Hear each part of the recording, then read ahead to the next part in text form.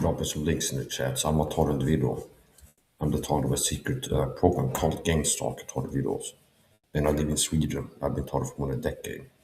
And I'm going downtown today, so this is a TI Covert internet stream, I call it, which is part of what I've been recommending other target videos, teaching targets, like warning targets about the program wants to sneak inside your home. So if you're a target video, you need to be aware that the program wants to gain access to your home. They want to sneak inside your home your way without breaking. And most likely, if you're TI already done this at least once.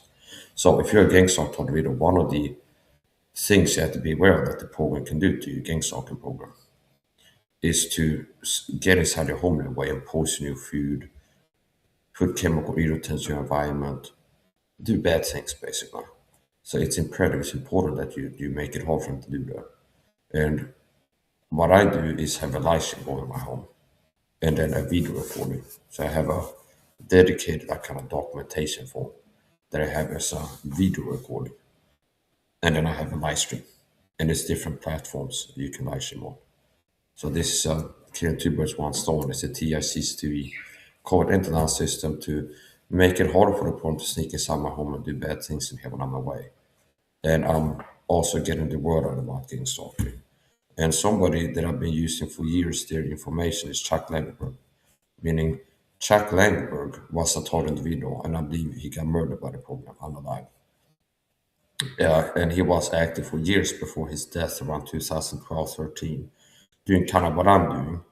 He was hosting talk show, call-in radio show. So he was live, but not like this on camera, but he had like a call-in show, kind of small-scale booth, or whatever you want to call it, on talk show, website called Talk Show. And he hosts a call. My name is Chuck Lambert, I'm a talking video, and then read like a fact list about what gang stalking is. And then he had a website about gang stalking, work to get the word out. The reader website has gone down, but the amoeba of his website remains. Okay. So I'd like to post links to Chuck's website and also his audio recordings. Wayback Machine here. Oop. See if I can find Chuck here. Chuck Tardigross TI Talk Show Call. So this second link I post, the first link I just posted in the chat there, that's a mirror of Chuck's website. Okay. It was a TI SAHA. And the second one is to an archive of his old audio recordings, MP3 recordings. And there's some things that I've been doing. It's not like Chuck is a lot better than me, or it's like me teaching on gang stalking. I believe it's more valuable from all the time talk about gang stalking. If somebody watch on my content, they get it. It's at least as good as Chuck Langenberg. But I do like to share his website and talk, shoot recordings. Okay. So this is his website, the link to his website, posted in the chat. And this is a link to his archive. Hold on. Yeah, this is a link to his audio recordings. So I'm actually going to play those.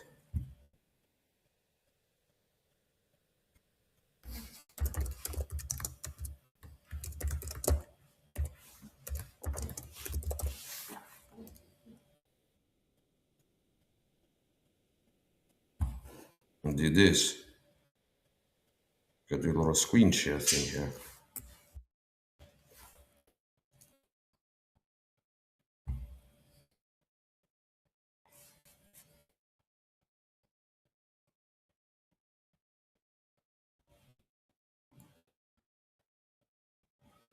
There you go.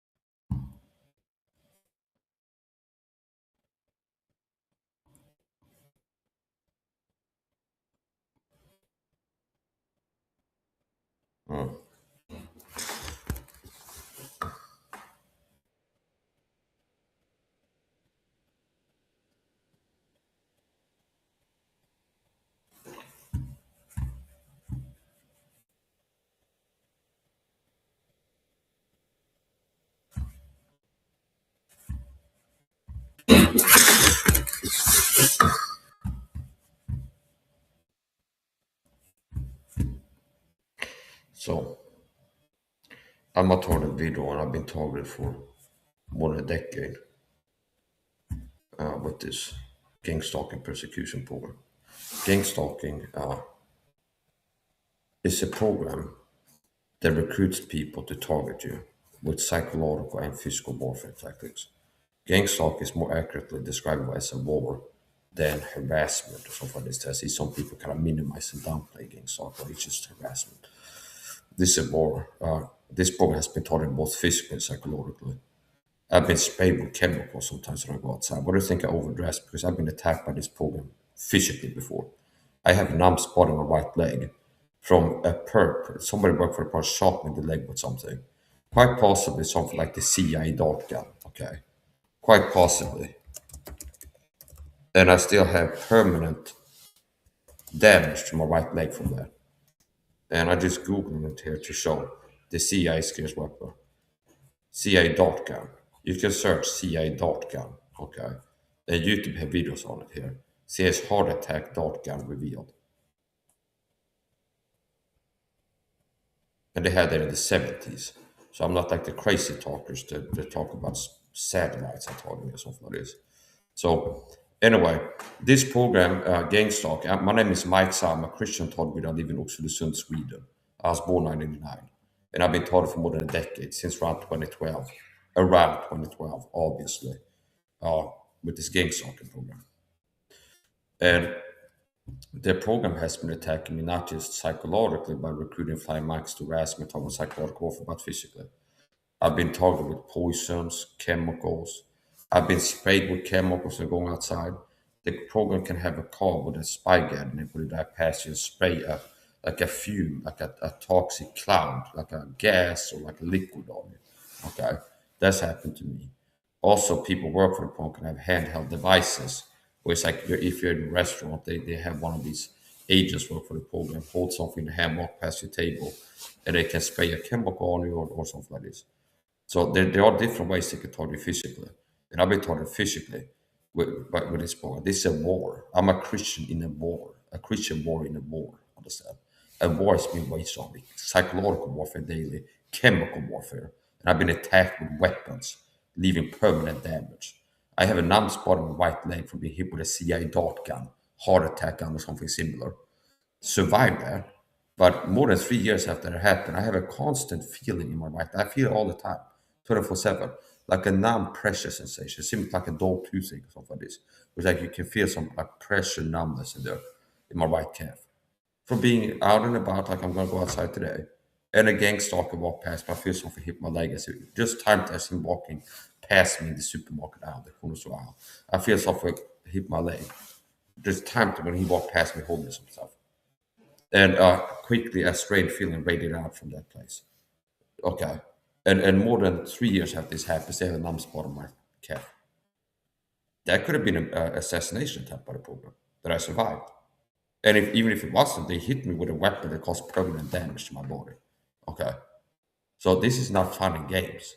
And don't listen to people in the TI community, if you're a TI especially, they are trying to get you to just ignore it, to let your guard down. Just ignore it. Just ignore it. Okay. This just harass you, just ignore it. This program, even if like you're a TI, you just realize your target is like all you're noticing right now is the harassment the first you're targeting. You can counterfact it, they're secretly doing things to mess with you physically as well. Poisoning your food, using chemical irritants to mess with you. And they want you to think when they attack with a chemical toxin, like poison your food or release toxic fumes in your apartment or spray a chemical on it when outside. They don't notice it. And you're like reacting to it. You have a pain in your stomach or itchiness in your face, whatever you have some symptoms. They want to think that it's the EMF weapons, okay? Okay, microwave radio assaults, directed engine weapons. They want to falsely attribute real symptoms from being attacked by the program to this boogeyman, crazy talk, satellites, and other space type of stuff. Fancy technology. Because that keeps you in the dark, Fitty, about how to really attacking you. False attribution. They get you to think that the reason you have För jag tagit det, like, det blir så jävla symptoms because they're having some satellite or some radio beam targeting. When in reality, it's more down to earth. And the direct-end weapon angle is used to discredit GameStop and videos to the public. So, anyway, here goes. Gonna play Chuck Langenberg audios. So I've been gang stalking for more than a decade. I've been gang stalking. And some people get hung up on the term sometimes, like trolls go, why are gang stalkers? It's not gangs, it's not a gang member criminals that are doing this, okay? It's the government, okay? It's the state.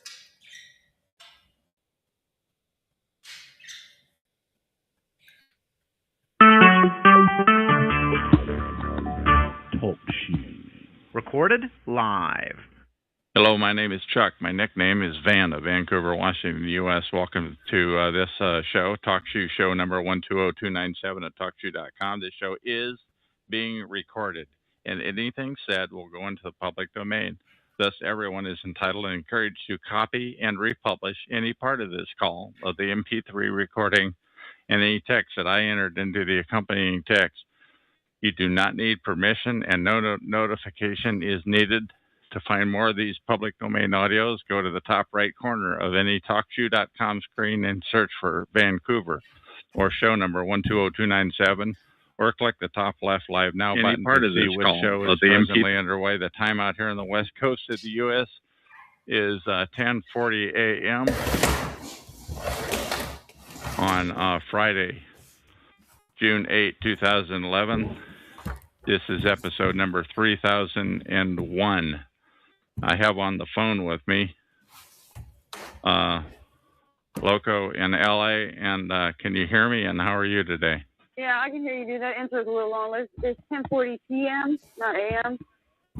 I'm sorry, thank you. 10:40, yes, 10:40 p.m. on 12:40 a.m. in Louisiana. Are you free Washington?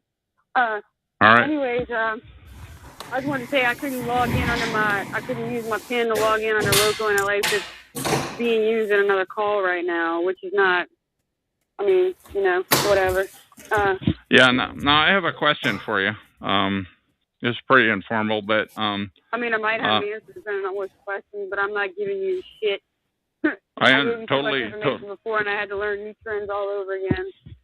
Totally understand. I have a question. It's up to you. I appreciate but you had me remove 3 calls that we did, and I'm asking... Keep harping on that. Like, you talk about this shit every time I see you. Like, yes, you removed my calls from your show. But it's in the... But this is in the... This is in the recording, and it's never been recorded. I've never had you on a recording. This time, I'm not going to remove it. And I'm just asking why you had me do that, please. Because I wanted to. That's why. So. Okay. So what's been going on with you since those calls were in the fall of 2010, and here that was close to 2 years ago. What's new going on with you, please? All the same shit, different day. Nothing new. It's all the same shit, different day. You made the comment the other night that we're on different sides of the fence. What did you mean by that, please? I just mean like I said, 75-25, maybe 25%. So you think I'm? Go ahead. I give all these guests and all these people logged in. Maybe we might have 2 real people in here looking for valuable information. The rest of them are just fishing. I might even know at least one of them, or they might think they know everything about me. But so that's what I what's learned on about your these calls. It's nothing but fucking kills and phonies. A lot of shills and phonies on these calls at TalkShoe.com that are targeted individual oriented. If there's any real targets listening to this that's on this call, don't tell these people shit. Don't tell them a fucking thing. Don't get on these calls and think you can build trust with somebody and you can trust anybody from any of these calls with anything. You don't want everybody to know. I never did. So let's have some more on that, because I totally agree with everything. I'm sorry? I'm not trying to elaborate on anything. Okay. Cut and dry. It's pretty cut and dry, and I am totally with Loke on that one.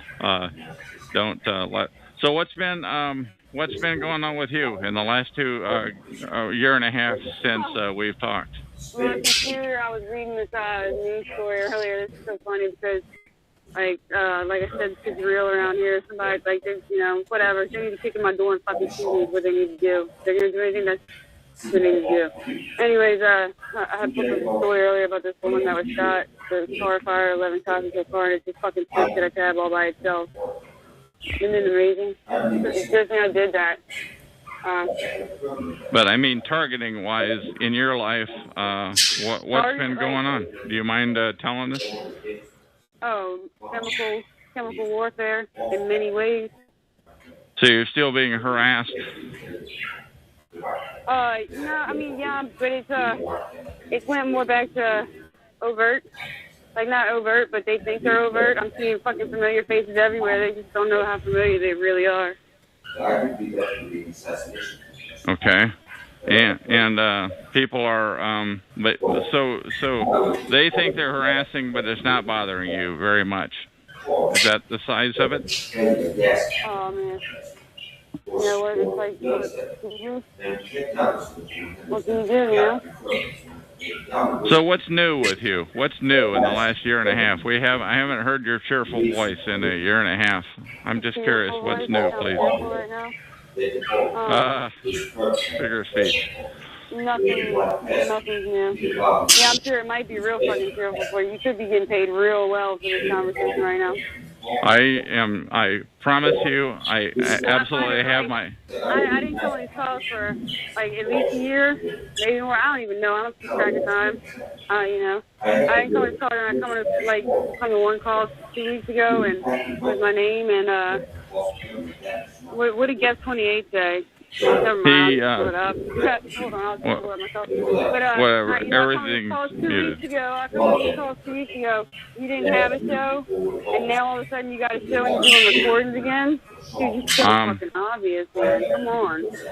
I can tell you what happened. I can tell you that in January of 2012, my show got shut down. My show number 87161, but they left the recordings, and for 4 months, I logged in, I listened, and I monitored other shows. I did not have my other show. Let's pay attention here to convenient timeline. Dan first comes to talk to, 2 weeks before I got on talk to, and then and everybody knows my computer's hijacked. So I mean, me getting the links that I got that brought me here to start off with, I'm sure that's no coincidence because those don't exist.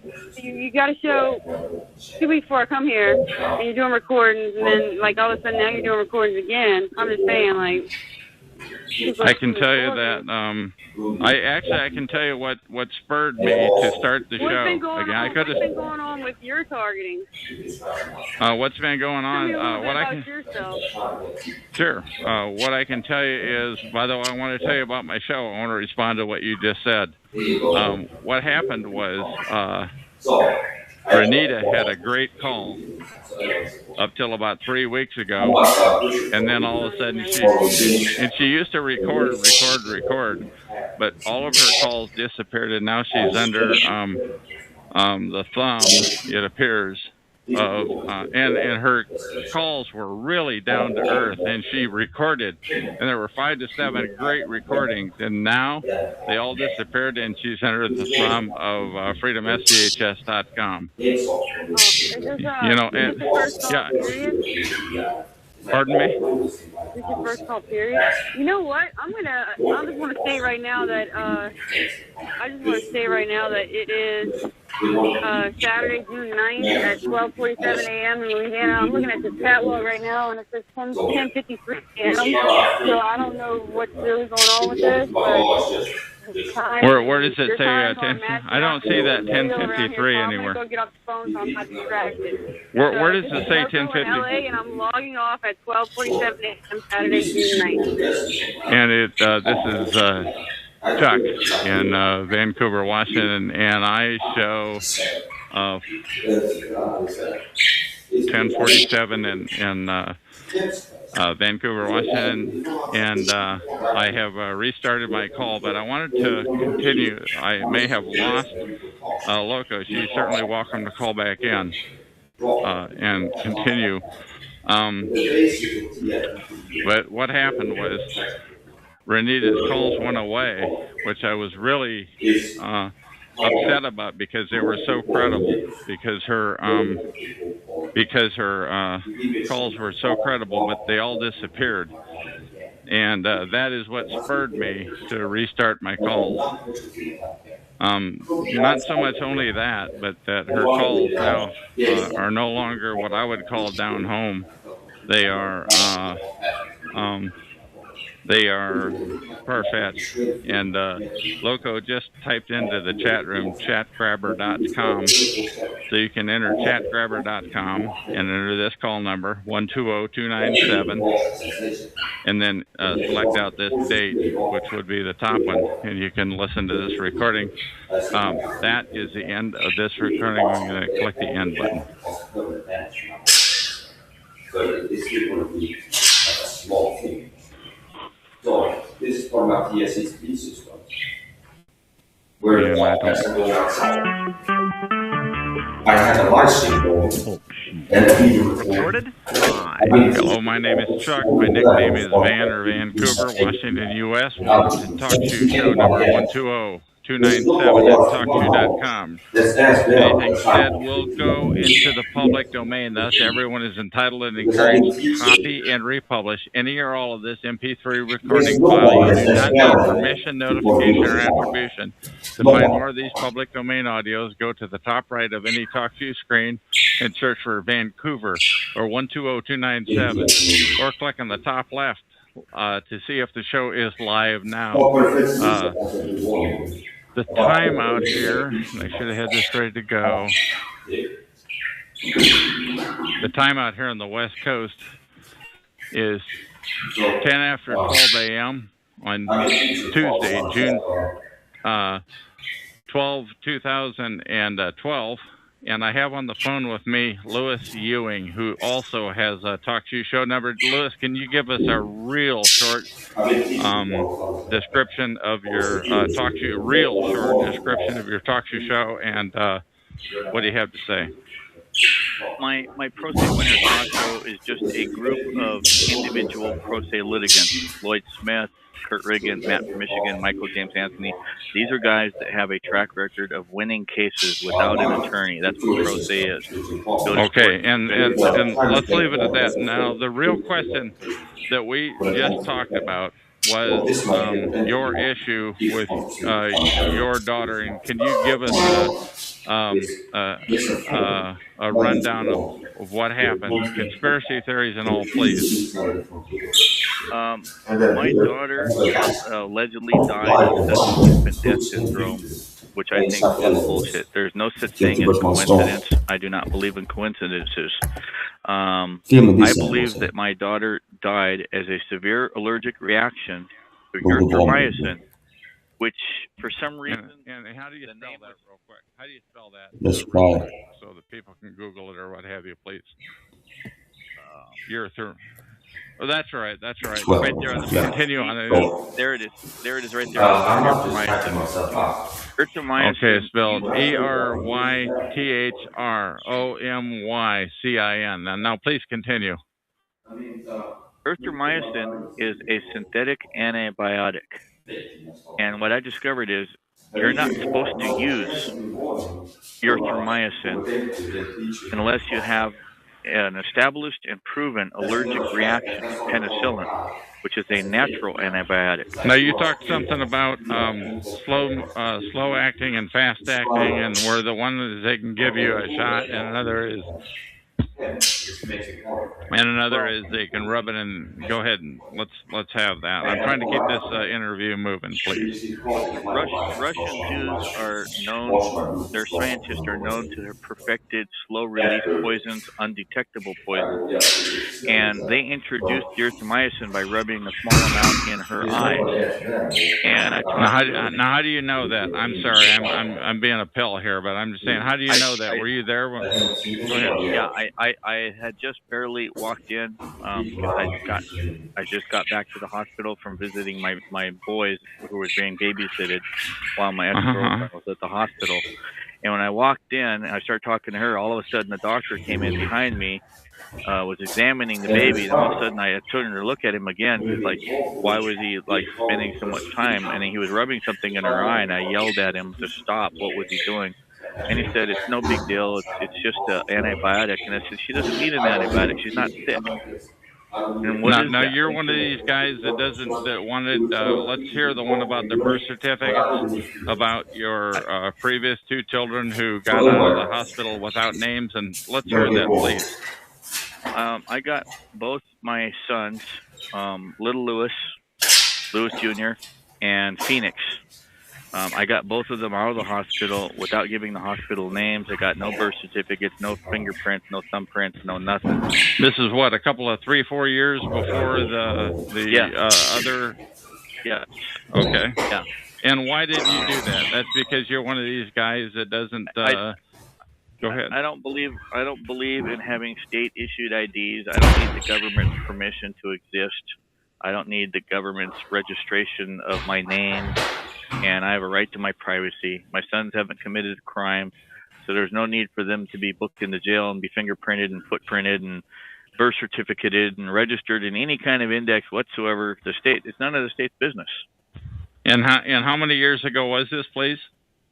And let's not give any names. Let's not give any names of any hospitals or anything else. Yeah. She died. But how many years ago was this, please? This was on June 9th, just 2 years ago. Okay. She died 29 days later, and her eyes were red. Her eyes were red and inflamed, and the hospital told us when she died, and so they were red and inflamed in the hospital, or when she died, please. From the day that they rubbed that stuff in her eye, her eyes wouldn't stop hurting. She always rubbed them, and then the redness. And she was just an infant. She was just an infant. The redness went away in one eye, but it didn't go away in the other eye. And 29 days later, the hospital told us that she died as they believe it's a severe allergic reaction to anaphylactic shock. I mean, okay. And she died of anaphylactic shock as a severe allergic reaction to the erythromycin. Okay, and now I'm so sorry to bring this up, but I heard you telling this story the other night, and now you feel that this might have something to do with you. The reason. Tell us the targeted individual implication of what you just described, please. Well, I'm a government resistor. I drive with no license. I distribute flyers that teaches people how to drive without a license, no insurance, no seatbelt. You can smoke pot legally. So you're on you've annoyed them big time. Oh, I'm a big annoyance to the state. I mean, yeah. They don't like here it. in the state of Washington. They don't like people. Cops call people like me a constitutionalist or a patriot or a freeman because I drive without a driver's license. Now, does anything else happen? Is there any other reason? Now, we've got 2 examples. One is that you drive without a license. One is that your youngster died. And is there any other reason why you might be considered, why you may have provoked them, targeting-wise, please? In 2004, Kurt Riggin and I beat the largest marijuana case in the state of Washington ever won by a pro se litigant. Kurt got busted for multiple felony counts of manufacturing marijuana. We're talking 166 pot plants, all over 6 feet tall, the best purple bud you'd ever smoked in your life. We beat it. Okay, we don't need. Okay, and any other reason why you might have provoked the law, please? Any other reasons? Because in their eyes, in their eyes, we practice law without a license. We are not attorneys. We are not members of the bar. We never went to law school, and they can't have that. They can't have people who are not members of the bar. Okay, any other examples of things that you have done to really annoy them, to really get under their skin? The state. I've stopped 4 major tax trials on 3 different federal circuits. Okay, now that's some pretty big accusation that we're making. That I believe it was an accusation. Correct me if I'm wrong, but that we're talking about potentially they intentionally killed your daughter, or they did that on purpose so that it would happen sometime later. Correct me if I'm wrong. No, the one other thing they're mad about is when I had my first son at the hospital, little Louie, my ex-girlfriend tested positive for drugs, and they actually had plans to kidnap Louie, and they arrested him for 72-hour hold, and then another 72-hour hold. They tricked her into signing away her parental rights, and then they took our son, down to what's called a PIC facility, where... How do you spell that? P-I-C? How do you spell that, please? P-I-I-C. P-I-I-C, facility. Okay, and what is that, please? That's a place where I've discovered that they sell babies for $150,000 to $250,000 to Canadian citizens. Okay. And this thing is owned by an LLC. Let's not give any names, because I'm trying to keep my show here without getting sued, and we haven't used any names of any doctors. Right. But are you saying that they literally? What else do you have to say about this PIIC facility? Without giving their name. They fraudulently claim babies are drug addicted, and they pump them full of morphine, even though they're not drug addicted, to give the appearance. Now, how do you know they pump them full of morphine? How do you know that, please? Because they did that to my son. And how do you know that, please? I'm asking a tough question, but I'm just asking you to go with me, please. Because the doctors and the nurses told us that's what they do to all the babies that go to a PIC facility. So they pump them full of drugs in these PIC facilities so that it demonizes their parents. To cover up the tracks that maybe that the kids didn't test positive for drugs. And so if you try to go test later, they're going to test positive for drugs, and they're going to say, oh, no, the babies were drug addicted when they came here, and we had to put them on morphine to bring them down from drugs. But all the nurses at the hospital said, my baby was healthy. It showed no sign of drug addiction. My baby boy was 10.5 pounds when he was born. Okay, now I'm telling you, I've gone out on a limb here, and I hope I haven't risked the show, but we haven't given any doctors' names, any hospitals or anything like that. But do you have any other hand grenades that you want to throw before we terminate this interview, please? They assigned a German Jew police officer named Teresa Berg who failed to investigate that. Okay, hang on. Let's keep the religion out of this, please. Thank you. But please continue. Yeah, well, they assigned that particular lady who refused to investigate the doctors. She didn't investigate the warning labels on Tyson packages. On what kind of packages, please? I found out that the warning label on... How do you spell that? Warning, like a warning label. Uh-huh. She refused to investigate the warning labels on the erythromycin. She failed to ask the doctor if he read the warning labels. She was essentially... Okay, any other hand grenades you want to throw before we end this off? You're not supposed to give erythromycin to newborn babies. Okay. Do you have anything else? By the way, why don't you give the Talk Show the number of your show before we end off here? What is the show number, please? I don't have it in front of me. Yeah, hold on. It'll take me a second to grab it out of my computer. Sure. I haven't actually memorized it yet. Okay. Once again, this is... go ahead. My little girl was poisoned. Okay, we're killing this conversation here. That's right. Let's leave it off. Do you have anything else that you want to say before we terminate this interview? No, No, I'm just going to post. Well, let's not post it. Let's see if you know what the number is. Let's say it on the recording because a lot more people are going to hear it on the recording. 120418. Okay, so the Talk Show number 120418 is Louis Ewing's show, and that's called what again, please? Pro Se Winners. Okay, and you're on, when is it presently on, please? Every Friday at 6 p.m. Pacific Standard Time. Okay. Anything else that you want to say before we call this recording to an end? No, I'm good, thanks.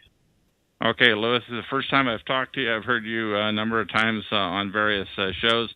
Thank you. Once again, my name is Chuck, and this is the end of the recording.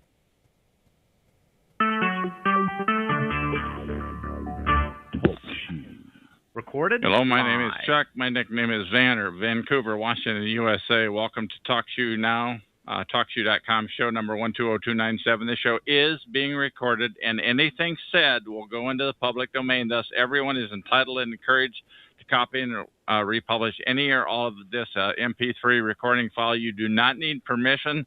No notification or attribution is necessary to find more of these public domain audios. Go to the top right corner of any TalkShoe.com screen and search for Vancouver or show number 120297, or go to the top left live now. Click on that. The time out here on the west coast of the U.S. is 4:25 p.m. on Thursday. June 14, 2011. I have on the phone with me Puri Dealana. We haven't spoken since December 25, 2010. How's it going? It's going pretty good. All right, and so you called out of the blue. What inspired you to call in, please? Yeah, I just had a feeling that you'd be on, and I was correct you were on, so I haven't gotten on TalkShoe in ages. So now, are you still living down in the panhandle of Florida near Elgin Air Force Base? Relocating. You've relocated. England, but yeah. Okay, now we were talking about this interview number 1067 on TalkShoe call number 87161 that we did on December 25 of 2010. Mm-hmm. What do you have to say about that? Well, I haven't been messed with those aircraft quite in some time, so no, that incident, they stopped doing that, at least to me. Those are drone aircraft, small drone aircraft that were unmanned, dark green, and they were actually engineered by an off-branch of engineering students that some of them intern at a corporation called Suns Microsystems, which is a computer technology system. How do you spell that? Suns, S-U-N-S? How do you spell that, please? Microsystems. Oh, S-U-N-S, like okay. Suns Micro, M-I-R-C-O system, okay, S-Y-S-T-M-S system. What else do you have to say on? Okay, you were talking and doing nothing, so great. Go ahead. Nothing much. I haven't been harassed by necessarily any technology as far as mainly what they've been using is laser lights, all that stuff. I will say that I do actually have evidence of, and I have kept with me in a plastic baggie. One time when I walked, this was a while ago too, maybe about a year ago. I don't know, somewhere around then. I actually found a small microchip on the ground about the size of half your fingernail, or your big thumb fingernail if you're looking at it, and I actually have it saved, and I actually have pictures uploaded, and I actually still have the evidence with me, and I cut the chip in half, and you can actually see where the copper is and all that stuff. And I found it on the ground during one of my runs to the entrance of the EOD base. Okay, tell me more about this. Tell me more about this this aircraft that was stalking you. As I recall, you were like a block outside of Elgin Air Force Base in the Florida Panhandle. It was Eglin Air Force Base, and it's off branch of Eglin Air Force Base. It's not actually. How do you spell that? E-G-L-I-N? E-G-L-I-N, yes. And it's off branch of that. It's an off branch of that, which is actually an EOD base. They actually have a bridge that they put up now over that before the entrance of the base because they're doing highway reconstruction. That's a whole different story altogether. But yes, during that time period, before any of that was going on, you have neighborhoods that run along that strip called Range Road. And you have neighborhoods that run along that. What was the name of that road, please? Range Road. R-A-N-G-E, okay. Please continue. And anywho, the neighborhood, about the fourth one down, is where it's about 9 to 11 something at night, whatever those times were. That's when I had one of the aircraft hovering right beside me on my left shoulder, and it was literally in an entrance to one of the neighborhood streets. And yeah, anyone could have seen it, but no one did. But yeah, it was. But they were, very as you put it, they were showing off their toys or something like yeah, that. Yeah, they were showing off their toys. Now, I think they have had repercussions as far as FFA go and all that good stuff because they have not. As far as say that again, there's been repercussions. How so? Please repeat. Because the SAA, which is a Federal Aviation. So that's why I think they've kind of shut those down. I haven't seen any of those types of aircraft or drones or anything like that being shut off. Now, I have seen laser lights from those previous incidences. That hasn't happened, but more in the future, they have had different types of laser lights shown. But other than that, no, it hasn't. I haven't been really harassed in that manner, and I've been once I kind of left that area, it was pretty good. Besides the people trying to come up to me and ask me, you know, people that I know weren't necessarily that good for me, trying to come in and find things about me. Like, for example, I was with someone of special ops, and I'm like, well, why would someone like that want to be with someone like me? Not to say I'm like that boring of a person, but at the same time, you got, you know, I know those people and they got better things to do. And so for someone to make that decision, I knew that I was being watched, and intel was assessed. And the guy even said he was in intelligence, and I'm like, oh, fucking great, because they're in units. Special ops, you happen to be in units. A group of 12 people to one group. However, that doesn't happen. It's usually 7 to 9 because they're short-handed, and you have everyone that knows all the basic knowledge. But at the same time, you have everyone in the group that specializes. You have one intel person, one weapons person, one communications person, and so forth. So you have like Echo, Fox, all that good stuff. But you weren't just something the cat drug in. Your dad was Air Force officer or something like that, as I recall, or what was, I won't give what was the deal? On that. I won't give it too much information on that because I don't want to drag other people into it. But yes, it was a pilot, to say the least. But yeah. Okay, so that might be one reason why they're stalking you. What would you call it? Stalking? Surveillance? What do you call it? I would call it surveillance. I mean, I had been left alone for a while. I do consider myself a psychic, and I do think that has something to do with it. I have been approached by military before at a metaphysical event to literally ask me questions come out of nowhere. I was harassed one time at a metaphysical event a few years ago by a man and a woman, both in their middle ages, both Caucasian but not pale. One was 6 foot. The woman was like 5'4", 5'5" maybe. She had dark brown hair, almond eyes, and the guy had like gray bluish eyes and dirty blonde hair. And they boxed me and they started questioning me. They came out of nowhere, and he was asking. They boxed you on the road in your vehicle or on foot? In the metaphysical event, when I was the metaphysical event was inside, so I was actually with 2 friends, and we were just having a fun, you know, time, whatever. So here we are. You're down in Florida, and they had some metaphysical event down there. Was that primarily they have one every military year. related, or what was it? No. It's a metaphysical event. It's like not military related whatsoever. It's a metaphysical event, which means you have things like alternatives such as Reiki and stones and psychic readings, aura pictures, people that make jewelry. I mean, a bit of everything. Now, do you believe in all that stuff and those psychic readings? Do you believe in all that stuff? Okay, let me put it this way: you have like any field, you have the genuine people and you have the con artists. Believe me, there's a ton of psychics out there that are full of bullshit and con artists, and there's also some really good ones. I know ones that work with FBI. I know ones that, you know, have nice jobs and do what they do. So believe me, there's really legit ones out there, and then there's ones that are full of shit. And it's just wading through all that. And you got to think about it like this. Everyone has the ability to be quote-unquote psychic. That's not knowing what number from 1 to 10 you're going to pick. It's a lot more complicated than that. But, for example, you have kids that play soccer. A lot of people can play soccer, but it's to what degree? So you have kids that are playing soccer recreationally for fun. That's one thing. Then you have people that are on the varsity team, so they're a little bit better. Then you have people that are on the college team, a little bit better. And then, of course, you have the professionals. So okay, but we're getting into the psychic thing. So, yeah. Some of it might be.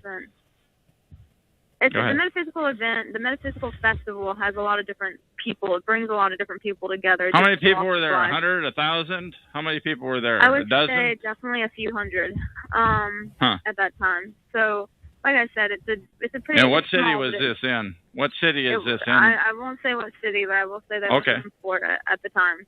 And how did you happen to be invited to it? Do you mind telling us? It was an Once again, this is a public domain interview. This is public domain, unedited. Anybody can have it. So it's up to you on what you want to disclose. Yeah, this was an open venue. You had to pay, but it was an open venue other than that, so anyone could get in. Now, some of the other ones I've been invited to other metaphysical and psychic events, which you cannot just be invited in. I mean, you cannot just come in. You have to be invited in, premier groups, if you want to call them that, for lack of a better term. Now, why do you suppose you were invited? Because it's fairly well known, I'm guessing, that you're a psychic? Yes, partially. However, I don't do readings or anything like that. Now, at that time, years ago, no one knew really what I did besides my family and a few close friends, and even then, people only knew if I did a reading on them. But I still don't do readings for the general public. I go up to people and tell them what they need to tell them, but I don't put my name out there, so to speak. But anywho, these two people, my friends were getting their aura picks done, and I was standing by the white table waiting for them. And there was a wall behind me, and these two military personnel, like I described earlier, came in on the right-hand side through a door, and they literally just came right to me, saw the aura pick in my hand, and said, "Oh, yeah, you got this done? We're getting to get this done, too." What about your hand? What was that? What they shook your hand? What was it? An aura picture in my hand. It was something. What does that mean? Aura picture? Help me out, please. It's a type of, basically, when it's at one of these events, it's a machine, and it basically takes your picture and the colors behind you and all that stuff, and it's your aura. But I won't get into that. Oh, aura. Yeah, okay. yeah. So anyhow, I just did it because I knew my friends. I wanted them to have a good time, whatever. So I got that done. I was just waiting for them. Sure. Now, getting back into the targeting part of this, we talked on December 25, 2010, and we talked about this issue, and you had a number of examples. What examples do you have about that sort of thing that may have happened to you since that call, please? Yes. Hang on. Okay, so back to what I was saying with the two military individuals that came up out of nowhere. And he didn't ask my name. He didn't say, "How were you?" There was none of that type of conversation. He literally, after he asked about the aura pick, saying, "Oh, yeah, I'm going to get it done," whatever, which they didn't because I saw them leave after they questioned me. He said, "Okay, how long have you been able to read people? How often do you read people?" He just started asking me a slew of questioning. How old was this guy? I mean, was he 20? Was he 60? I told you, they were in their 40s. They were in their middle age. So, and I already gave you their description. But Sure. They were in full uniform, too, and they didn't have any conception of space because they were like an inch in front of me. They were using an authoritarian tactic by their uniforms and the lack of space. But I kept calm, and I answered their questions, and then I asked, and then I was like, well, fuck, this guy's asking me all these damn questions. I need to ask one back. So I was like, okay, well, he was like a captain of ranking of some sort. I don't remember, but I asked him point blank, since he was asking me all these crazy questions. I said, well, then, with your abilities, do you manipulate your soldiers to do things, basically? And without hesitation, this guy said point blank. He told me straight up that, of course, yeah, I manipulate my soldiers, da-da-da-da-da. And I was like, what the fuck? And then, after that, he walked off and disappeared. And the woman didn't put say an anything. end to that conversation. Yeah. All right, and that was how long after December 25, 2010, when you and I last spoke, please? Do you recall, or is that open? I want to say. Give or take. I want to say that was maybe March of the. Well, actually, maybe that was before. I'm not sure. I can't. I'd have to go look back in my log. No, it's okay. It's okay. Ago. It was in the first quarter. Ago. But I will tell you that lately, like I said, the only thing that's happened lately from previous to now would be the microchip that I found that I still have. And you mentioned that microchip off the air. Why don't you briefly discuss that and how you think it applies, please, on the tape? Microchip I found when I was actually jogging, and it was before I got to the base, and it was actually covered to where it looked like it would be just dirt, but then I saw, it's kind of shiny. So it actually has, it's like I said, very, very small, like half of your big fingernail if you were to take it. It's round, it's circular. It had a brown strip that went around the circumference, and then the top was like a copper color with 3 rings. And then when I cut it open, you could actually see the green chips on the inside with the copper wire running through it. I actually have pictures, and I also have it, like I said, still in a plastic bag. And at the time when I was dating this, well, whatever you want to call it, special ops person, they were special, all right. No, just kidding, special ed. But no, I asked him. I actually showed it to him, and I said, "Well, can you tell me what this is?" And he's like, "Yeah, it's like a chip of some sort." And well, I said, well, what is it? Who can I send? And he's like, "I really don't know. Maybe you should send it to is it CID or DIC or something? Basically, the Army equivalent of investigations for these sort of things, of course, because they were Army. But it was just retarded. I was like, really? No one knows what the fuck this is? So, I mean, everyone knew it was a chip of some sort because of the holes and all that, but no one knew. Didn't look like it came out of your average PC or anything like that, huh? No. I mean, even he didn't know what he was, and he was a weapons expert, but turns out these people don't do the same thing. They don't even pick out their damn bullets anymore. They have people in the, like, it used to be the snipers that pick out their own bullets and all that, but now they actually have people that specifically their job is to pick out the certain types of bullets for the soldiers and all that. So times have changed with what people have to be knowledgeable of and what they don't. So it's quite interesting in that respect. So what else may have happened targeting-wise since December 25, 2010, when we last spoke?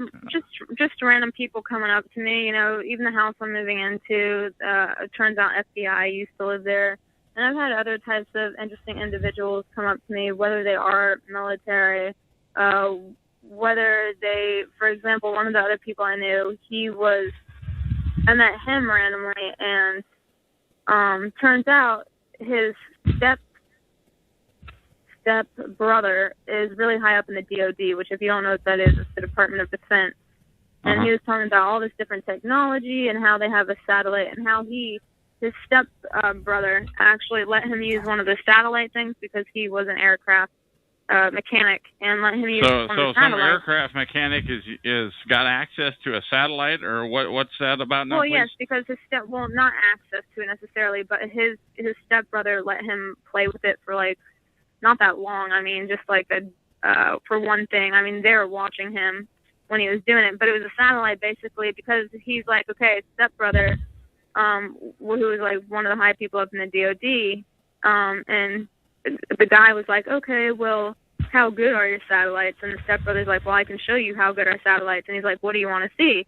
And he's like, if you could view anything, what do you want to see? And he's like, my next door neighbor's house, which is kind of funny. And so they actually zoom in not only to the next door neighbor's house, but they can zoom in to the driveway, to the car, all the way to see the plate tags clear as day. So the technology they have is quite amazing, and what they haven't released out to the public yet.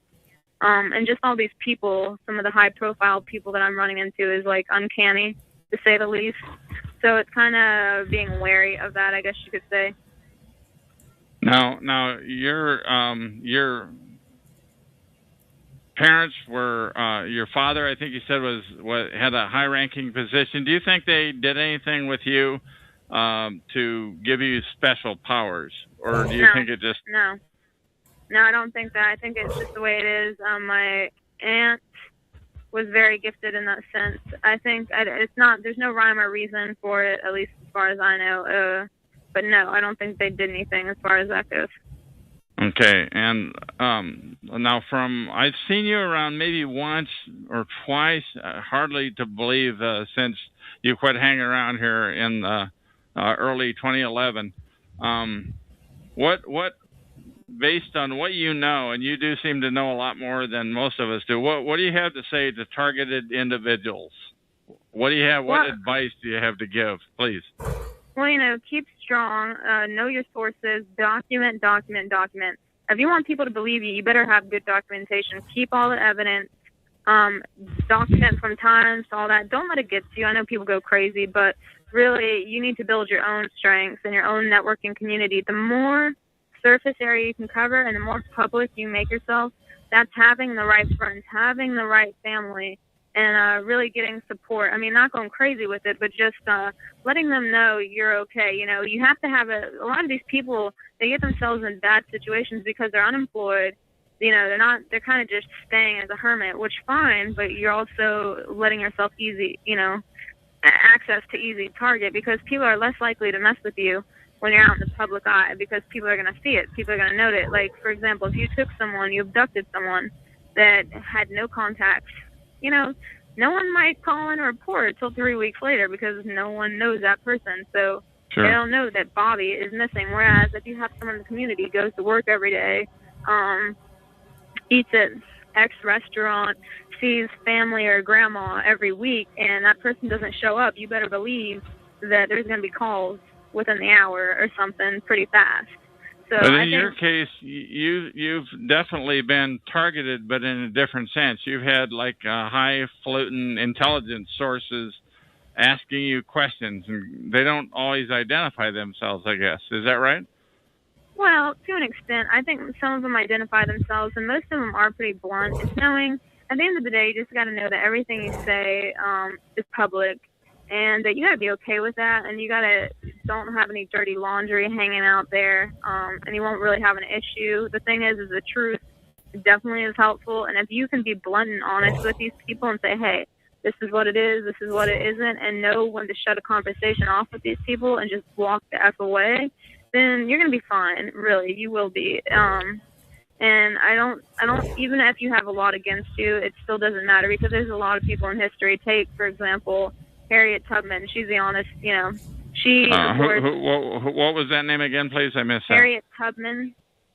Harriet Tubman. Okay, do you mind spelling that, please? Harriet Tubman. Remember the slave that underground tunnels? Okay, all right. Anyway, go ahead, please. But what I'm saying is, she went against the tide. She was a woman, she was black, and she freaking let slaves, she helped them escape to the north, and she was a spy. People don't know that a lot about her, but she was actually a spy. So she did all these things against the common societal norms. So at the end of the day, it's just all about what you believe you can do, no matter what the majority of society is thinking, because quite frankly, that just does not matter overall. And that's the advice that I have to give the PIs. Okay, now we've been on like 20 minutes. You know that this show is primarily about targeting and targeted individuals, TIs. Mm-hmm. And do you have anything else that you want to say to that audience, because they're going to be listening to this recording? Worry a reasonable amount, but don't over worry. The moment that you start going like super X to the 10th exponential power paranoid, you're just letting yourself fail, quite frankly. So I believe that you can have a healthy bit of anxiety, but don't let that supersede your own health benefits. Otherwise, you're just going to be drowning. So remain calm, unless you think someone's going to kill you, then, if you think someone's going to kill you every day, what's the point of living, quite frankly? Because then what is the point, I ask you? So, okay. Once again, anybody who's listening in, I encourage you to go to TalkShoe.com, show number 87161, and find recording number 1067. It was a recording with Sarah Delana is her pseudonym, and it was very interesting. It talks about weird UFOs. And what was interesting, by the way, is at the end, that was my last interview for about a month and a half. That TalkShoe shut down shows. I don't know if it's related to, God knows why it happened. Anything last that you want to say, Fury, before I told you I'd keep this interview fairly short, and I thank you for calling in. But anything that you want to say before I push the end button? That's it. Okay, Fury, thank you for showing up. Thank you for consenting to an interview. I'm going to go ahead and hit the end key and do that right now. Talk Shoe. Recorded live. Hello, my name is Chuck, nickname Van of Vancouver, Washington, USA. Welcome to TalkShoe.com, show number 120297. This show is being recorded, and anything said will go into the public domain. Thus, everyone is entitled and encouraged to copy and republish any or all of this MP3 recording file. You do not need permission. No notification or attribution is necessary. To find more of these public domain audios, go to the top right corner of any TalkShoe.com screen and search for Vancouver or show number 120297. Or click the top left button to see if it is live now. The time out here on the West Coast is 5:05 p.m. Today is Tuesday, June 19, 2012. I have with me on the phone right now Jeff of Chelsea, Massachusetts, and he is going to interview me, and I'll leave it open to the door. How are you, Jeff? And the ball's in your court. Not a problem. It's the first time I ever interviewed somebody, and though I don't have my own show, this will be like me having my own show, and I'm going to interview Chuck from Vancouver, Washington. Chuck, how are you doing? I'm hanging in there, and I'm looking forward to this hardball interview. I've interviewed you a couple of times on my old show, number 87161 at TalkShoe.com, but this is the first time on this show that I've been interviewed. Okay. Now, sorry for the long answer. No, that's fine. Let me start off with the basics. And another inspiration I have is I might reread some or all of the questions I talked about in the chat room to get it on recording, though, so people can think about it. But first, we're going to start off with the basics, the roots. Everything in life has roots. Trees have roots. And when you're looking at a problem, you always have to get to the root of the problem. So, Van, do you think your gang stalking was a result of the workplace, and what kind of work do you do or used to do? I used to do computer type stuff.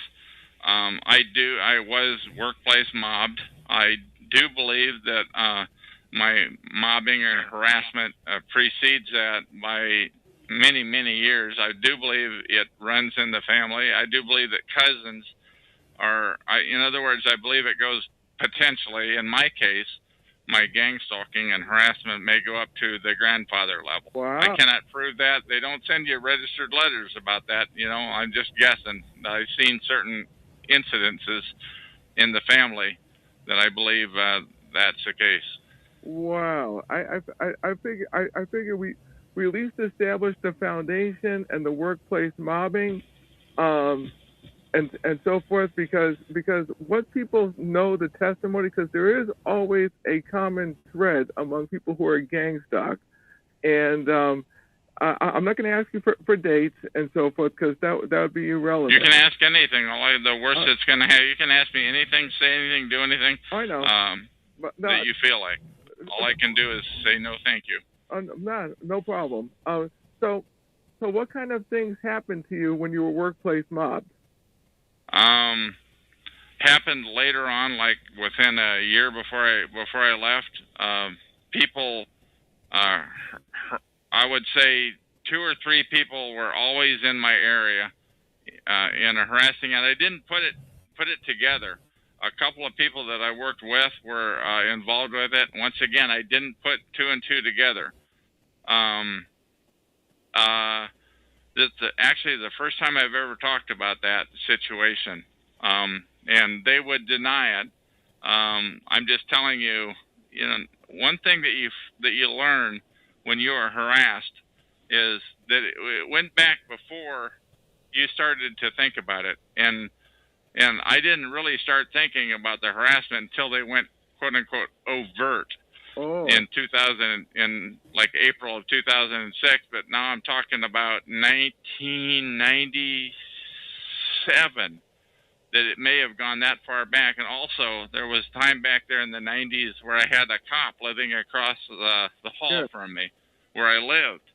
And just recently, a few months ago, I moved from a place that had a cop that lived right next door to me. And the guy before him died in the apartment, believe it or not.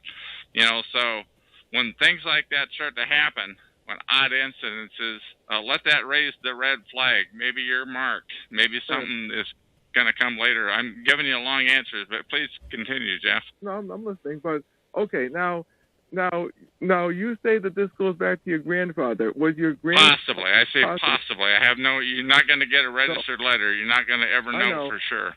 I know. I mean, I'm not 100% positive of how it happened to me, but I have ideas, and the video gang stalking on BMO, that guy is right on. But my question is, do you think your dad or your grandfather was part of a politically incorrect group, whistleblowers, angered the wrong person, the usual stuff? You just don't know. And by the way, I do want to respond to the one that Jeff was referring to as http://vimeo.com/18103-517. That's a 20-minute audio video. I have never talked to the guy, and I just gave that so people can listen to that. Anyway, I don't know why. I just heard so many times in answer to your question. I don't know how it comes about. It just, when you become marked, you don't know it right away. You do finally catch on, but if it starts to happen to you earlier in life, things that used to happen, they catch up with you after a while. It's not necessarily anything I did wrong. If it's something that happened a couple of generations ago, I would not know. It's not anything that I did to bring this on. I think that's important for TIs, for targeted individuals, to understand that it's not necessarily because you did something wrong. Oh, okay. Because I figured they'd be talking the dinner table, stuff like that. But anyways, let's go forward. Sure. When you became overtly stalked, were you able to find a regular job afterwards, or do you work mostly for yourself? I was already working for myself when I became overtly stalked. That's when they really went overt in April of 2006. But they had actually started maybe a couple of years earlier than that. The weird things started to happen to the point where even the woman that I was living at just wanted to argue about it. Well, people argue anyway. It's just a weird thing started happening. Things that happened. I was living in my RV at the time. I had to move the RV regularly. When things like that start to happen, that's something to think about.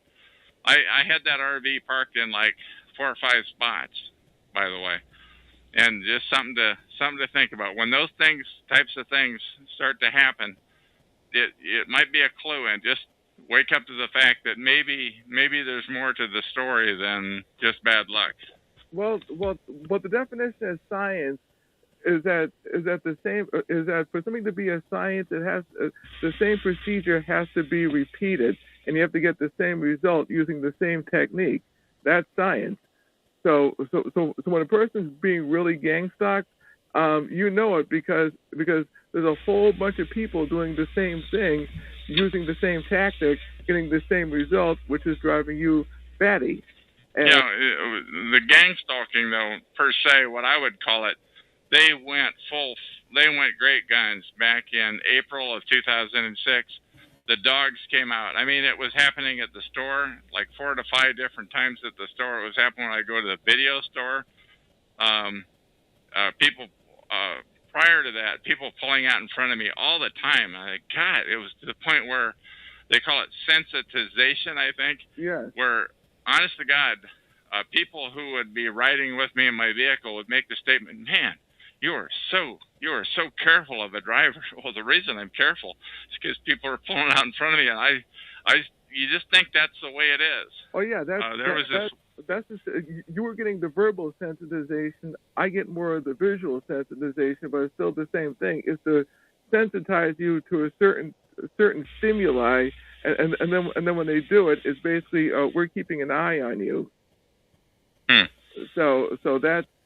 I wasn't thinking though that people were keeping an eye on me as people were pulling out in front of me. It was a lot of times at one intersection or a couple of intersections, people pulling out in front of me all the friggin' time. I go, wow. It's like every time I come here and you don't get it. Well, just be it known. Let that lodge in your memory if anybody is listening in.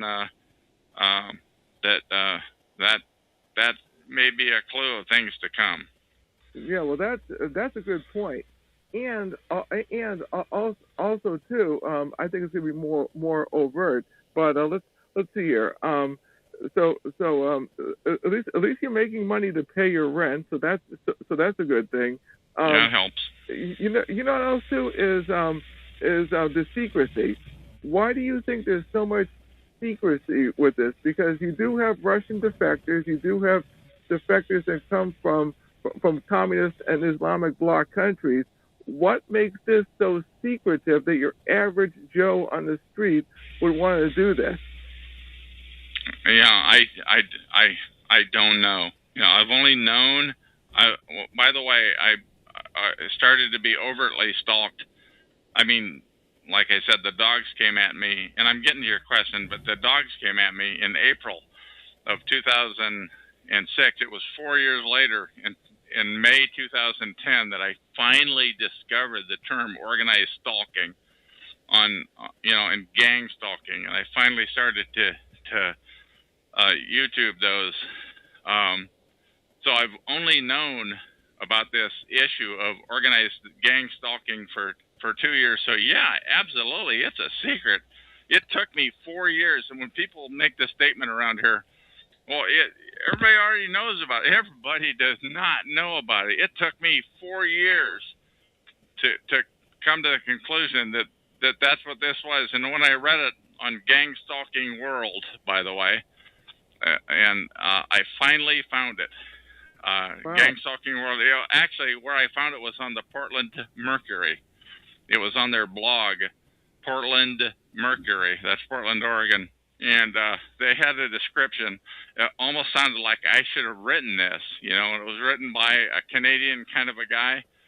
And he said, what is happening is you are being gang stalked, a term that's called gang stalking. And he wrote, and I've seen that term restated and rehashed many times. I've seen him paste that same text into many blogs. So he has done a great thing to help to get the word out, this guy. Now, one of the main authorities of gang stalking is this woman named Eleanor White, and I love her comic strips. What's your personal take on her comic strips? Do you think there's crazy talk in there, or do you think it's sound? Because people who are listening are going to be grasping for straws. Yeah, and that's Eleanor White, spelled W-H-I-T-E, I think. I like the heck out of her comic strips. She does them from like about 25 each, 25 of them from Peter the Perp standpoint, and another 25 from Tommy the T.I. or somebody like that. And it's like every one of those things comes close to mirroring me. There are a couple of three things, and I don't want to get into what they are. No, don't. Because I try to avoid the far out talk. That there are a couple of three things in there, though, in her Tommy the T.I. that I find a little far-fetched, and if any reason that I was ever to give them any credibility, it would be because she took the time to put them in her comic strip. That, honest to God, that's the only reason that I would ever, they're so far-fetched. But that's only 2 or 3 of the 25 strips. The other 25, it's like a textbook on perping. Peter the Perp from the Perp standpoint, and Tommy the T.I. from the T.I. standpoint. They're pretty good. And also too, do you know any other authorities that would be good for beginners who are recently being stalked, who can grab onto it where there's no crazy talk? I don't know. I don't know. The only thing regarding the crazy talk, let me just address that for a minute. If it doesn't, to the people that are out there listening, and they're going to hopefully be listening to this in 100 years, that this is public domain and it is yours. You own it. Please republish it in 100 years. But the people that are listening to it, if it's not happening to you, if it sounds wacky, it probably is. That's been my personal observation.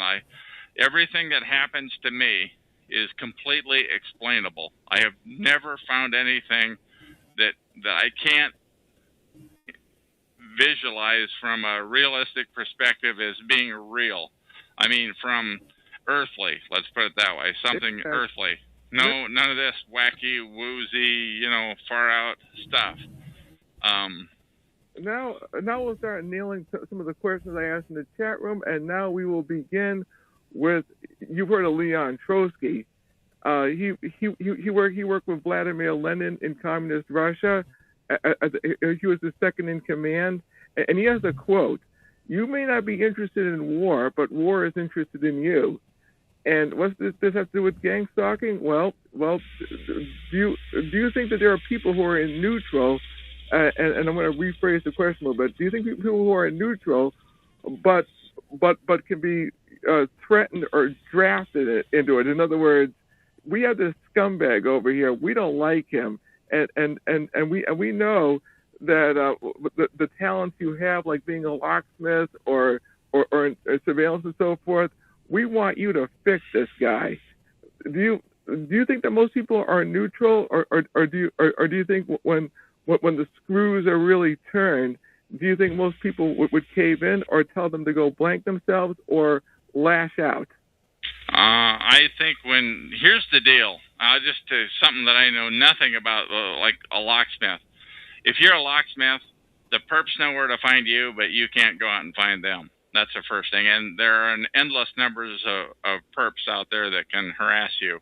So you really don't have any choice but to play ball. If you're not already a perp when you got in there, you don't really have any choice but to do what they want you to do in the first place. And then there's the guy's car, his family, his business taxes, his home. I mean, they can shaft you in any number of different ways. Essentially, if you're a locksmith, I hate to pick on them, but you're the one that brought them up, Jeff. What I'm saying is, I don't think you have any choice but to play ball. I don't. Can you trust a locksmith? I don't know. I guess you can, But if you're a target, they're going to get into your place when you're not there. God, I just hate to say that. It sounds so incredible. I'm just telling you. They want you to know that they've been there. They'll leave stuff behind. They'll move stuff around, so they, in my case, the last place I live, I don't smoke, and I never have. I don't smoke There was either. a cigarette butt one time in the unsmoked in my restroom. They left it there. They wanted me to know. God, I flew off I saw that in there. I mean, I was really annoyed about that. I walked around spitting and cussing, and I was really ranked about that. But that's the effect that they wanted. I almost called the cops. I almost did, because my place had been, and I didn't do it. And it's now that when I got into, once I understood after May of 2010, once I understood about this gang stalking thing, the last thing you want to do is ever call the cops. The last thing you ever want, because they're going to say, "You sound crazy. We need to send you to the funny farm," and they'll come and haul you. I really, that's never happened to me, but I have heard about it enough times that I believe it. So it's a good thing I didn't call the cops about it. Never ever call the cops if you're a TI, if you're a targeted individual. There you go. No, this gets better. Basically, I have another question here too. Sure. Is why don't people think critically when they get any gossip on someone, or when a person receives gossip, why don't the average sheep take the bogus information at face value? That's a good one. God, I can't wait to answer that question. Yes. There is this guy here, and I'm not even going to say his name. Don't. That has he's a perp, and he's got a show here on Talk Show about perping. Oh, we're so misunderstood and walked on and all that, he's one of the disinfo agents. But this one time, I logged on to his show as a guest, and I'm just listening to him talk, and he took like 5 facts about me, and he distorted every friggin' one of them. And he did that by adding information, by leaving out facts, by distorting, it's just like 5 completely different lies about me. Pardon me? It's called spin. Yeah, 5 kinds of spin. So I don't know why people, and they were good.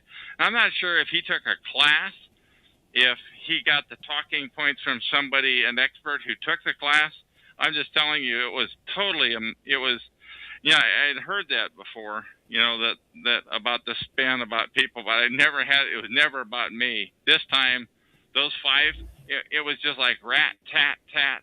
And I don't think he knew I was listening in as a guest, or I don't think he'd have done it, but he showed me their hand.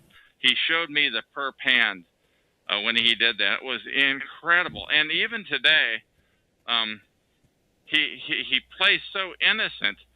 And that's the thing about the perps and many of these shows around here is they play so innocent. Oh, they hurt. Oh, I can't believe you're saying that about Chuck or Van or whatever you want to call yourself now. Oh my God. How could you call me a perp? That hurts, man. That really, I'm telling you, he's acting. Wow. Now, because you see, I know our school system has dumbed down the generation of children, but even older people are in on this, and that's my main question, which is about thinking critically and being able to discern the BS from the truth, and calling people on their gossip, because not all gossip is true. I mean, a lot of gossip. I mean, Bruce Lee said, "Believe half of what you see and none of what you hear." And I always go by that medium when somebody says something about a person. I keep it in the back of my mind and see if there's a second and third witness and see if there's concrete proof. That's how investigators do their investigating. I mean, what? Sure. I mean, the one thing, I concur with you there. Yes. But one thing that is totally amazing, because I spend a lot of time on TalkShoe.com. Yeah. Where we are now, you're interviewing me, and we're using their resources. But I spend a lot of time in the chat room and listening to the conversation, and I just see guests coming in all the time. They don't even have a login name, and that's fine if the show host wanted to enable that feature. They just have a guest. But I have seen guests, they log in like in 2s and 3s, and they slander somebody. Usually if they're slandering somebody, that person is probably a target. Yeah, you're right. There's a reason why they're doing that, and they're mobbing. They're mobbing up on them. And I'm not sure where. I guess it was that here's just a plain old guest making comments, and they sound so good. A troll. Yeah, they're trolls or whatever you want to call them, but they're slandering and they're mobbing. And it's incredible, and it never ends. No, here's another good one, which is and this inspiration actually came to me. It's not in the chat room, which is a person can be sued for slander. Means something you say about a person. Let's see here. Libel. Libel is something that's written. Aren't the perps and the handlers afraid of getting their pants sued off of them if that perp or victim is able to prove that he's not all the things that they say? At the very least, to open themselves up. I don't think they're worried about it at all. From what I've observed here, when I've been, I spent a lot of time on TalkShoe.com. From what I've observed here, anything goes. Pretty much it's up to the host to mute somebody if they're out of line. And I have seen usually it's guests, but even the people that aren't guests have a pseudonym login, so it could be J Doe or whatever, and type stuff. And not only that, but people that know how to circumvent this system on TalkShoe, there can be 3 or 4 J Does. So, I wouldn't recommend. I don't know how to do it. I don't want to know how to do it. What I'm saying though is I've seen that happen. You can actually tell, and I'm sorry to get technical here, but you can tell by the user number. I've not seen that the user numbers would be different, but most people aren't going to know enough to look at the user numbers. What I'm saying is that you can be a guest or you can be a login. It's very rare that somebody uses a real name. So pretty much anything goes here. Yeah, I'm just throwing that out there, and I'm not even talking about talk show. I'm talking about just on the street and workplace mobbing and that kind of stuff. You know, just like the guy on BMO. I don't even know his name. In fact, I mean, the guy's good. I mean, and basically it's a video to help explain and expose a form of torture known as gang stalking. But anyways, I'm gonna get back to these questions because I really nailed some really top-notch questions out there that would benefit the people. Right here. Do you think a lot of perps are drawing a paycheck or some kind of perk for perping? I don't know. I think the higher level ones probably are. You know, you can kind of tell who they are after a while, but you can't prove. You can never prove it. They generally drive fairly nice vehicles. I mean, the higher the ones in the higher echelons. I don't know how that works, but the one thing I do want to say, let me just say this little commercial for myself. This is Chuck. I'm on TalkShoe.com, show number 120297.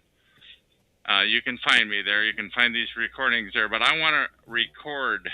I want those perps. I want anybody, essentially TIs or perps. This show is about organized gang stalking. I do want to interview perps with real voices, not in the chat room and not with voice changers that are calling in. I'm talking about with a real voice that's not phonied up. Because I'm already I already give up on the fake stuff because they game the system. But when they have to use their real voice, it's a little bit of a different deal. But I want to interview those people. I want people, you know, maybe they went to the doctor and they know they have only X weeks or whatever to live. Yeah. Hopefully, while their mind is still working, they'll give me a call. I'm on here right now as of June 2012. I'm on here like every day for large chunks of the day and night. So give me a call. And if you push if you call in to this phone number that's on the screen, and let me interview you, it will be in the public domain, and it will go live.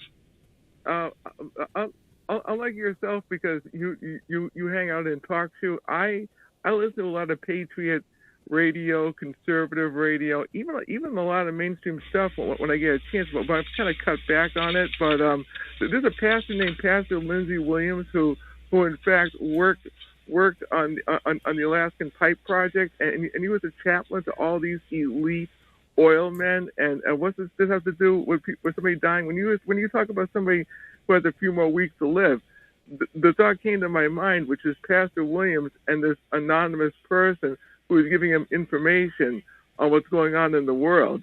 So I figured I'd just throw that out there, because when somebody doesn't have too long to live, or so forth, or so old they're tired of it, they do spill the beans.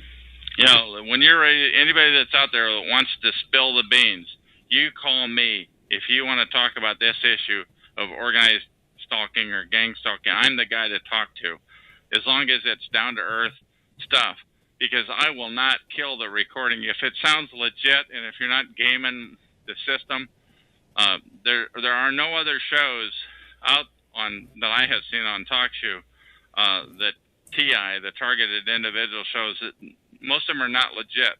They're under the umbrella of FSCHS, and they're illegit. They're against targets. What I'm saying is you won't get a legitimate opportunity to be interviewed, to spill the beans. And not only that, but what will happen is perps will call in and disrupt the call. They'll start doing it in the chat room. It's incredible. But what I do when I'm doing, well, you're interviewing me, but when I push the go button, the first thing I do is shut down the chat room, so that takes the minds off of the chat room and onto the interview, because this interview is going to live 100 years. And the other thing I'm not going to do is I'm not going to destroy the interview if it's legit. I'm not going to zap it. And that's one thing I've seen about the stinkheads at freedomschs.com is they will kill any content that gets the word out, the legitimate word out about organized stalking. That's their purpose in life, is to not get the word out about organized stalking. So, well, this is why I'm banging out all these questions, because I know it's going to live forever, and I know it's going to be a textbook for future victims to at least think about this stuff. And one of the questions I put in the chat room that continues with the line of drawing a paycheck is like a promotion at work for burning a victim. So in other words, a perp burns a victim, whether it's verbally or otherwise, and then all of a sudden, lo and behold, he gets a promotion.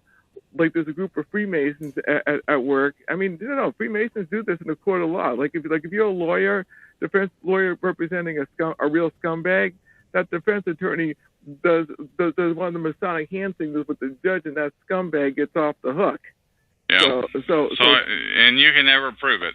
No, you can never prove it unless you know the signals and I know some of the phraseology they use. I mean, Freemasonry, especially in a court of law, that stuff is real. Yeah, But I think so. But anyways, let's see. What about hazard pay for the purpose because the victim lashes out? I talked about some of the legal stuff that a victim can do, especially if the victim knows a private investigator in their family, or knows a couple of really top-notch attorneys, or an Indian tribe or something like that. In other words, would they have a close-knit relationship with somebody that can do some legal damage? But what would happen if the perp? What would happen if the victim had military training or something, and so forth, and decided to lock and load them? I'm not endorsing it. I'm not endorsing this. I'm throwing this out there as a thought for perps listening, because the perp will hit a victim, and that victim might be unstable. So, yeah, well, one of the things when I first started my shows back in late August of 2010, there was an endless crew of people, and they not only wanted to talk crazy, but they wanted to get me talking about, it seemed to me pretty obvious that they wanted to get me talking about anything that had to do with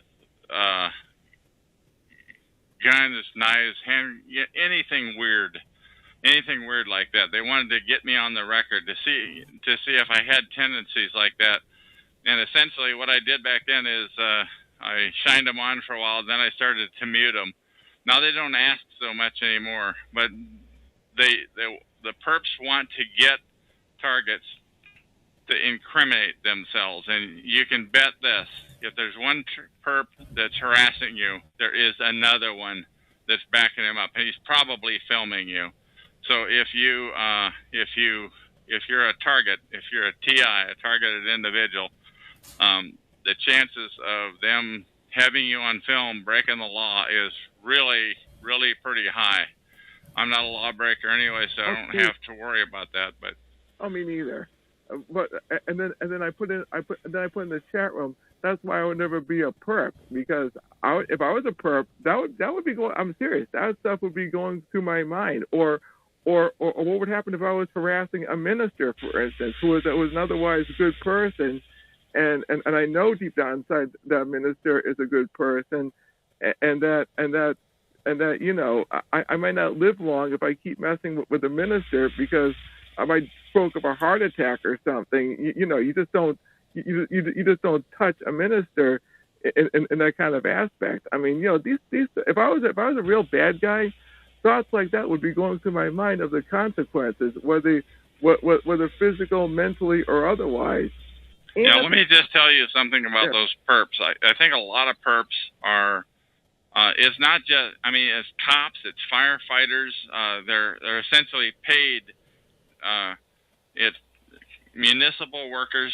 They're expected to participate to some degree. It's on other professions like locksmiths. It's even people in churches. You don't know that they belong in those churches. But regarding I lost my thought. Regarding the Shoot, I lost my thought, Jeff. Ministers, no, that's okay.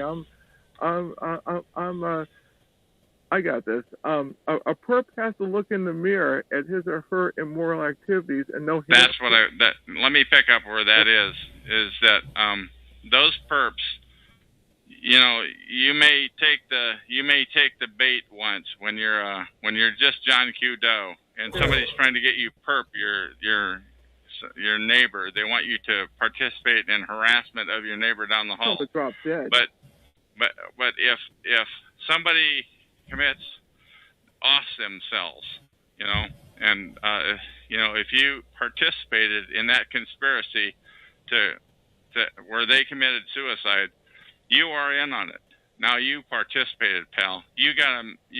Now, if you believe in your maker and what have you, then one day you're gonna have some explaining to do. And if you don't knock it off right now, if you continue to participate in that sort of thing, essentially you are a killer. And what I'm saying is that I am making no holds barred that people that participate in the harassment of other people who, first of all, they may have believed the lies. They should be smart enough to know that. But even if they weren't, you still, if you participated in the murder or the suicide of somebody else, then you got some explaining to do.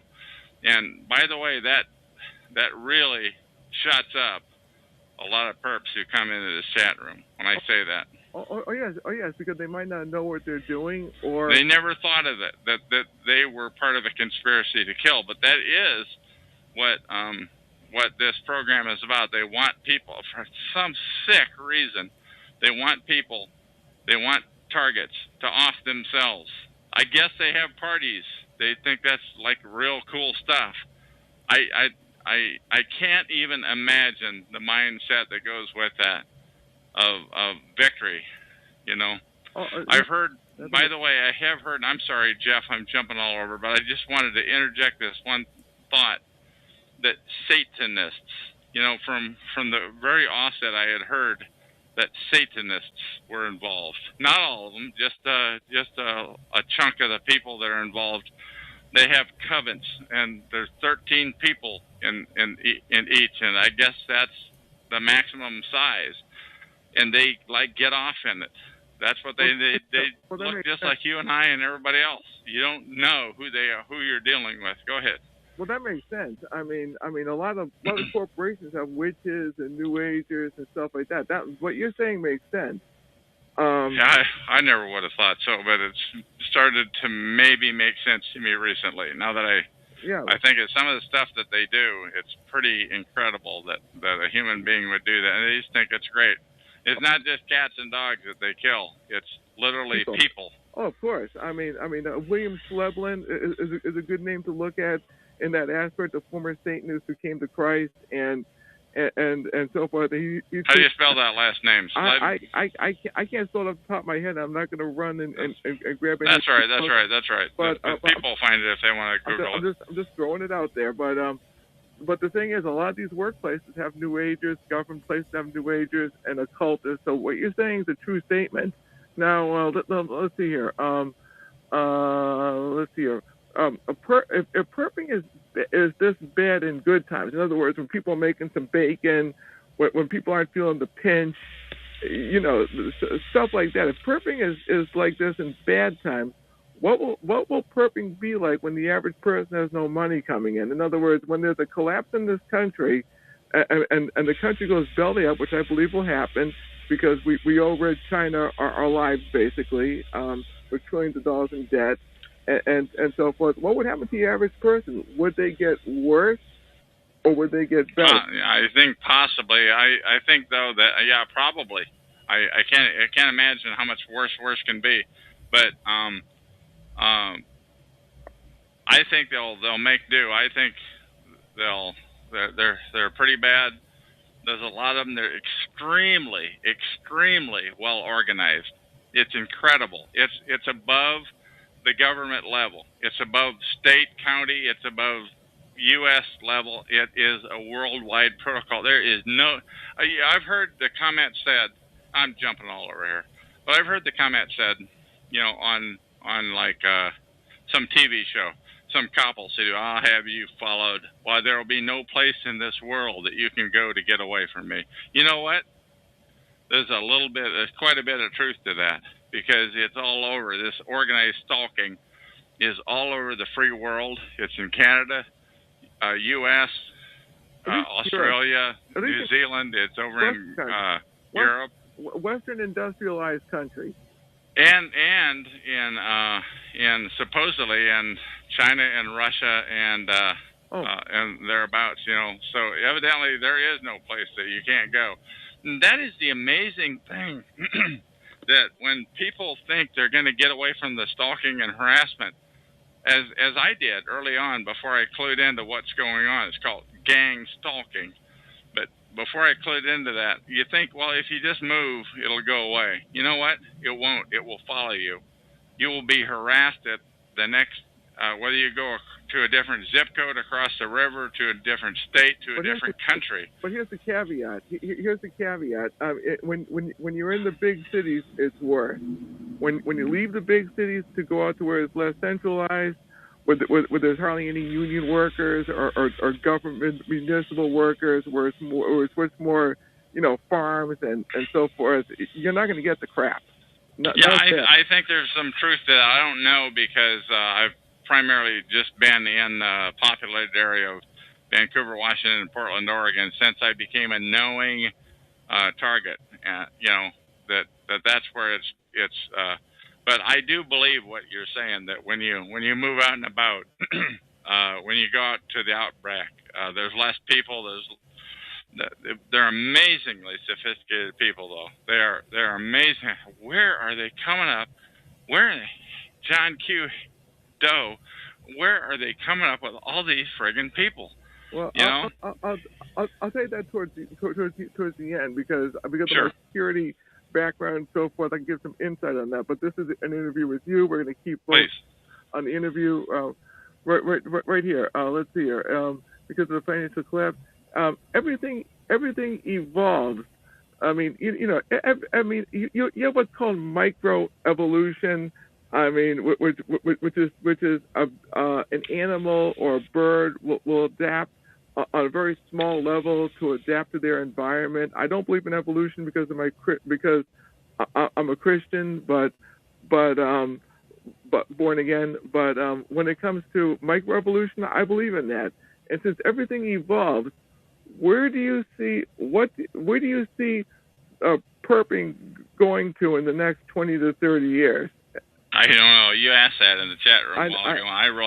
I don't know. I know, but since this is on the record, I'm throwing it out there since it's being recorded. Sure. Yeah, sure. I'm telling you, I don't see it getting any.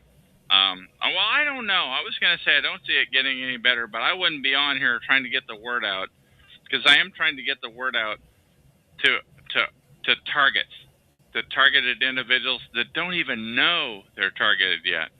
They don't even know, and when they learn that they're targeted, the first thing that's going to happen is they're going to go out and find some schmuck organization like freedomschs.com, and they're going to give them their name. That'd be the worst thing you could do, is give your name to somebody like that. Oh. But where is it going? There's got to be the chink in the armor. There's got to be some way to get the word out about this. Because those people out there that are stalking on the street, they're not only stalking real potential criminals, they're stalking people for revenge. You annoyed me. I'm a important person, a politician. I'm the fire department, or I work with the cops or what have you, or my brother is in this secret society or what have you. It's not just about lawbreakers. And they're using the same resources for the lawbreakers as for harassment, for getting even. They're harassing people, and they want them to know they're being harassed, and they don't want the people around them to see it. They want it to be invisible to everybody else. They'll talk. It's called directed conversation. They'll talk about theater. things that you know what they're talking about, but the person nobody else will know, but you'll know they're effing with you. Now, have you ever heard of the term called swatting?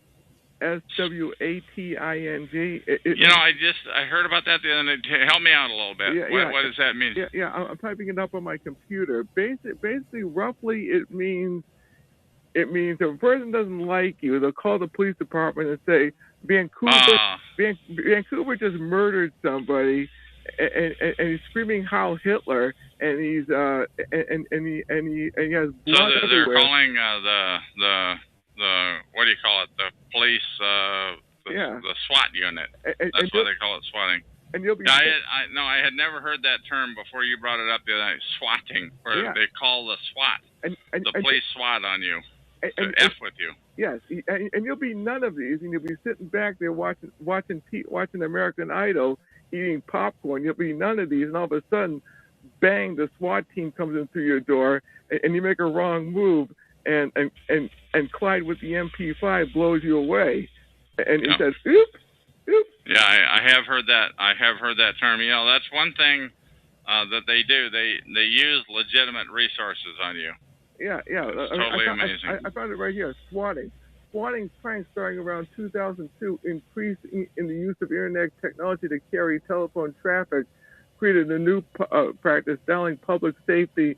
And there's a one on conservative bloggers, and this is being aimed at conservatives, like anybody that really goes against the grain. And it says right here, Fox News, right here. But this about gang stalking. But this is part of it. I found it right here. It's so great what you can do on the internet. Conservative bloggers taking precautions over swatting attacks. Conservative bloggers are on heightened alert following a string of so-called swatting incidents and are taking precautionary measures to ensure they don't fall victim to potentially dangerous potential. Well, if there's a way to harass somebody, that's what this program is about. That's what it's all about.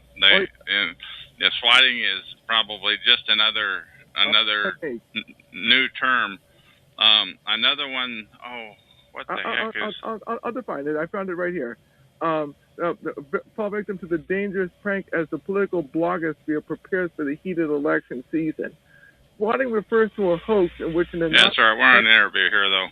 That's all right. Yeah, in which an anonymous prankster falsely reports a violent crime at an unsuspecting person's home, prompting a police team to respond to the location, believing a dangerous situation is at hand. Okay. Can we get the short version? Okay, let's keep this thing going here. I'm sorry, Jeff. I'll do that. Right here. Do you think they will? Do you think they, meaning the government, the police, stuff like that, will arrest PIs in this police state, or just plain kill them? I don't know. I don't know if there's going to be a place to. I think we're getting there. I don't know. And then I don't think that. I don't know. I haven't got a thought on that. And then right here, like a purge of PIs. Then let the rest of the average. I goofed. Basically, this has happened in history.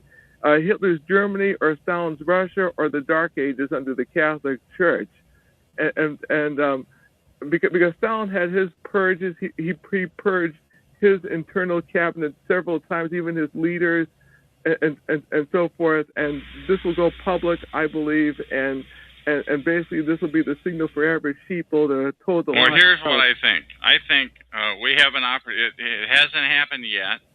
And I think we have an opportunity to get the word out about organized stalking. I think if most people knew that they were being gamed, that they were being told lies and exaggerations to perp and to harass people, I think if most people knew that, they probably wouldn't participate.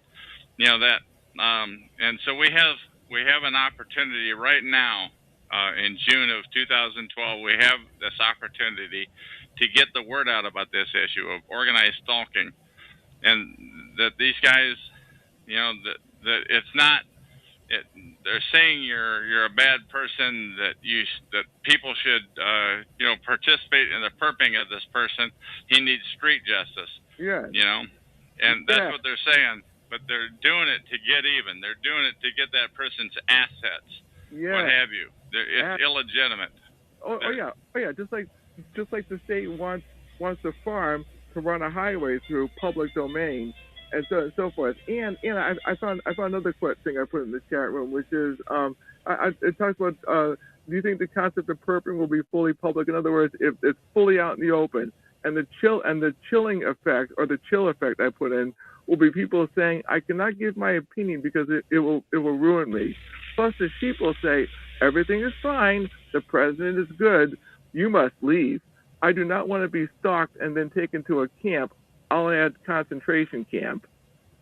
So yeah, I don't know if that's gonna happen or not. I just it's totally illegitimate.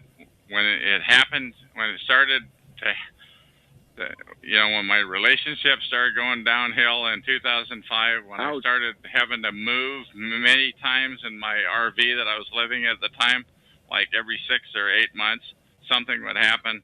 When I finally, I can't prove it, and I don't want to get into the laundry list of things that went wrong with the RV, but lots of things went wrong with the RV.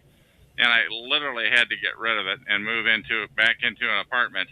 And when those things started to happen, I didn't get it. I never got it until 2010. I finally realized. And then you know what?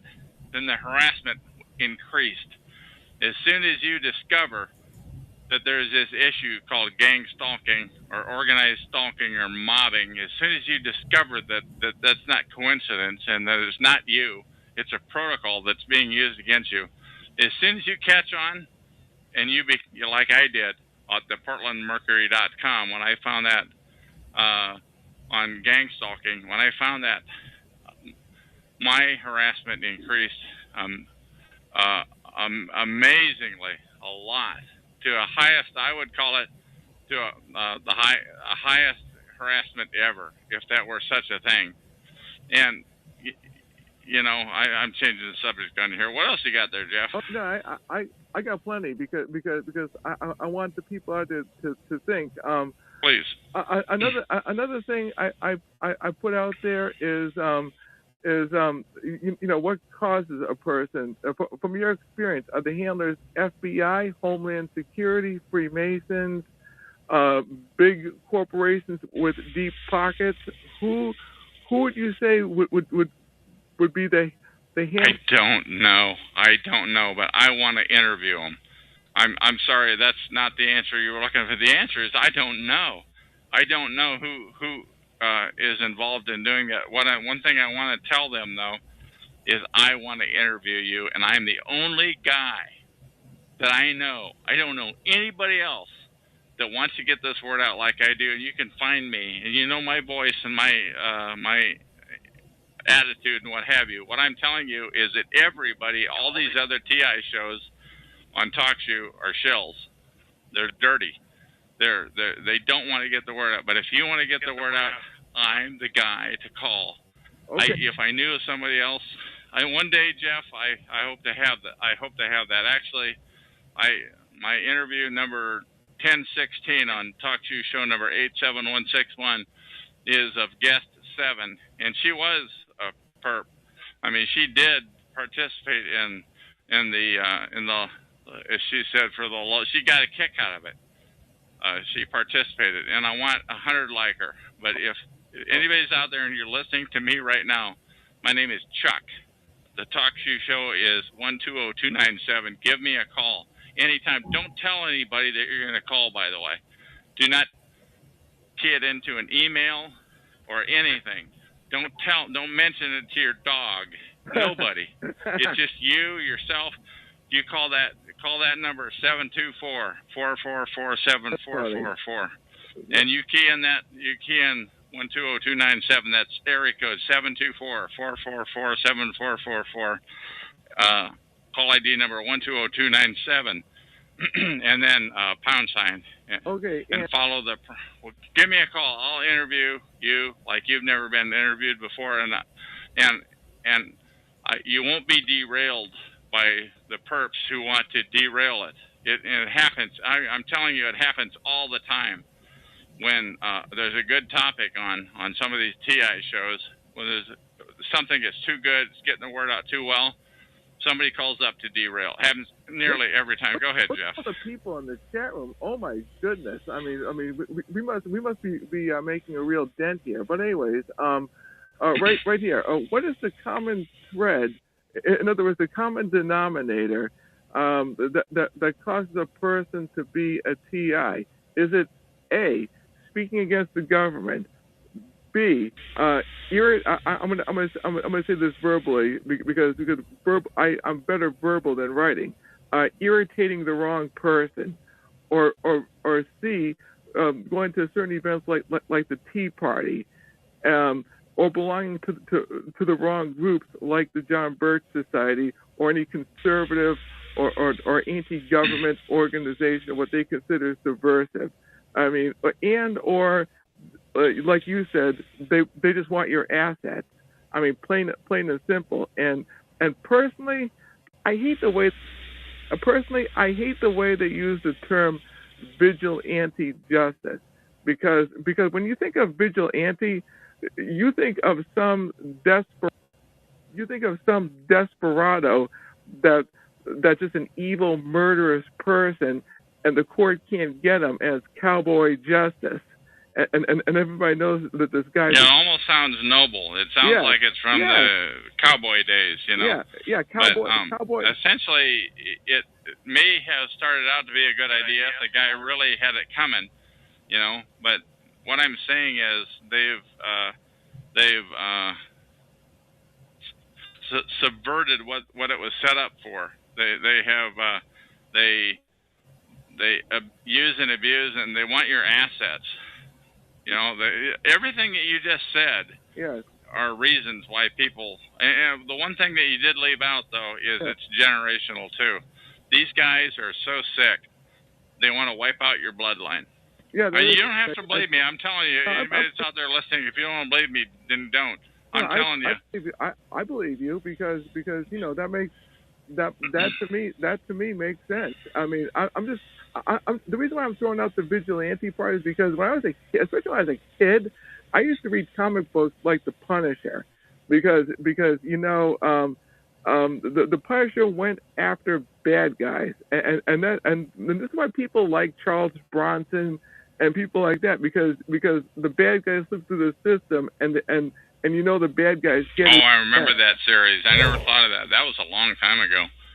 Chuck, the Death Wish series, and that's why I'm throwing it out there to the audience, because that's what people think of when they think of vigilante, which is the daredevil, the Punisher. What I'm telling you, people out there that are listening though to this, yes, there is a protocol in the world, and it's called organized stalking. I'm telling you, people get put on a list. Some people may deserve it because they were in prison or because they made threats about national security or what have you. But some people are put on the list out of revenge, and they don't get a trial. They just get put on a list, and they're screwed with by the same resources. And if you participate, if you're one of the neighbors down the hallway that participates against, if you're the one whose phone rings and says, okay, walk out, same time entry and exit is what it's called, walk out, just to harass the person, to the point where the last place I lived, like literally every time, I don't care what time of day or night it was, every time I walked out and came in, there'd be somebody out there that primarily came out of about 4 units. By the way, and when you participate in that, that's not to say that it's legitimate. Now, you may hear a story, they may show you a picture. Look at here, and he's a pedophile. They love to call everybody pedophiles. So I hear. I don't know what they're saying about me. They don't want you to know. And not only that, but if you are a neighbor down the hallway, or if you are in the block watch, the first thing they're going to tell you is, now don't talk to him. Don't compare notes, because if he hears that they call him a pedophile, he can say that's not true. I'm not. Exactly. Well, wait, no, because I like when I do an interview, I love getting into history. Back in medieval England, there was a group of people, and it's called the Star Chamber, and basically it was extrajudicial justice. You know, that's roughly because I want to keep the flow of this show going, not to bore people. Sure. But basically, look it up on Wikipedia, the Star Chamber, not the movie with Michael Douglas, though that's pretty good, and you see a modern version of the Star Chamber. But the ancient version of the Star Chamber, they basically just killed you or did some kind of extrajudicial justice, and that was the end of you. And it started, and it was the Star Chamber was an English. Well, what we have today is mobbing and stalking and harassment. Yeah, it's totally amazing. That said, at the Royal Palace of Westminster until 1641, it was made up of privy councillors as well as common law judges, and supplemented the activities of the common law and equity courts in both civil and criminal matters. The court was set up to ensure fair enforcement of the laws against prominent people so powerful that the ordinary courts could never convict. And that all sounds good, and that all sounds fine and dandy, but in this case, they don't even tell the person being harassed. They don't even tell them that they were that they had their trial. They weren't invited. No, you don't know that it was a fair trial. How are you going to have a fair trial when all they want is your assets, or because they want to get even with you because you did the American thing? You spoke out. Exactly. About an injustice, but that got you listed. That got you harassed for the rest of your life, and possibly your family too. Oh yeah, That's pretty rotten, and they didn't give you a trial for that. Well, this is where the kicker is. When you read something, there's what's called the kicker, which wraps it all up. I'm seeing what I sense as the kicker. Court sessions were held in secret with no indictments, no right to appeal, no juries, no witnesses. Evidence was presented in writing. Over time, it evolved into a political weapon, a symbol of misuse and abuse of power by the English monarchy and the courts. And what term is that on? Is that on Wikipedia? What was that under, please? Yeah, Wikipedia. Just under what term did they search to find that, please? Oh, the Star Chamber. That's all. Star Chamber. Okay. Yeah. No, I have not heard. Thank you. Yeah, you're welcome. Now, as I was saying before, let's see. The purpose was made public. Basically. When it comes to extrajudicial justice and so forth about speaking, you know what? The person could be killing a patriot like myself who would do no harm, who's not a threat to security, and so forth. And this is what I'd be thinking of if I was a perp, which is am I harming a fellow patriot? Am I harming an otherwise good person? I mean, because you see all these prominent people dropping dead like flies, like Andrew Breitbart and other people. There's a patriot named Chapman. I forgot his first name. I think his name is Robert Chapman, and other people like that. I mean, patriots are just dropping dead like flies, and nobody knows why, but. Natural causes like Andrew Breitbart, which is the more prominent one, died of a heart attack. But I'm just saying this off the top of my head. I mean, there are weapons that can cause, and I'm not talking the crazy talk. I'm talking poisons that can cause a person to have a heart attack. I mean, these are old spy weapons used back in the 1950s. Tap you. So what else you got question-wise? What else do you want to hammer me with? I'm sorry. Perfectly out of the blue. No. Okay. Basically, I'm gonna wrap it up with this because I've interviewed you for a while. I just want people to think about this. There's good people out there, and also you can use your iPhone to take a picture of somebody send that picture on Facebook, spread that portrait of the person all around, and if you're close enough to the person, get an audio of what he or she is saying. These iPhones and these smartphones are very amazing devices. You can text, and depending on how good it is, you can screw a person just by taking a picture of them and getting their audio. So the surveillance is out there. You can do research on your own on the internet and look up micro cameras and microphones. You can stick in a radio. You can buy this anywhere. This is not James Bond stuff. So we do have the technology to create the new world order. And I am looking for the silver bullet, so to speak, from a metaphoric standpoint. I'm looking for the answer to that. I don't know, honest to God, Jeff, man, I don't have a clue what it might be, but it doesn't stop me. I do focus on a lot of things that are bad, but I am really looking for the answer to that. I don't know what it is, but if you know what it is, come to my show and tell me, please.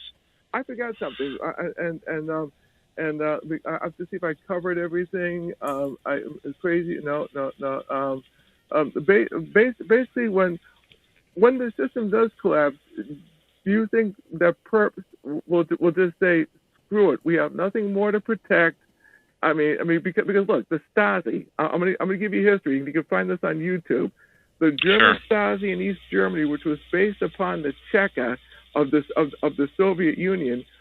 The people just got sick of it, and they had a peaceful protest, and they just barged right in, and they looked at the files of everybody that the Stasi checked up on.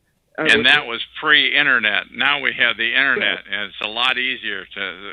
Now we have cell phones with everybody on the street. We have satellite surveillance. I'm gonna look this up right. I'm gonna look this up right now because I like being factual when I talk. East German Stasi, East, and you can find a lot of YouTube videos on the German Stasi. East German, ERMAIN Stasi, STASI. I think I got it right here. And you know what? I mean, if the Stasi wanted to fix you, like if one of the party heads wanted your girlfriend or something like that, I mean, you'd really get screwed royally. I mean, and it was the secret police. And right here, Ministry for State Security, and that's what it stood for. And one of the more prominent people who was the head of it was Erlich Miki, and basically they ruined a lot of people's lives. And when people went in there and they shredded files towards the end, they shredded files, and they're still putting the files together to find out what these people did. I mean, people actually got real jail time and you know, beatings and stuff like that, and so forth. But so have you got any other good tough questions that you want to hammer at me there, my man? I'll wrap it up with this. Like East Germany unifying with West Germany and East Germany collapsing and so forth. Right here, between 1950 and 1989, Stasi employed 274,000 people to root out the class enemy. Look this up on Wikipedia on your own. Sure. Do you think Americans, being spoiled as we are, when the country collapses, do you think Americans would demand to see files written up? You know, the one thing about, you know, what I'm hearing is that it's not just people that dress nice. I mean, I'm talking about it's ex-convicts. I mean, it's homeless people. There's a lot of people that are involved in harassment and perping. You know, so it's not just your t-shirt wearing guy walking down the street. It's a lot of people, a lot of groups. It's nearly many groups. I found this right here. Stasi informers by 1995, 174,000 have been identified, which is approximated 2.5 of East Germany's population between the ages of 18 and 60. This is some pretty good stuff. And there were Stasi informers and and so forth. It'll actually blow your mind. And another thing that's akin to that is, Martin Luther King, one of the greatest Americans that ever lived. People were perping him back in the 60s. This was, and supposedly they phased it out. It was called COINTELPRO, and supposedly, but they didn't phase it out. They just renamed it, and they're still doing it. Well, it's bigger. It's more sophisticated. You just put a memory in me. There's Operation Phoenix back in the Vietnam War, and their purpose was to root out the Viet Cong through an assassination program. And there was and you're right, COINTELPRO, and Martin Luther King got assassinated too, by the way. Yeah, that's right. Along with Malcolm X. And by a lot of his people that would have claimed to be patriots, by a lot of people who were of his own race, mobbed him and harassed him.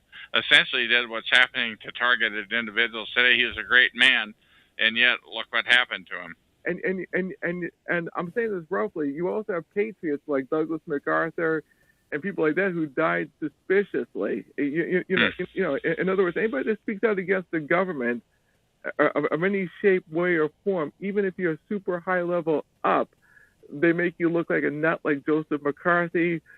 So it doesn't matter whether you're on the left or whether you're on the right. I have to be on the Christian conservative side, but they just want people to shut up, watch football, drink the beer, and just do as they're told and say everything is okay. And if you don't, they mob you. And the people that are in the mobs, the people that are participating, do not know why they're there. They don't. They may hear the story for some justification, but like I said, I will say one more time: once you are involved in perping somebody, and that person offs themselves or dies suspiciously, you can fairly well assume that you were in on that and you participated in the conspiracy to kill, which makes you a killer.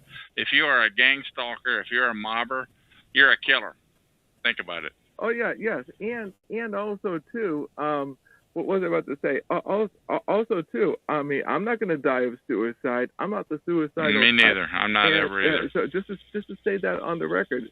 Rick Wiles, who coined the term Arkancide, which means it's murder that looks like a suicide, and he used the term which I got a kick out of called Arkancide.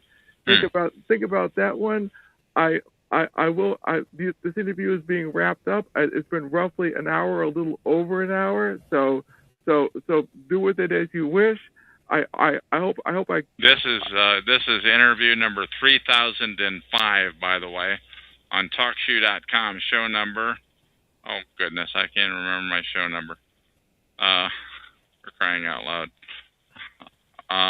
120297. TalkShoe.com, show number 120297.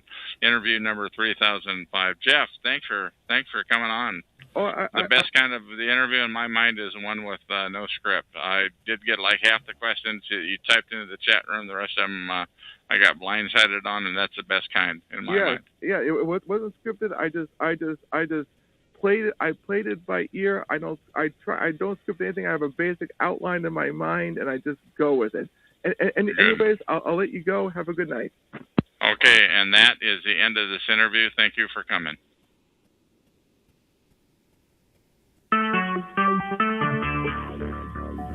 Talk Shoe. Recorded live. Hello, my name is Chuck, nickname Van of Vancouver, Washington, USA. Welcome to TalkShoe.com, call number 120297. This show is being recorded, and anything that I say, well, you can consider to be in the public domain. Alda wrote the content that I'm going to read, and she did make the comment that it's very important to get the information out there, and I'll be reading that. So I don't consider that what she said is in the public domain, but please feel free to copy any part of this MP3 recording file. You do not need permission. No notification or attribution is necessary. To find more of these public domain audios, go to the top right corner of any TalkShoe.com screen and search for Vancouver or show number 120297, or click the top left purple button to see if there's a show presently underway. The time out here on the West Coast is 12:30 p.m. on Saturday, June 23. 2012.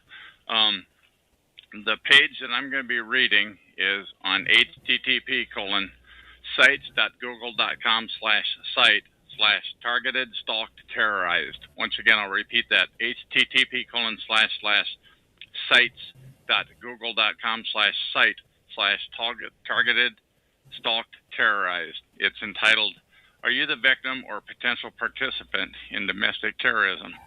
by state and corporate sponsored tactics. Subnote has, this site is not complete, still being updated daily, but getting the information out there, she says, is more important than waiting for perfection. There are three columns on this that I'll be reading. The first column is this happening to you? The second column is, are you a member or of any of the following? And the third column is, are you being pressured to? So I'm going to read the first column. Is this happening to you? Where neighbors, friends, coworkers, management, law enforcement, strangers, and or retail personnel, you receive unexpected, abrupt rudeness and or suspicious mistrust of you.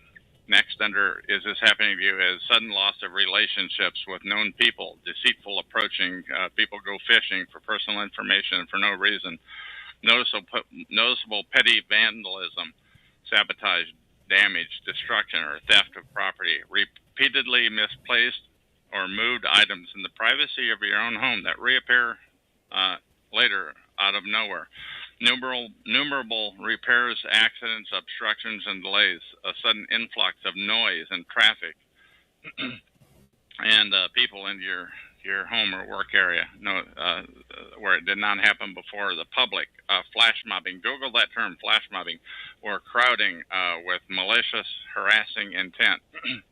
In the workplace, mobbing, harassing, rigged workstation, and compromised workspace. Vehicle floating box or mobbing, where you are surrounded by their vehicles who box you in, slow you down repeatedly, or pull out just as you approach. And in my case, I might add, after it happened about the fourth time, the person in front of me slammed on the brakes for no reason, causing an accident after I was tapped into her. Continuing to read on, are these...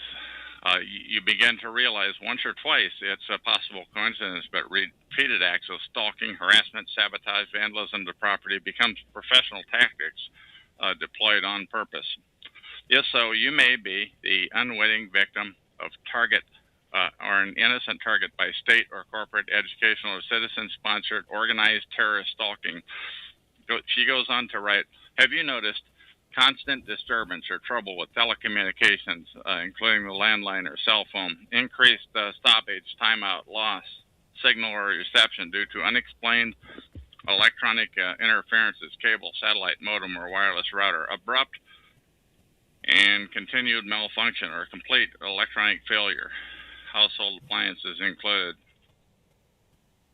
an ongoing need to repair or replace electronics and appliances over a short period of time again and again, unexplained, amplified, solid, or repetitive, extremely high or low acoustical frequency noises. If so, you may be the victim of warrantless and due process experimental electronic warfare. The next column, entitled, are you a member or an employee of any of the following? I'm going to skip the top paragraph here, but the following are religious groups, block watches, private security companies, tourism industry, financial groups, utility companies, public health organizations, educational institutions, technology, transportation, community groups, and many more. She goes on to say, you may be asked to participate without due process, warrant, or court order, legal documentations to violate the targeted individual's fundamental basic rights and liberties guaranteed to all equally. If so, you may be the victim of a professional recruitment and manipulation of false flag operations, and that's hyperlinked, by the way, based on tainted fruit of poisonous tree, and psychological operations, abbreviated PSYOPs, spelled P-S-Y-O-P-S, Google that term. And because they just might be spying on you and your organization or members within, there's a couple of hyperlinks on this page that I gave the URL of earlier. One is to an ACLU, and one is to a Dr. Martin Luther King link. Are you, the third column, are you being pressured to slander, disrespect, deceive, laugh at, mock, or provoke a target? Continuing to say, are you being pressured to invade the privacy or space of a target, stalking, crowding, mobbing, following, giving the target's locale away, a scene in a public setting, to participate in whisper, noise, or pointing, harassment, or setup campaigns? Are you being pressured to use keywords without knowing what they mean or what it represents to the target as they pass by, to wear the same colored clothing, to drive by or near the target's house, to walk up or stand by the target in a public setting, to make some demeaning comment about the target or others, noticing that the target's state of mind? Are you being pressured to provide unpleasant, unfriendly, misleading, evasive, fraudulent information or service, to lie about the target to others, or make up stories to further victimize or facilitate the negative, false impressions about the target? Were you given the address, vehicle ID, phone number, email, photo of the target in order to complete tasks? Were you asked to drive by the target's home whenever you were in the area, or idle vehicles loudly, play music at all hours of the night, and so forth? Were you asked to show up by foot in a group, walking a dog, pushing a child in a cart, or other missions? Have you been called or text messaged to show up for a flash mob? Once again, Google that term, flash mob, in a public area where the target is. Were you given access to a social network or website that depicted the target in such a negative light it compelled you to join forces? Were you asked the target's private, were you asked to access the target's private account at work and to alter data in that account? Were you told to impersonate the target or a legitimate legitimate representative or company, agency, or office, knowing that it would be committing fraud? Were you bribed, threatened, or coerced in some form to harass the target? Were you told it is just for a good cause, it's for the greater good, or because the target deserved it, even though you knew you would be violating the rights or liberties of a fellow citizen? Or were you told it was just a harmless game? Do you know all of the legal reasons? Do you truly know the reasons you were asked to participate? Do you have copies of any of the documents that were presented to you? And did you take them to an unbiased outside source to validate, verify, and vet the legitimacy and the legality of the documents before you participated? Were you asked to sign a non-disclosure confidentiality statement? Were you told all of this is a secret? And if so, you may be the victim of recruitment by state or corporate, educational, citizen-sponsored, organized terrorist. And that is the end of this recording.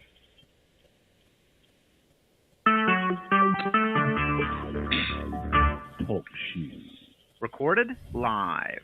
Hello, my name is Chuck. My nickname is Van of Vancouver, Washington, USA. Welcome to Talk Show call number 120297. This call is being recorded, and anything said on this call will go into the public domain. Thus, everyone is entitled and encouraged to copy and republish any part of this MP3 recording file. You do not need any permission. No notification or attribution is necessary. To find more of these public domain audios, go to the top right of any TalkShoe.com screen and search for Vancouver or 120297, or click that purple top left live now button to see if the show is underway. The time out here on the west coast of the U.S. is 10:30 p.m. on Tuesday, January 26, 2012. And I might also add that in the chat room, there are some comments from this person who is going to go by the name of TapQ. And those are in the public domain, too. And TapQ, why don't you take the lead? What do you want to say? Well, thanks for having me, Chuck. I appreciate you taking the time to talk to me this evening. And, just to kind of pick back right up where we left off before we started recording this call, I was just saying that this is a topic that is kind of new to me. I clicked on the TalkShoe link to find out kind of what a targeted individual is, and you've been, educating me, letting me know what's going on. And I'm just trying to understand more about the topic and why one might feel that they are a targeted individual, what would constitute proof that one is a targeted individual, and, why one might actually be a targeted individual. So if we can jump right back to that, can you tell me what might be some of the reasons? I mean, the reasons why I think, as we talked earlier, and now we're getting it in the recording here, I came up with a list one time of like eight different incidents where I was outspoken, where I might have annoyed the wrong person, and I would have been put on. What could have brought this harassment on? And I did come up with a number of people, but I think it could possibly also be it runs in the family. I think it could be, and it runs in not just my family, possibly cousin's family, that it actually possibly goes back a couple of generations. That's what I have to say. I the can't sins prove of the it. father, so to speak. The sins of the grandfather, potentially. Okay. You don't know. You're not, like I said earlier, you're not going to get a registered letter that says, "Dear Chuck, from now on you're going to be, you're going to be harassed." You're just not going to. It doesn't work that way. You just one day the wrath of God comes down on you and you start getting harassed. What else do you have to? Okay, you say the wrath of God. So is there any are there levels to the degree of harassment that a targeted individual might experience, and is there any direct correlation with the degree that the person that's doing the targeting may have been wronged by said individual? You know what I mean? Well, first of all, you're assuming it's one person. What I'm telling you about is it's a total protocol. That it's a total protocol that it follows you across the river, across state lines, to different cities. When you are truly targeted, wasn't just I've never been incarcerated and I never will be, and I never will do anything wrong. But supposedly, we talked earlier that people that get out of jail, they're told you're going to have an eye kept on you. In fact, if you want to be an eye keeper, they will offer that to them. But people that are TIs, that are targeted individuals, they don't get that for themselves. They're just it happens to them one day. And for me, that day was April of 2006 when it started, and it was like the wrath of God. It was just amazing. It was every time. Go ahead. What happened? Oh, it was every time I went to the store. It was trying to take apart. And I'm talking about every time I went to the store. I'm talking about like 8, 10, 12 times. I don't know, a number of times in a row. People would swipe the parking spot in front of you. So it wasn't just one isolated incident and people walking out in front of a pole.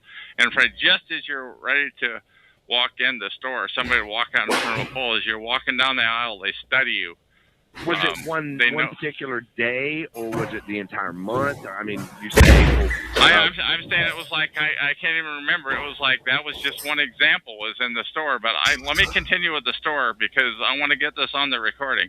When I'm walking down the aisle, there'd be some old lady reading a label on a can and pushing her cart right in front of you. And I'm not talking about one time. I'm talking about every time you go to the store, you get this one product off the shelf, and there's somebody right there. And you don't think about it until they push their cart right in front of you. And then when you get to the end of an aisle, there's somebody there. And then when you go down the next aisle, there's another product you want. They know where you're going to go, what route you're going to take. They're there. They F with you. And it's totally amazing protocol. When I go to the self-checkout, like to check out, it was like every time I couldn't get the cash, and I couldn't find the lady to give me cash for my cash back on my debit card, what have you. And it was like every time. I'm talking about it was at the video store. It was like literally walking down the street, and that was just, and this went on for like 4 years, from 2006 until 2010, until I, as I may have indicated to you earlier, until I discovered the term gang stalking. Google that term. Go ahead. Was it different stores, or were you continuing to go back to this? I mean, I'm it was generally, I mean, that's a good question. It was generally just one store that I went to every time. They knew, they know your habits. They know what store you're going to go to. They're waiting for you there. Yeah, but, you know, if it went on for 4 years, wouldn't you think that you might want to change stores at some point? And I'm not trying to be facetious. No, you're not. I don't think so. I don't think you are. I mean, to the point where what they did, they eventually they ruined the RV that I was living in. They ruined the truck that I was pulling it, that I had been pulling it with, and so I moved into an apartment, and then the harassment policy there. You think you're going to get away from it by relocating? When you are a targeted individual, it will follow you. The harassment will follow you. Did you start over the period of the 4 years recognizing the individuals that were, you know, harassing you? I mean, was it? No, I didn't. That's what I thought. God, where are these coming up with all of these frigging people? How do they do that? You know, I mean, you don't. The one thing I want to say though, to anybody who's listening into this, they don't make eye contact with you. You know, I never really thought about that until just recently. I'm a pretty polite guy. I'd say excuse me or whatever, even though it might have been their fault. The fact is we bumped into each other, and they never say no problem or excuse me back. They just ignore you. It's like every friggin' time, and you think, God, this is totally amazing. So if you're a targeted individual, a TI, and there's somebody listening into this public domain recording, Google that term, gang stalking, organized stalking. That is what's happening.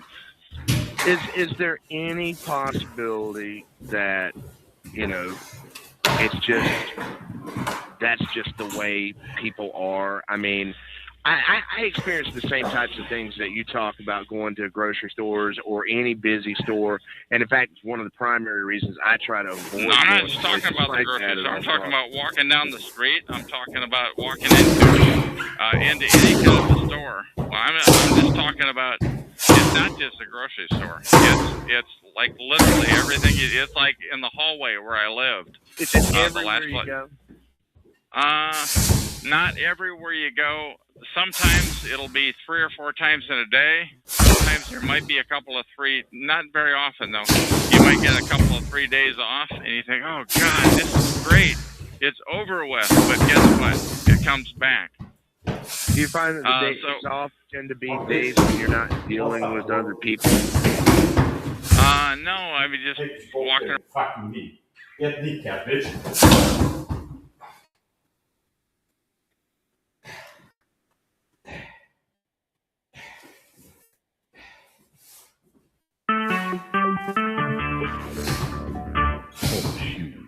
Recorded live.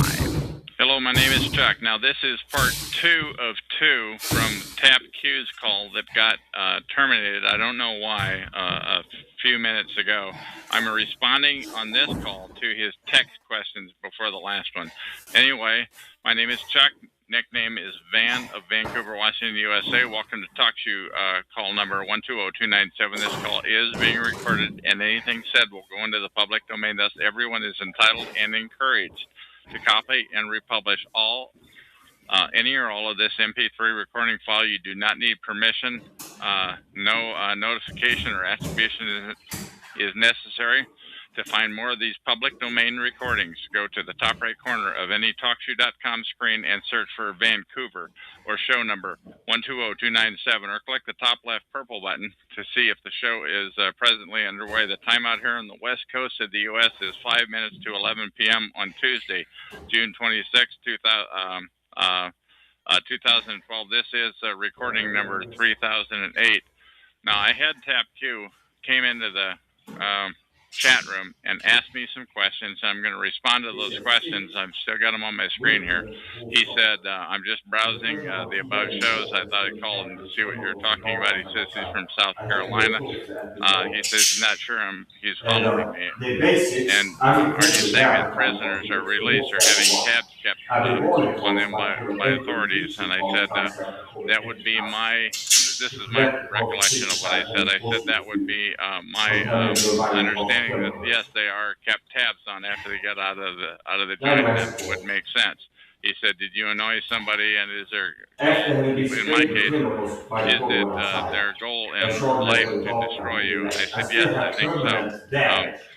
I had come up with a list at one point of like 8 people who could have brought this wrath on me, and I came up with a list of 8 people that I may have annoyed. I sorted them the most likely on the top, the least likely on the bottom.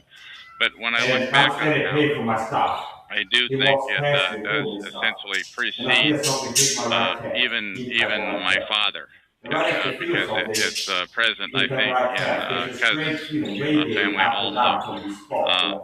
Or people simply being watched. I said, I think so. In some cases, they are being watched, or they're worried about the prospect of them being killed. And I said, at one point, I do have to say, I did worry about that.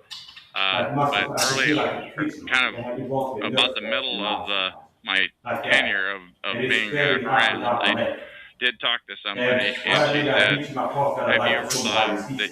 Have you ever worried about being killed?" And I said, "I got to thinking about it. I said, no, I guess not. I never thought about it. You always just assume that is because people are making angry faces because they're acting in a threatening manner. That's going to worry. But I never had experienced any outward risk of that. Although lately, since I've gone live on these talk show calls, I probably get about one threat a week. By the way, I don't think I said that to him. He said, "Are targeted individuals in fear of their lives?" I said, "I think it would depend on if they're outspoken, if they're trying to get the word out about it, or if they're just taking the abuse that they're given." He has seen people that have had their reputations destroyed. It ruins their business. They lose everything just because they annoyed the wrong person. "How were you harassed?" I said, "I was harassed in the store, like many times in a row. Every time I went to this particular store on Exit 12, Fred Meyer store in Oregon, on Exit 12 on Interstate 205.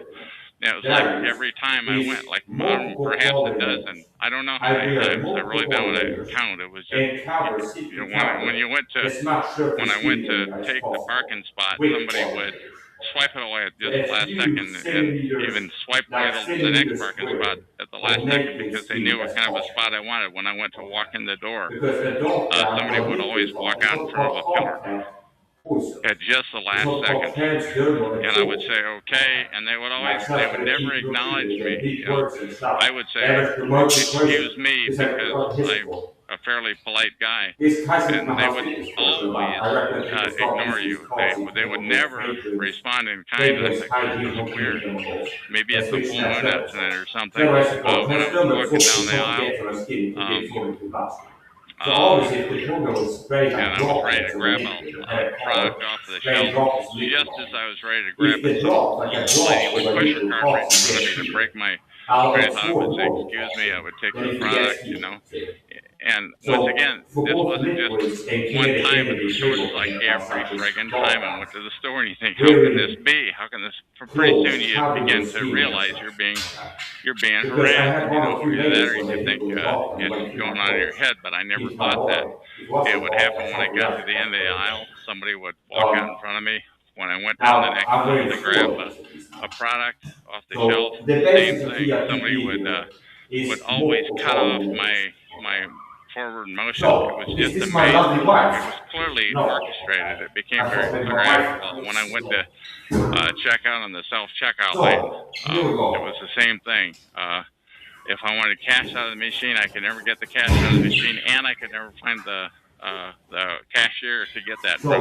He said, "Well, maybe some people are just being rude." He typed into the chat room, because once again, I am responding to his chat room comments on this call. And I said, I never had that happen before. I'm the same guy I always was.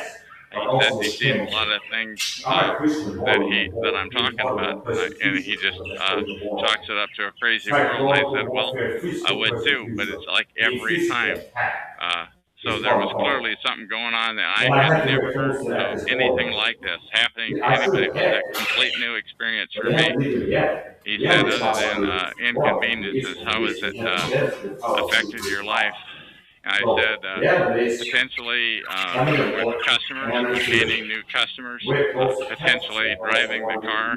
I had, and I've talked about it on another recording here, somebody, like, for no reason, like 3 or 4 times, maybe more, I don't know, going south on I-5 before I got the exit 12 in Oregon on I-205. Somebody just slammed on the brakes in front of me, and the guy behind me tapped me into her, and she got like, she nailed that for there's hardly any damage to her vehicle, but she got like, I don't know, $1,500 out of it, and another $1,500 for whiplash for visiting a doctor, you know. And I thought, God, that's weird. I said to the insurance adjuster, eventually I did have to get rid of that truck. I had to get rid of the RV that I was living in. He says, you know, a lot of people are having trouble finding employment in the economy, in this economy. Life sometimes is the son of a gun. And I said, well, I never had any problems before, but I don't have any more to say about that other than I hadn't had it happen before. He learned in life not to focus on the negative things. Just keep your head above ground. I said, you know, I could do that if I wanted to, but in my objective here is to get the word out about organized stalking. And that is what I want to do. You know, I've read, forget the name of the book, but you know, and basically what I wanted to do is to get the word out about organized stalking, about gang stalking. And if you Google those terms, organized stalking and gang stalking, that is more important to me than worrying about myself. You know, he said, you should count your blessings. Well, I believe our ears responded to that. He said, if it's real and it's not killing you, it'll make you stronger. Don't let it cripple you or be paranoid. I said, well, you know, once again, I want to get the word out. That's my objective in having this show. He said he's not a religious. He said, if you are not a religious man, ask God for guidance and maybe he'll listen. Once again, it's not about me. At this point, I want to get the word out. This is a protocol that I was not aware of. In April 2006 it began, and I didn't find out what was going on until May of 2010. And once I found out that there was this issue called organized stalking, and you can find that on the Portland Mercury blog if you search for that. And I found essentially a 2 or 3 paragraph write-up by a person named Gang Stalking, a person from up in the French district in Canada, and he wrote this write-up, and I've since seen it. I have since seen it, those very words published on many blogs across the internet, and I realized that's what's happening. It fit me to a T. I was being organized stalked, and once again, I Googled the term gang stalking, and I found it. But one thing that I really found that was really pretty that made me raise my eyebrows further was when you read about organized stalking, gang stalking on the Google blog, or rather on the Google that Google linked you to. So much of it was crazy talk that never, you know, none of this stuff ever happened to me. Anything that ever happened to me was completely earthly, and that could be completely explained. And so it became pretty obvious to me after a while that the plot was even thicker than I originally thought it had been, that there was an infrastructure in place that was to stop the word about organized stalking from getting out, because there was all this other stuff flooding the channel about all this crazy talk. And I thought, wow, this is really weird. And then I found TalkShoe.com, where I am right now recording this, and I found that in May of 2010, about 4 years. I feel it in my Today touch. when this The took off love with me, is all around. and Go then on and let it and then show. at Go TalkShoe.com, on, I found let there's it all show. these. I feel it in my fingers. I feel it in my toes. Okay. Yeah.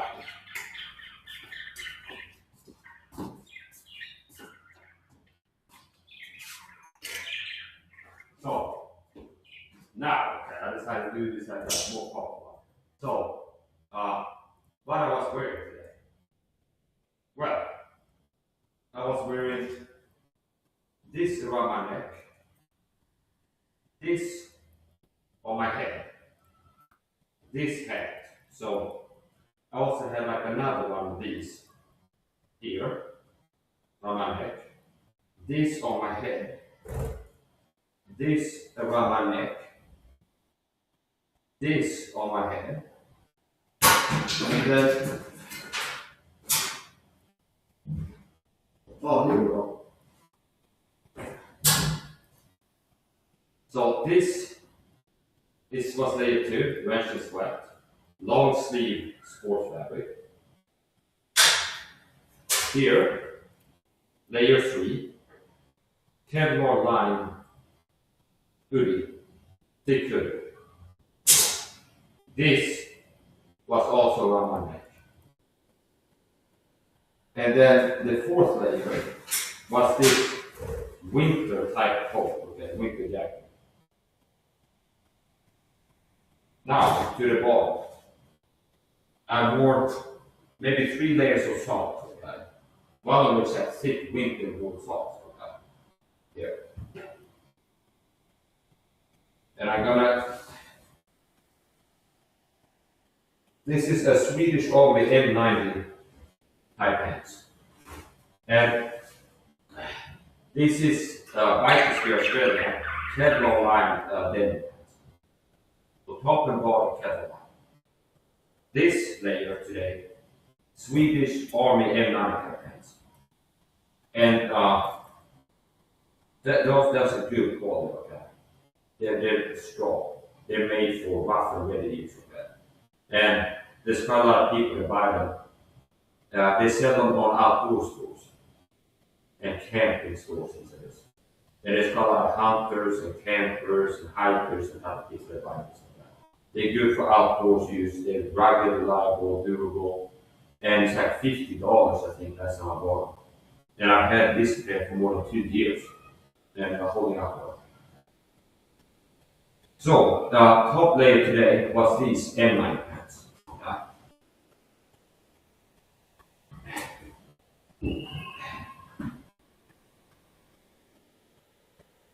Here, oversized, plus size. Okay. I don't buy the size that's like a skinny jeans fit, okay. Like yoga pants, okay. Like that bag. White sphere Australia.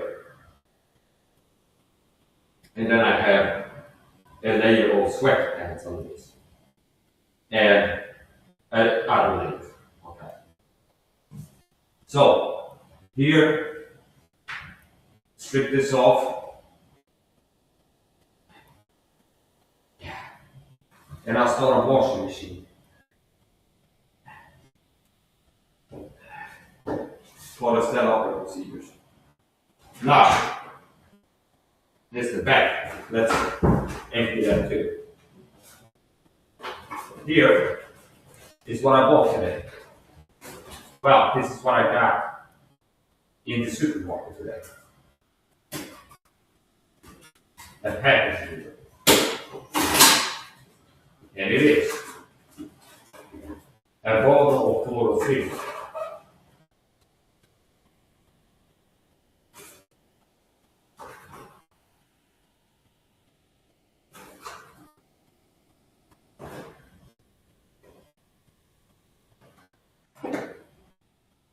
Which I ordered Amazon.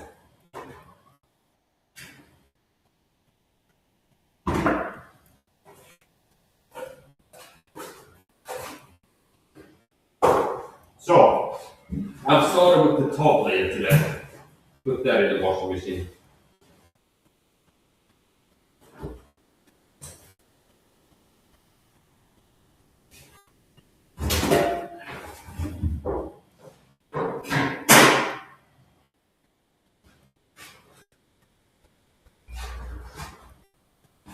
So I see I got a view now, so might as well. Okay. This is what I collected a supermarket that in my Alberta right now. I got a text that it had come to the supermarket. So this is a primary, like a main purchase on that company. This is called colloidal silver, okay? And I ordered this on Amazon.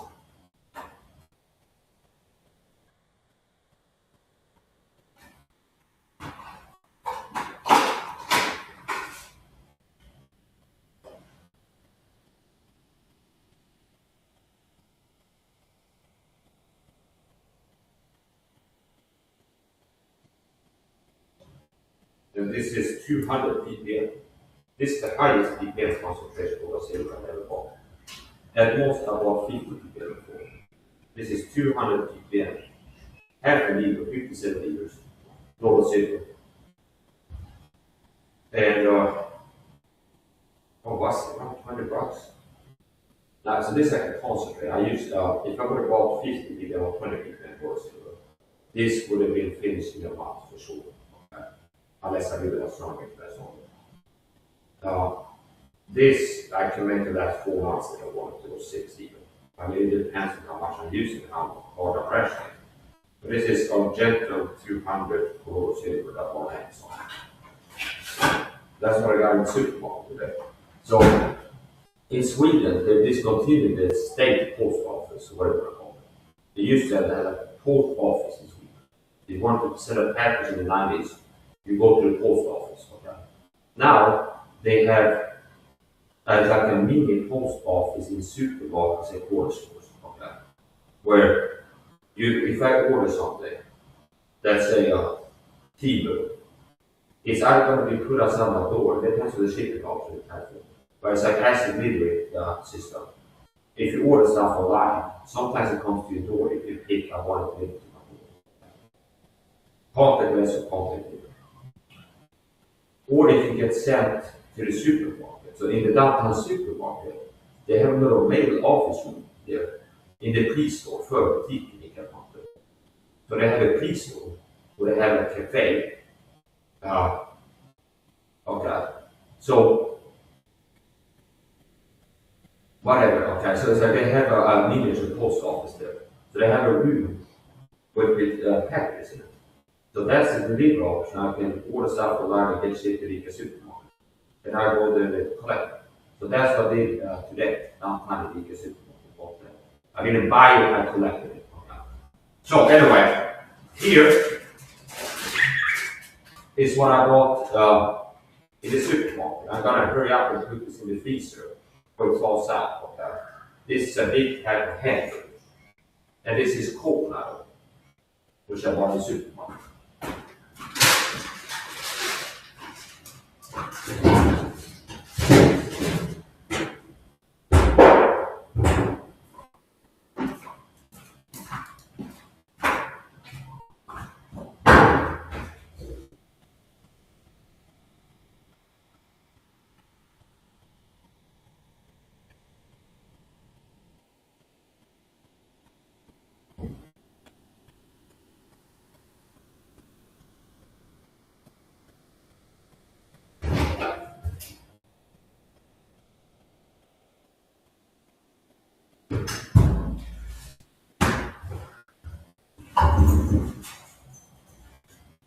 But I used to wash my clothes is 500 liters.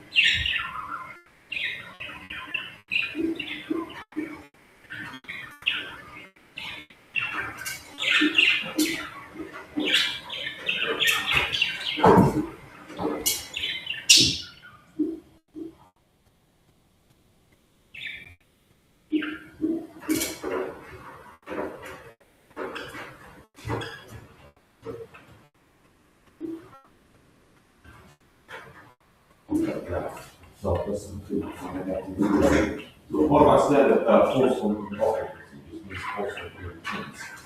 is take off my popular quote because of my display or something like that, and also do it properly. And even if not, I'm a little confused. So if I'm sitting in somebody's couch or if I'm walking in school and going to field with the tech and put it up and the office, my also come routine is I like after coming home, take off after the easy cough over clothing, throw it in the washing machine right away. If it's okay, I'm just talking rinse my mouth and do nasal rinse. Go also in something. And do a head on the shoulder. That's the difference. I think it's a full more shot.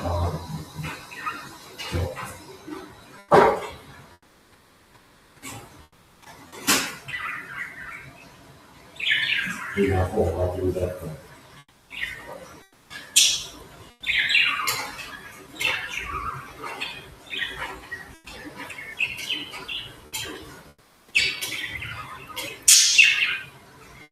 And I'm marking it down.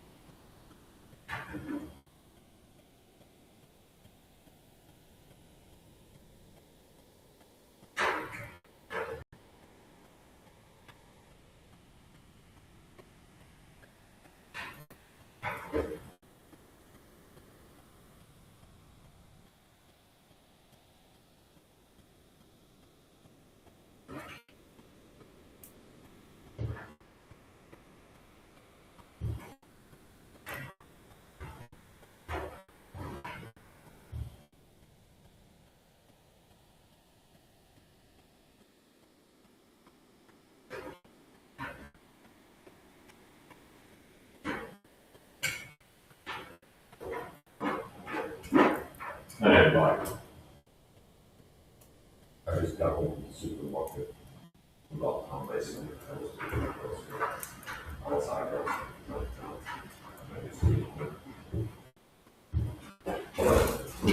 and the whole engaging system is supposed to come off.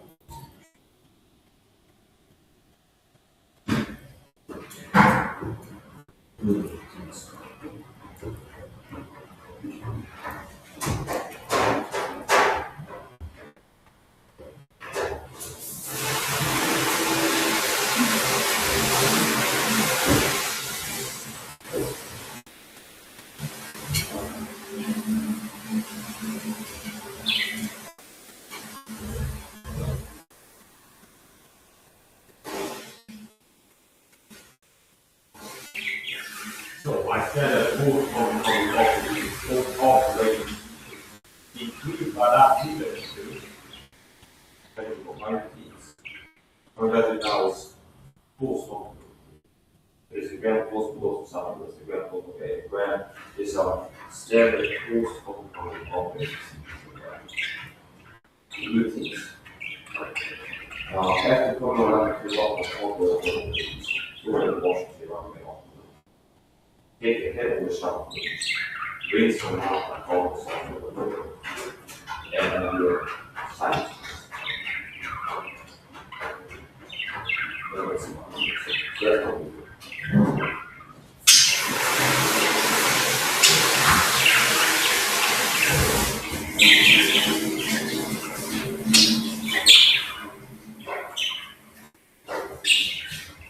Natural and electrical.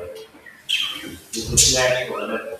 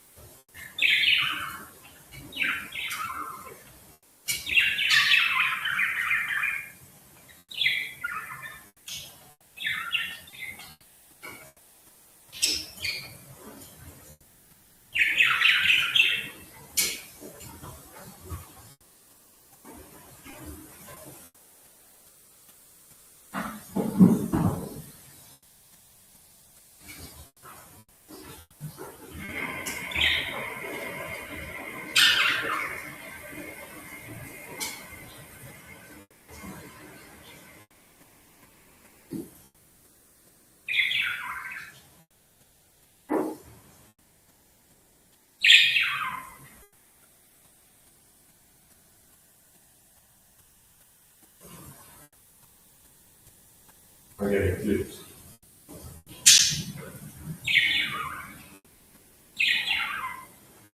There's always moments that the computer goes up or something. So you like hard.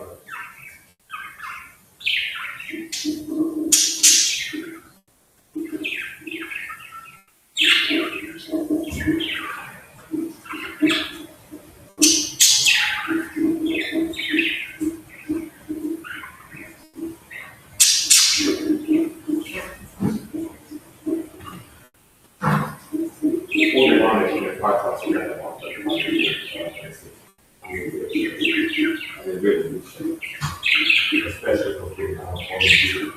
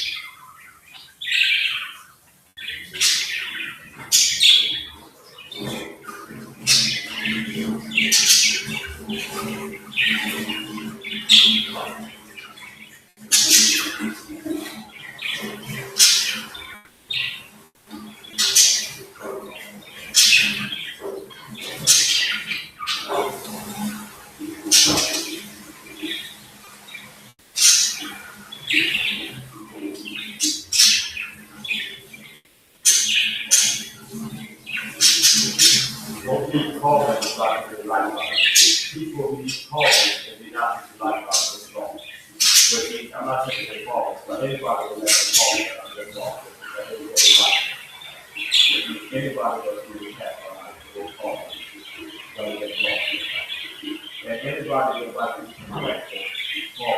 Anybody who's so to and like to be respectful.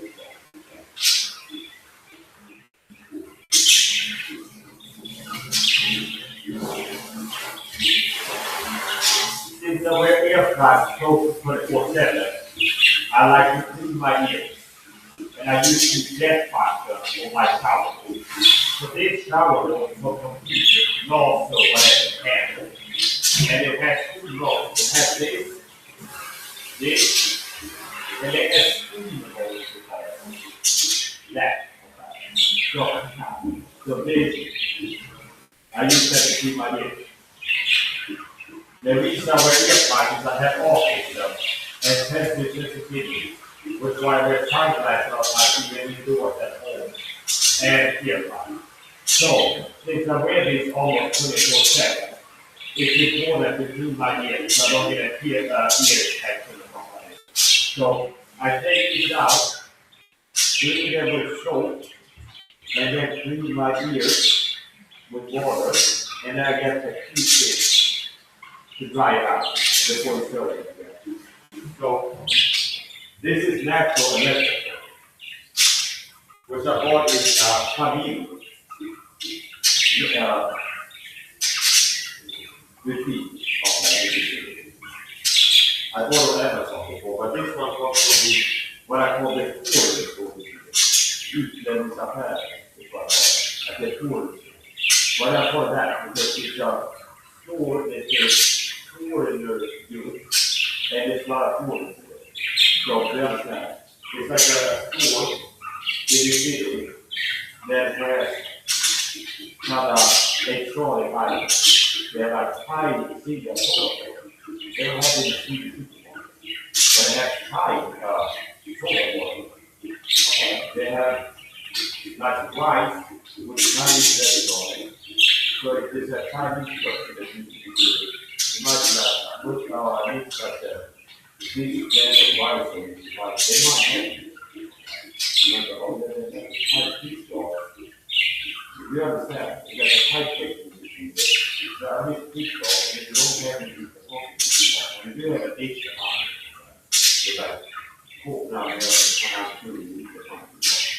But it's like you can't find it. They might have the same brand of food that you bought at China. So, a lot of the things, my knowledge, they're only stored here. It's natural electrical. Which the only type of spoke of. Flavor, no confused, flavor, all natural. I'm allergic. And nobody knows. Even if I stop with allergic, it's cool myself. I have it. I stop with allergic. I sleep with people. Because I know, I believe that your huge flavors have a complete problem. That's right. So this is natural electrical. That's how you start it. Eating my food, showering, washing my hands in the sink, hand washing coffee and pan in the kitchen. I use this replaces a lot of favorite commercial chemical products. So anyway.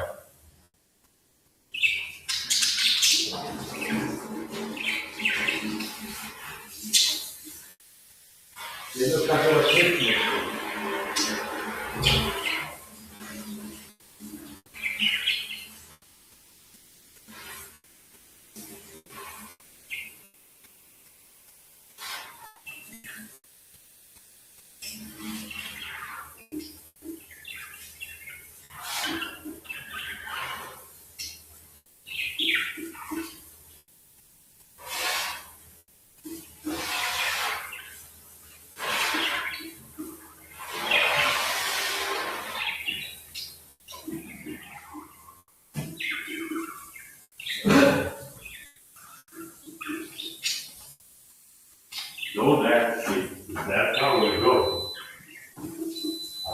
the sky, looking at you, I could be your mind.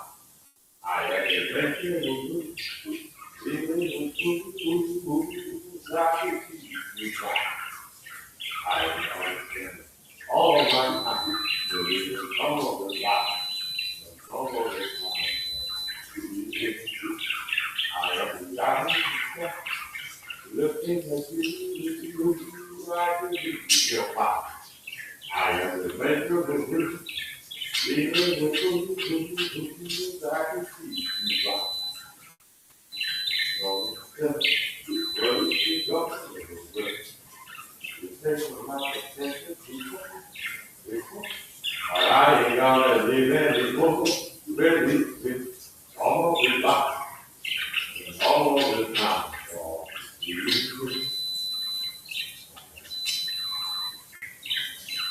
I feel it, what it, I feel it, right. Okay. So this is your test, the push one test.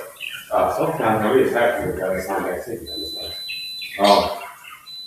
having arrogance and stuff, that is a good procedure.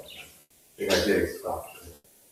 And this kind of worst case scenario is like testing how well I can see, how happy it is being stuck and having done stuff.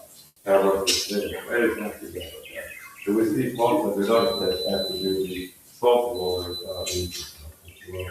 when I work with you.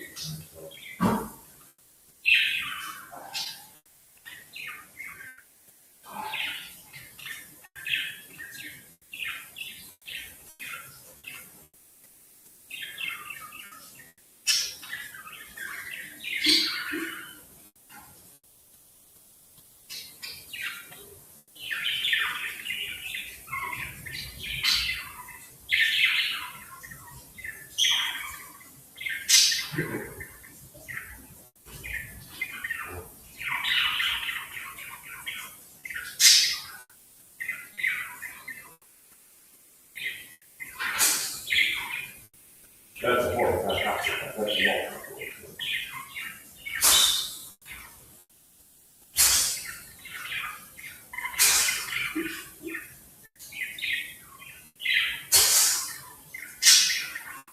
Well, with that goal like this, we actually basically define something.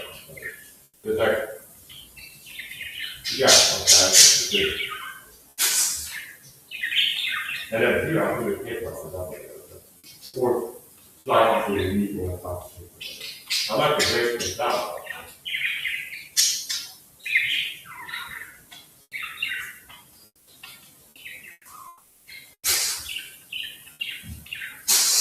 That's full punch.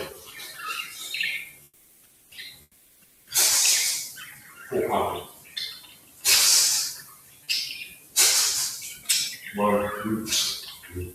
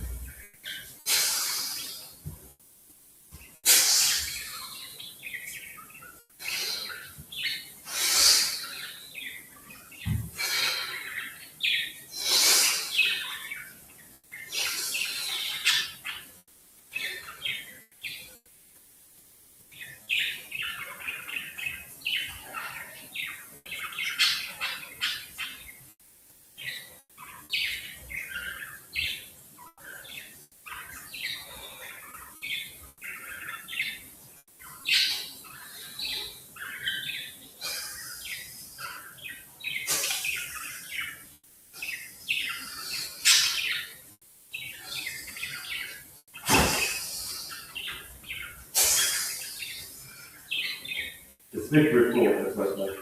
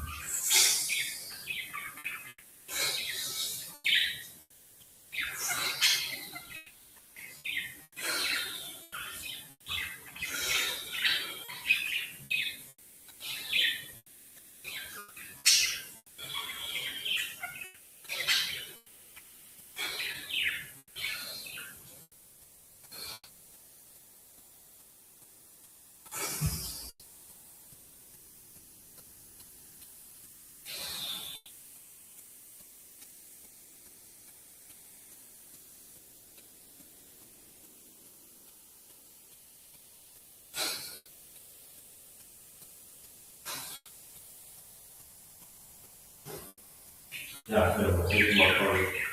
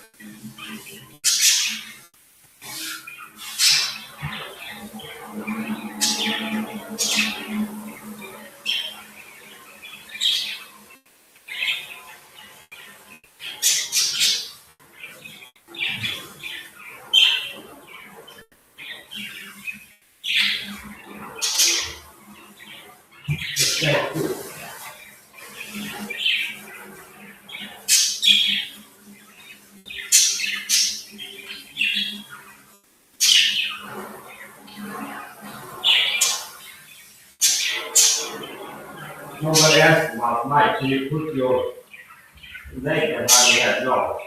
I can get about up here, sir. Up here.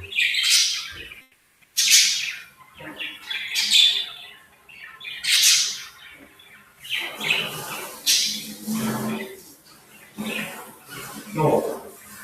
We had one of these sheets today where I was teaching something. And I brought up to and I could feel my clothes is happy. And I got in there, like, people think that it's a surprise. Yeah, it's like when you are going to be like a passing light there, or like secret store or not. It's not like I could feel I hurt my clothes. That's also okay. So the whole about it, they need to have to pay my clothes. They don't have some part they got either or. And I wouldn't be surprised if a lot of it, like after I shoot the door. But I can tell that this code is a little bit smaller, right? And it's a little like a straight, okay? But not saying really bad.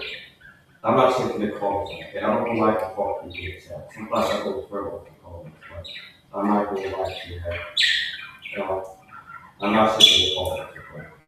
So I don't go like to talk to you with comments.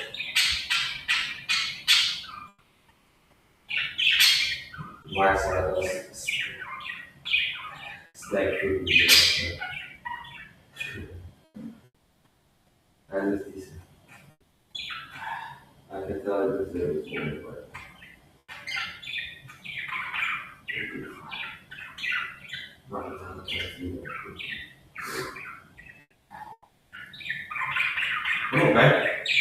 okay.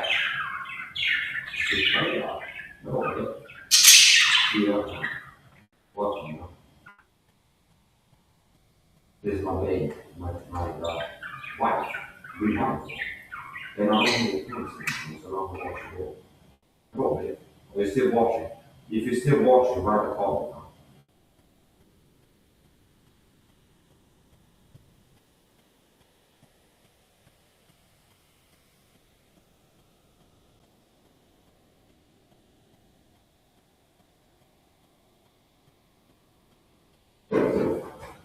So that account, Sophia, that's my wife, okay? That's one of her accounts. And I don't know if it came in 10 minutes ago. But it's like whatever.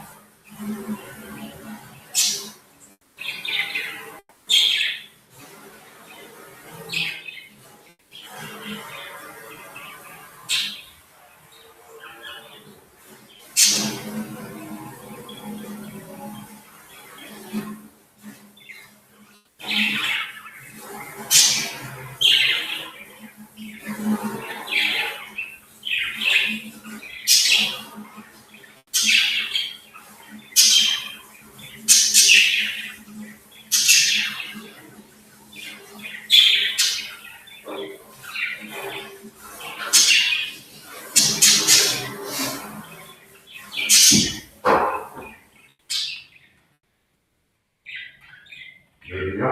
Really cool. Why does awesome as I see.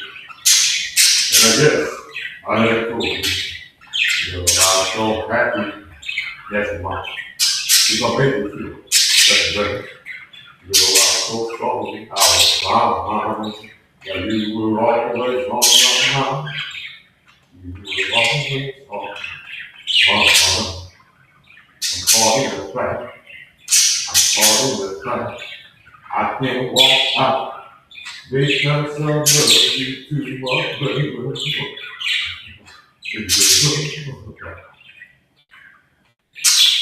I hurt myself today. You see, the truth. I focus on the pain. You know, you think that they need up the things of hope. You know, for real, and you think. Gotta give it all away. But I remember everything. What have I become? My sweetest question.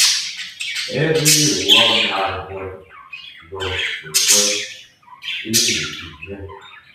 And you should have it all. My heart again. I will let you go. I will let you go.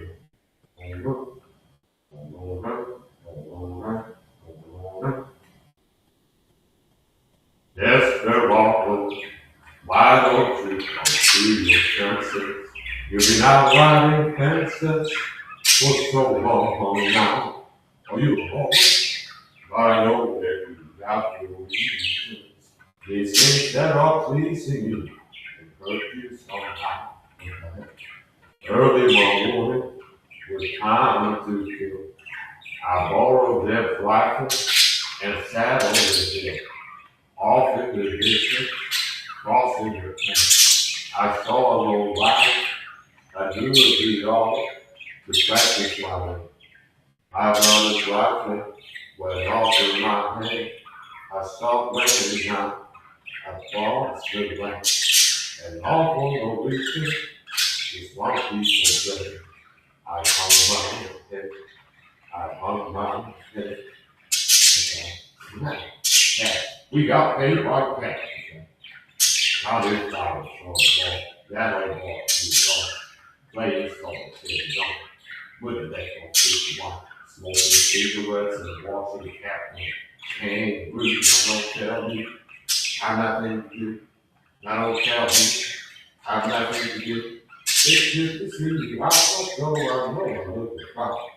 Anyway, it's my house and I was touch the trees like. And my feet are not accustomed to this part of my feet. So I must go back to my root and make my You look like a boy. This house thing, there's no man who can play or do. Okay, so don't let me go. Yeah, I wasn't invited to I like sugar. I like sugar.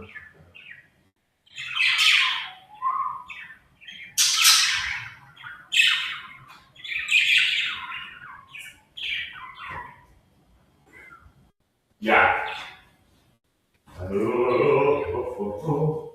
I'm your street. From this angle, from this angle, I'm gonna fly like a bird to the night. Spread my wings till I fly high. I'm gonna do it like tomorrow. Like it was the next 1, 2, 3, 1, 2, 3, great. Going back, live this kind of time. Let it be. From this angle, from this angle, I'm gonna fly. He is there's no mentality small everything's hard to do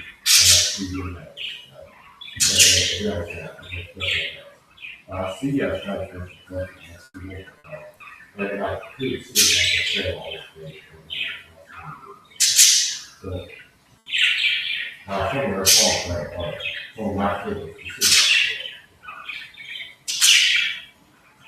see So anyway, I got things to do. Yeah.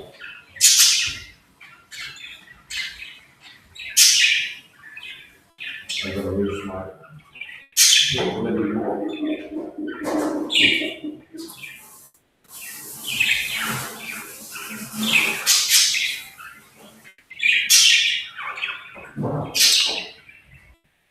So, it's not a setup of TV. That will come here. So, it's a lot of things that take off the top record for the washing. You have to take all the stuff that you have so go the software of possible conversation. And that's software.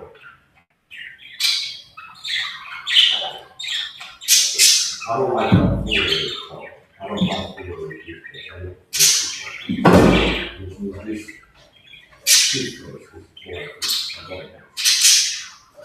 and this is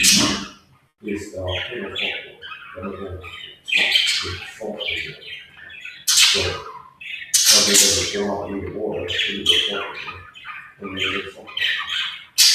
The more technical is have a software. Go out and use water. Put it about a piece of software. It's regular type. Pour the water a little bit. And then you use it. And then pour it out.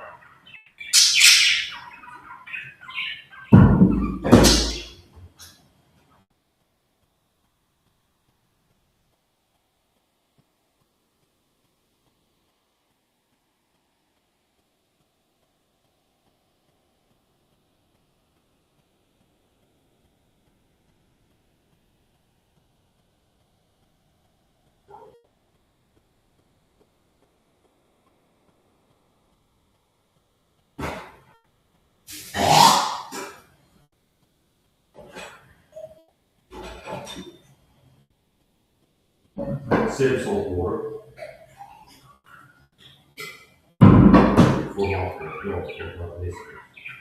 It's amazing water. I water about the it's like that.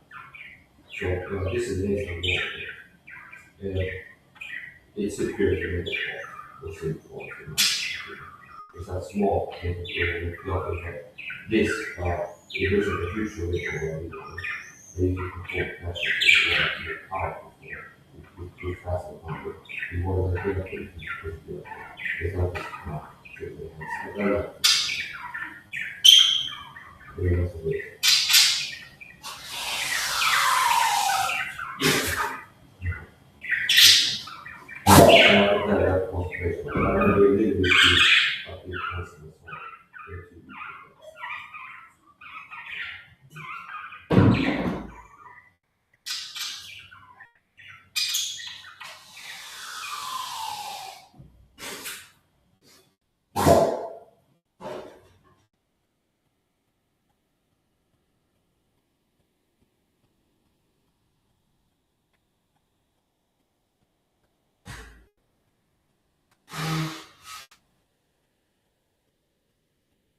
Okay.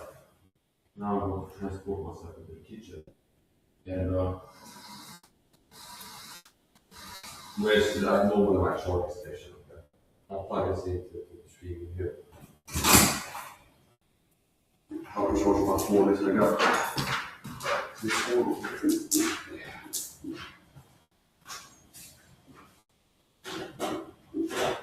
So, you need a break here.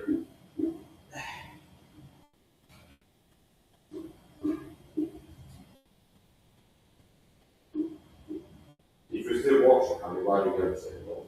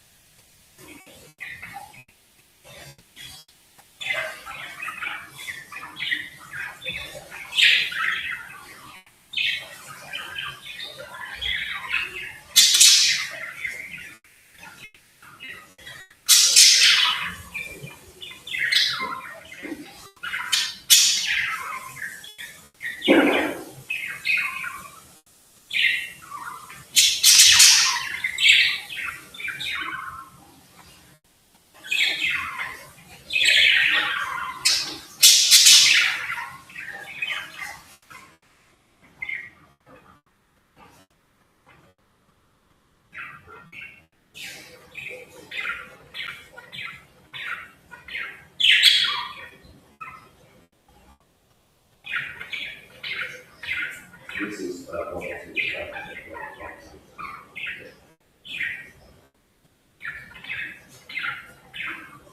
And in Sweden, this I don't know.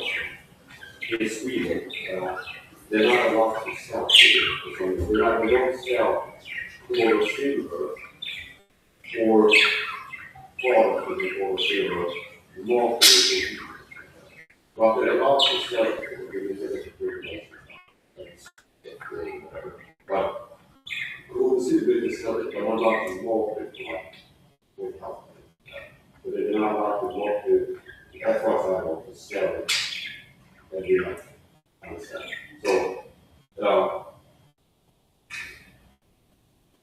now they sell it as water purification. I think it's called water purification, which means they can sell it to purify a liter of water for this much is liquid before drinking it. So apparently it's something that is not. Do you understand? Because I've seen it sold at most beauty stores, where it's like for water purification, gold silver, water for water purification. Pour this much of this gold silver water into water, shake up the water for purification effect in the water. Which means it's only pure water.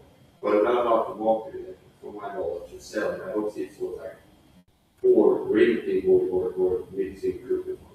They do a little bit tricky. I'm not a doctor, I'm a local law for myself, that's just a work for a long time. And that's another statement. And talk to the doctor for making this into a diagnostic supplementation and talk to the doctor for using or silver. Anyway, this water silver. And I've seen it sold before in Sweden at waters and stuff, like cream for pets. So for pets, they're apparently allowed to market, but not allowed to sell like fruit cream for humans. But like they have like a tube or like, you understand, a lotion, and it's like for your pets, for cats and dogs. So that for, you understand, so they sell it as like lotion for pets, or like some spray for pets, but not, so it might not be approved for human use, it might not be cleared by the CCTV. That we've tested that where we can tell you that, yeah, people can use this, but like for animals, people did, so they sell online in Swedish stores, it's like gold or silver lotion for pets, and they have like the dog with the dog. But I don't see like full users.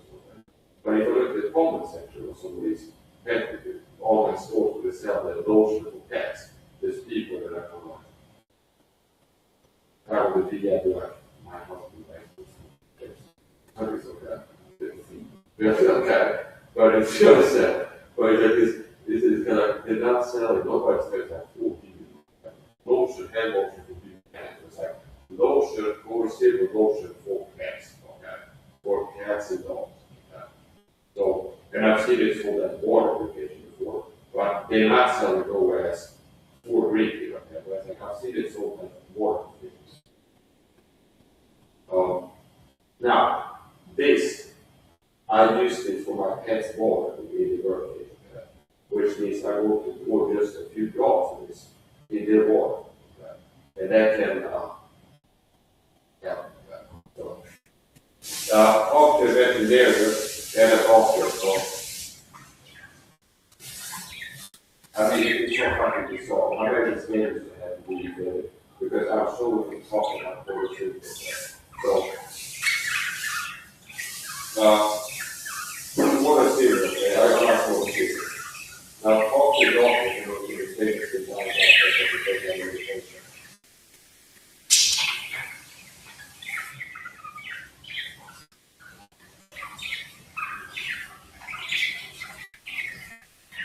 And I'm rinsing off the floor.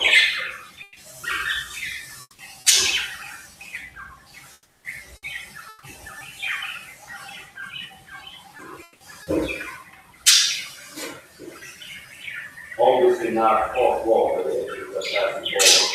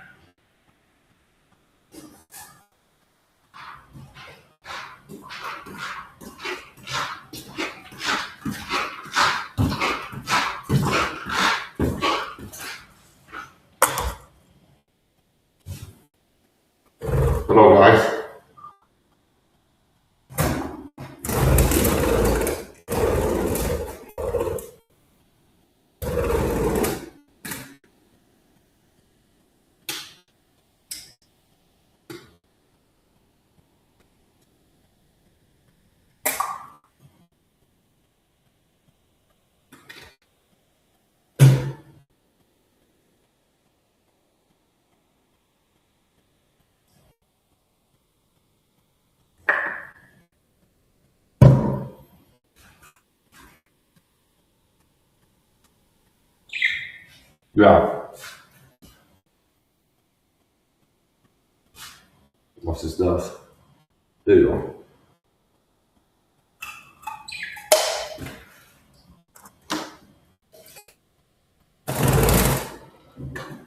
Alright.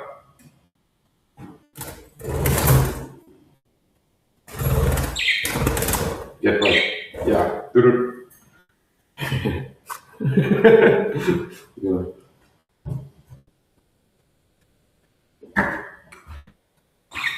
Pour it in now. Okay. The press will take it. You never know. You never call it. That's the old question. No.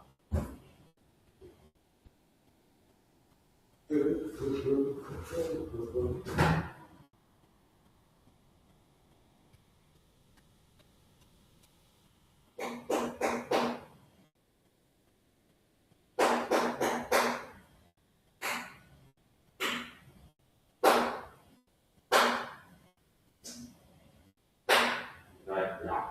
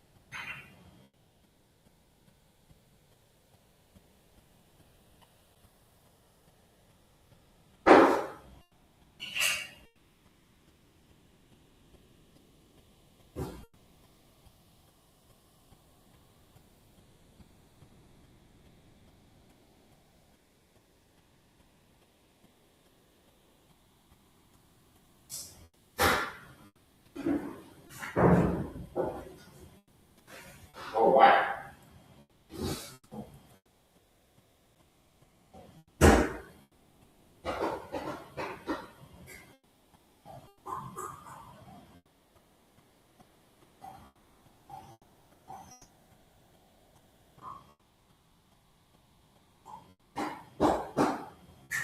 Oh, so that.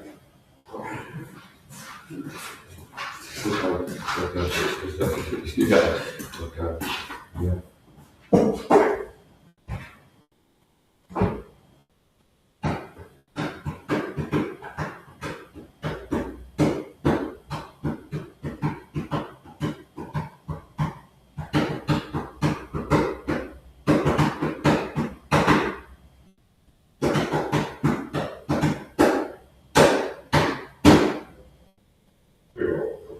Perfect.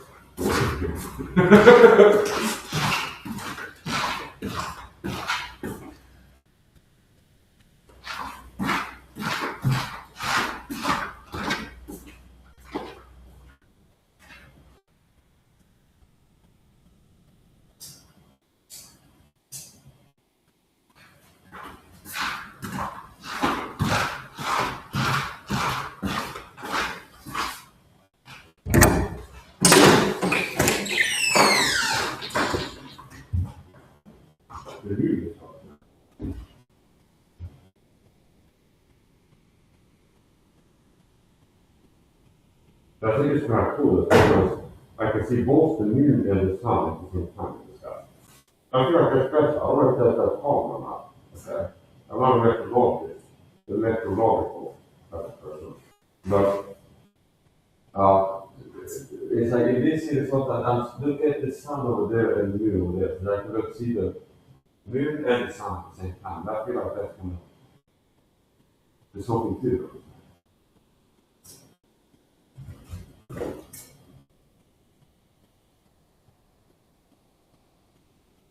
It depends on the wind speed, because if it picks up too much, it's like I need to move that forward. If it gets extreme.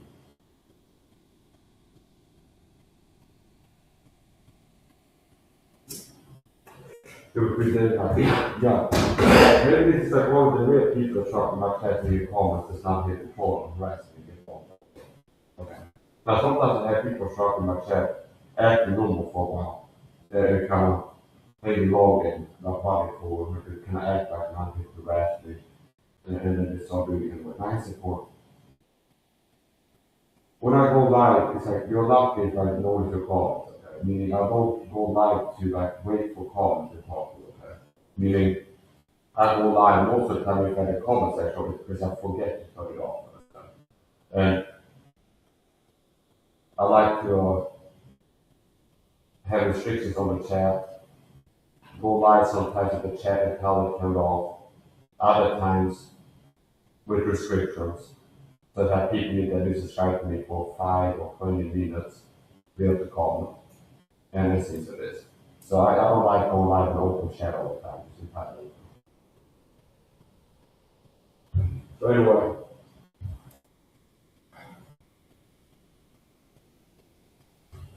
I mean, I guess this would be a perfect spot if I have all these telescopes on a tripod.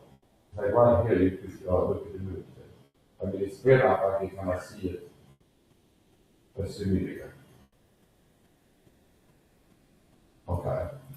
So right here now, it's like there's no clouds in between.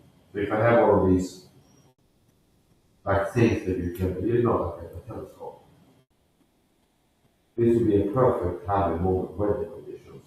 Very clear, and there's no clouds in the sky. I don't see any clouds, and there's no like smog today. Noticeably, I see smog. No, okay, it's clear. No clouds that I can see. And the moon is there. I'm assuming. Okay. That one, let's finish smoking.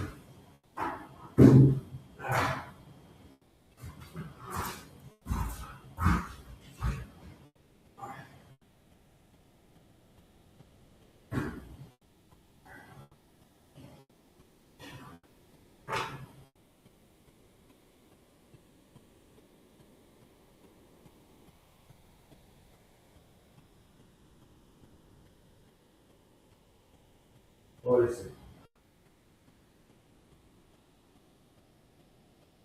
2002. Tuesday, May 26th. I have 30% better tonight. Yeah, so a lot of times on the news, if someone wanted to be day and night, I guess the response to me from the news.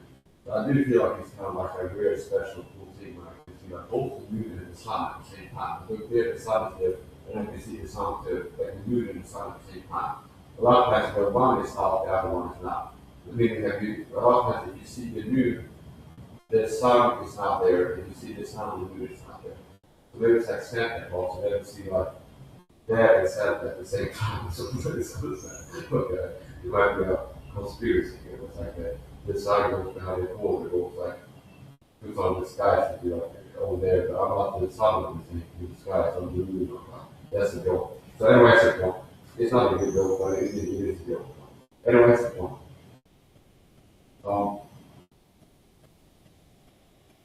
Yeah, it's a skull that I can tell by the wings. So similar like bird watching, it's similar to like bird watch too, or the Cold War, where they have like brochures, they don't have like stickers like in public schools. That'd be like every air identification guy. It'd be like a sticker on wings. It's like this is a Soviet news, okay? It's like from the side of the top and under. So it's like the jump there. So a lot of times you can buy wings, you can see what the bird is. You see what take a look. As well as wings with different and close wings and see what it is still. Which is still, that's the still. No, that's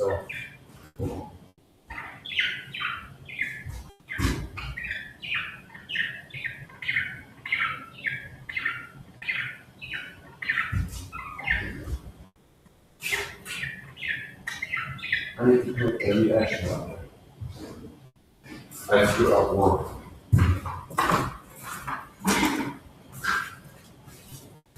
Good little flex.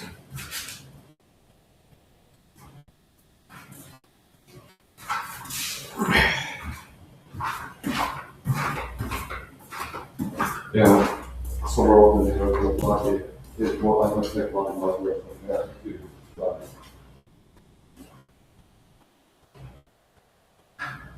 I think too much. You real body.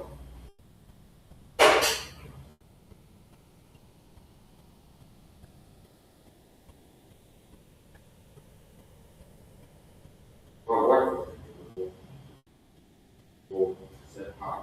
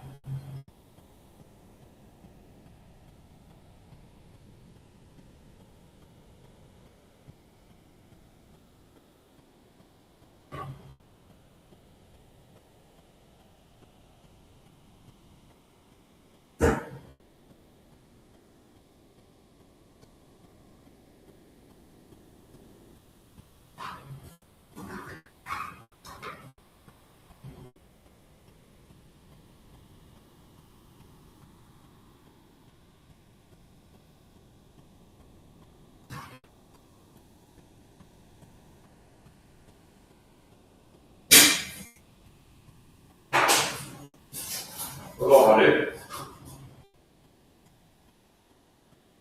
Hello, honey. Did I waste you?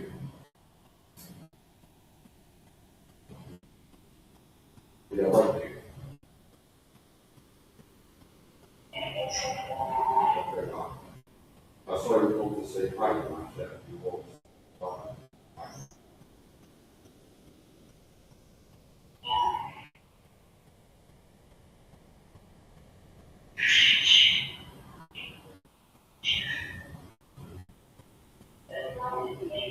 You're not going to love you. That's not going to come today.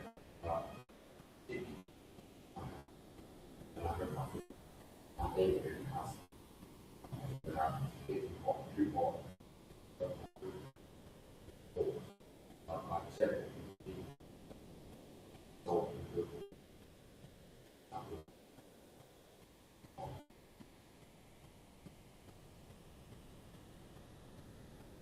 yeah. I love you. Good night, Mom. That's think I will live again on my phone.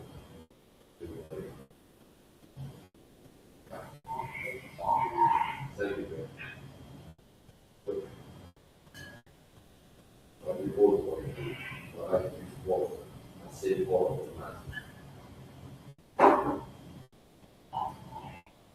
Okay, I want to know. God bless you, sweet people. If you pray, you can pray. If you pray, things can be paid. I'd like to pray. Okay.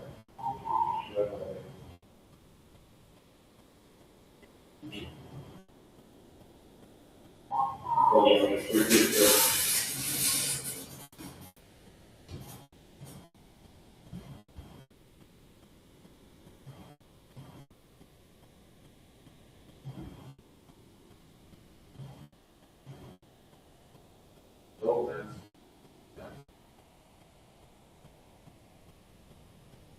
I'll be back.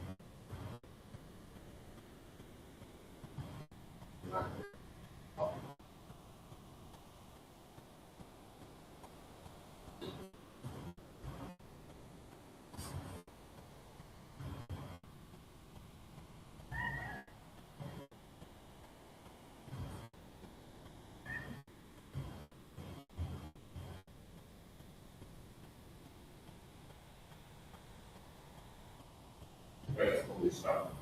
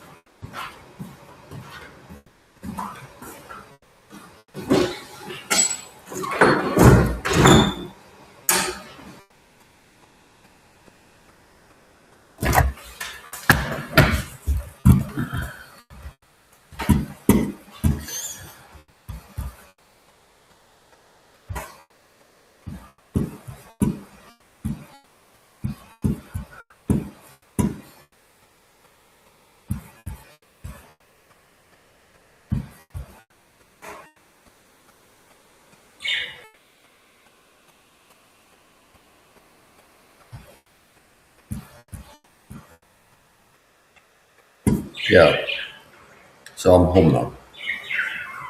And what I've been doing since I came home, well, took off my clothes, post-homecoming routines, standard post-homecoming operating procedures, routines. And what I like to do after I come home from the routines, so I'll take off the outdoor clothes, throw them in the washing machine, shower at least my head. I call it head over shower. So leaning on the bathtub and showering my head and my face.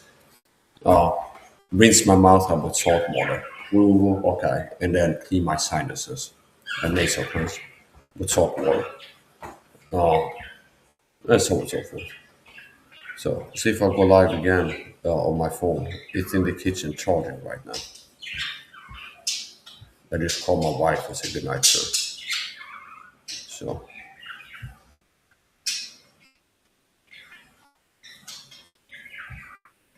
yeah.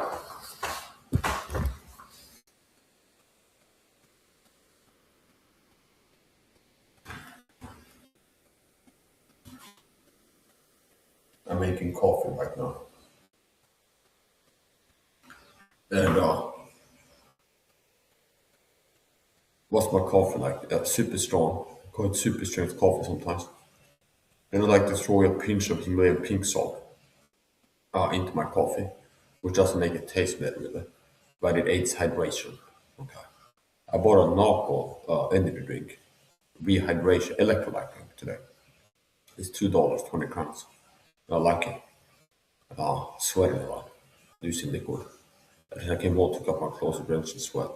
So in the supermarket, I decided let's buy a electrolyte drink, and it's kind of easy to justify spending $2 on that. Would it be like sweating on that? And gonna have some coffee, super strength coffee with some salt in it.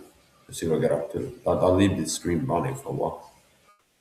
And this is how I do it sometimes. I start a stream for a reason to play video games or whatever. This time to as a Covert entity now system. And then I come home and just leave it on. Okay. So maybe you can position it so it shows the bird cage. Hello guys.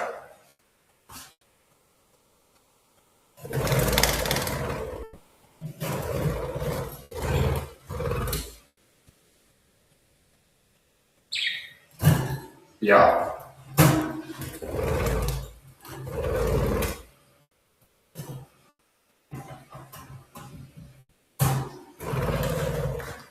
There's a starman waiting in the sky. He'd like to come and see us, but if fear should blow our mind, there's a starman waiting in the sky. Okay. Your face to face with the man who sold the world. We met upon the stairs. We spoke of what and when, although I was his friend. Which came as some surprise. I thought you died alone a long, long time ago. Oh no, not me. I never lost control. Your face to face with the man who sold the world. Do do do do do do do. Do do do do do do do. And I hear the faucet running, so I gotta go turn it off, okay? Hey. Oh, I get you, bitch.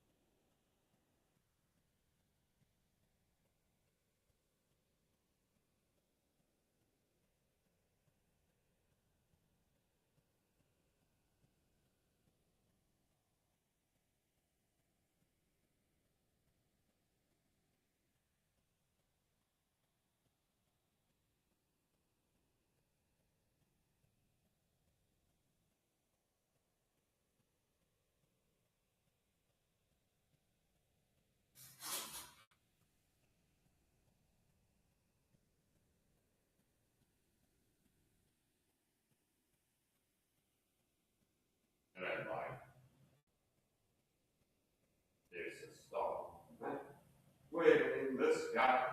He'd like to come and see us, but he fears to blow our mind. There's a star man waiting in the sky. Your face to face with the man who's so in the world. Do do do do do do do. No, no, no, no, no, no, no, no, no. Okay. We never know what we're gonna get to into all my streams. But that's what the mood for singing. And sometimes it's this and that and the other thing. So I gotta make some adjustments to the chat. I'm live on YouTube with my phone. I'm gonna flexing too. Hey.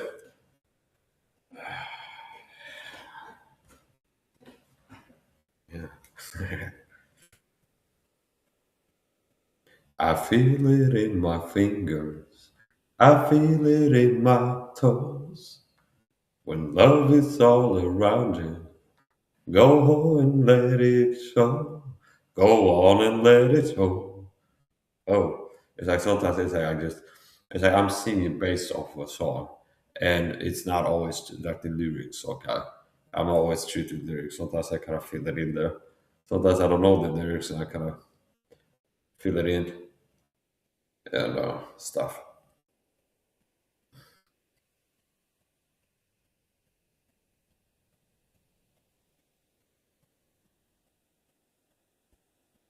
Yeah, so I came home. Today I was downtown in the supermarket singing. Not after coming home I was. So I went downtown today, collected a package, bought some food, bought a big pack of hamburgers, frozen hamburgers. Big pack, okay, $19. Okay. For what, 20 hamburgers? Just the meat, okay. And I don't consume, I eat OMAD, I do OMAD fasting, which means I fast more than 20 hours per day and eat only one time per day. It's called OMAD fasting. Further, I maintain a low sugar diet, so I consume less than 10 grams of sugar per day. So I eat one time per day, and when I do eat, it's low sugar. Okay, it's a low sugar meal, home cooked typically, and I'm not really trying to make my meals high carb most of the time. Okay, so most important to me is fat and protein, healthy fats and protein. Some favorite fats: avocado, coconut oil, olive oil, and if butter, then real butter. And I actually bought a can of coconut oil, organic coconut oil in the ICA-kontum supermarket today. I already have a bottle of olive oil. So what I bought in terms of food in the supermarket was a big pack of hamburgers, 20 pack of hamburgers, $19 something, and a can of coconut oil. And I collect that package in the supermarket as well. A bottle called silver. There's a starman waiting in the sky. He'd like to come and meet us, but he fears he'll blow our mind. There's a starman. There's a starman waiting in the sky. He'd like to come and see us, but he fears he'll blow our mind. Okay, your face to face with the man who sold the world. Do do do do do do do. Do do do do do do do do. We passed upon the stair. We spoke of what and when, which came as some surprise. I thought you died alone a long, long time ago. Oh no, not me. I never lost control. Your face to face with the man who sold the world. Do do do do do do do. Do do do do do do do do. Yum de room scene.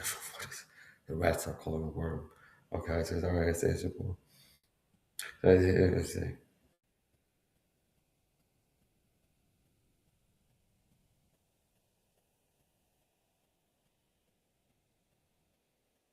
You try to hurt me, give me such a hard time, but it feels just like I'm walking on broken glass. Do, do, do, do, do, do, do, do, do, do. You're like the sweetest thing that happened to me. Oh, okay, yeah. Go ahead. Okay, you rhythmics, I love it. Sweet dreams are made of these. Who am I to disagree? I traveled the world in the 70s. Everybody's looking for something.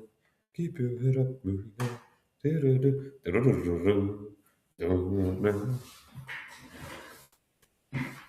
I got some definite to record.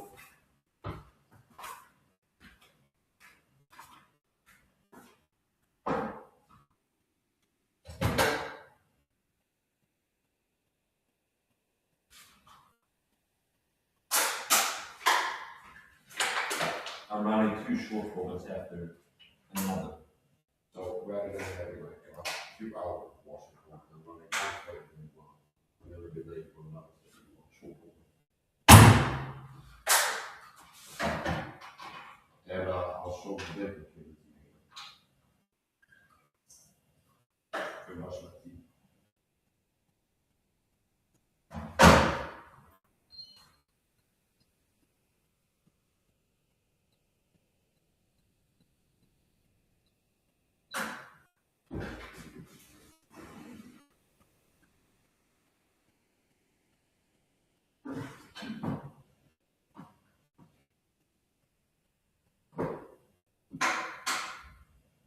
So, what type of toothpaste do I use? This is the toothpaste. 5-minute super white. Get the whitening in the interval. 3 from 4, swimming water sulfate, PG seconds record. What is an Amazon? By searching for a toothpaste, and I found this on board once and I tried it on the website. This is fluoride-free toothpaste, and I got the fluoride-free toothpaste. What type of toothbrush? This is the toothbrush that I use. A nano brush. I think also it's a nano brush in the and it has more fine bristles than the. So let's say a little toothbrush, I would expect it has 1,000 bristles. This one has 10,000. So it has small bristles.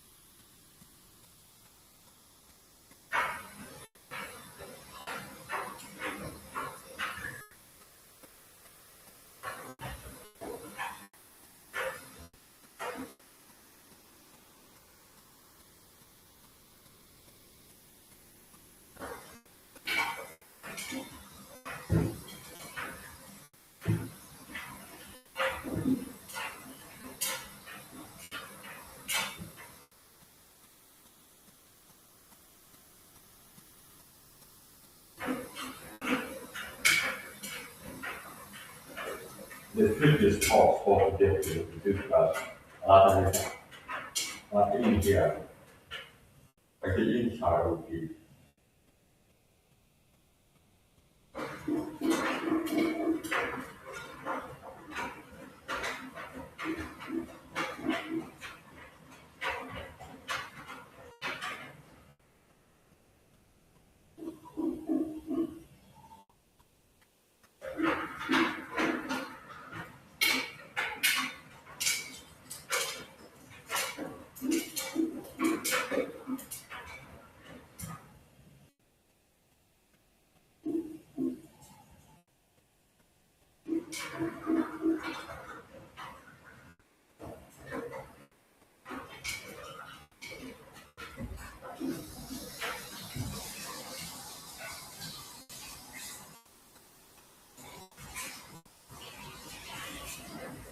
So now, based on our level.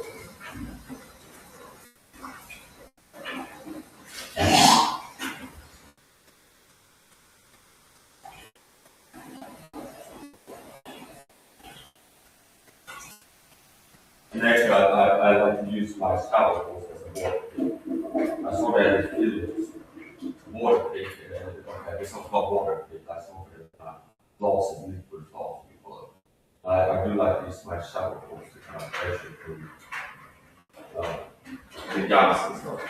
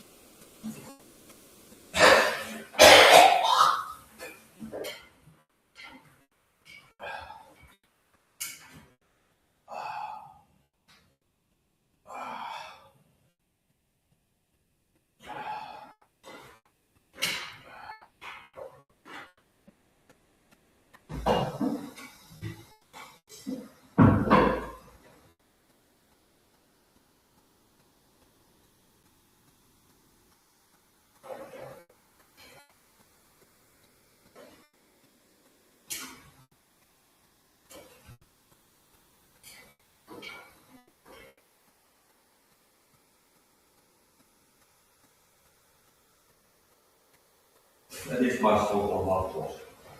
And basically, I like to not just, it's like if I'm not going to do something, I said I'll do it.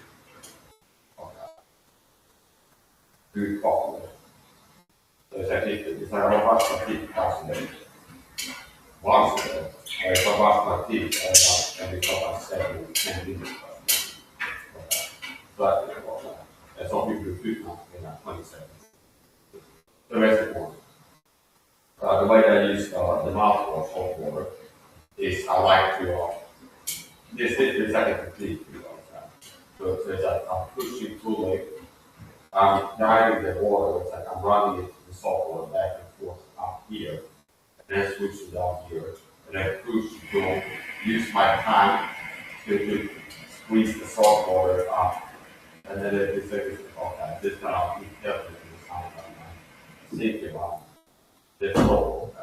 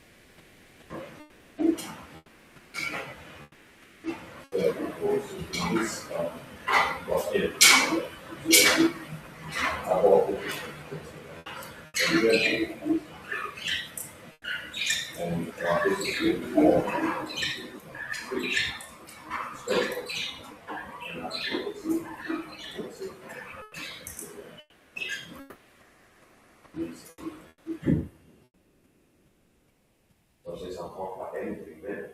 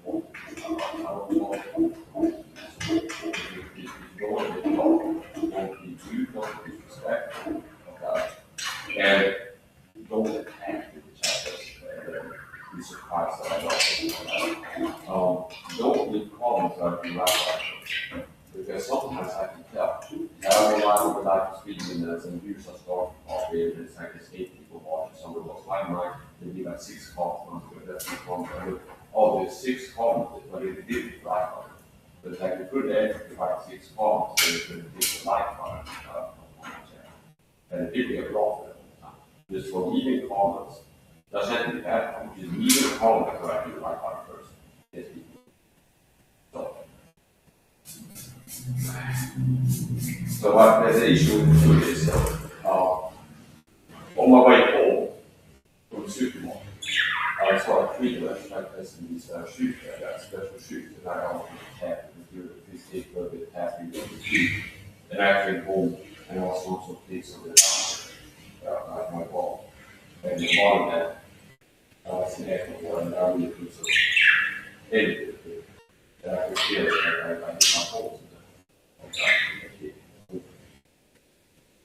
and I went to the bathroom a bit later, and this one of the things was like, as I got to take all my salt, and I was going to have and I was kind of waiting for like, they might be worried about the whole thing, count on the whole, I'm really small and small, so I can see that, I can feel like I hurt my toes. Yeah, one of the comments is small, and I think it's shaking. I took a fruit shower, I showered my fruit in the dirt, and then I cleaned my space. Good morning.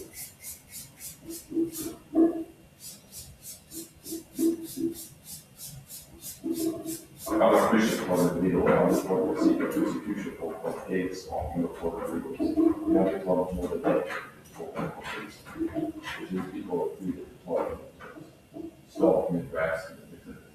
Case law is legal. That's all that tells me. Men motståndarna är viktiga.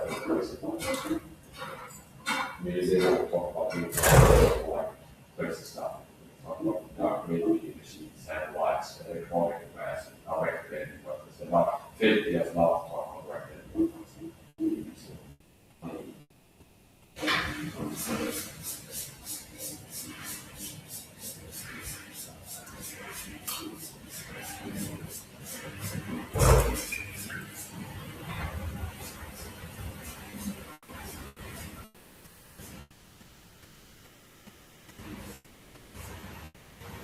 All right.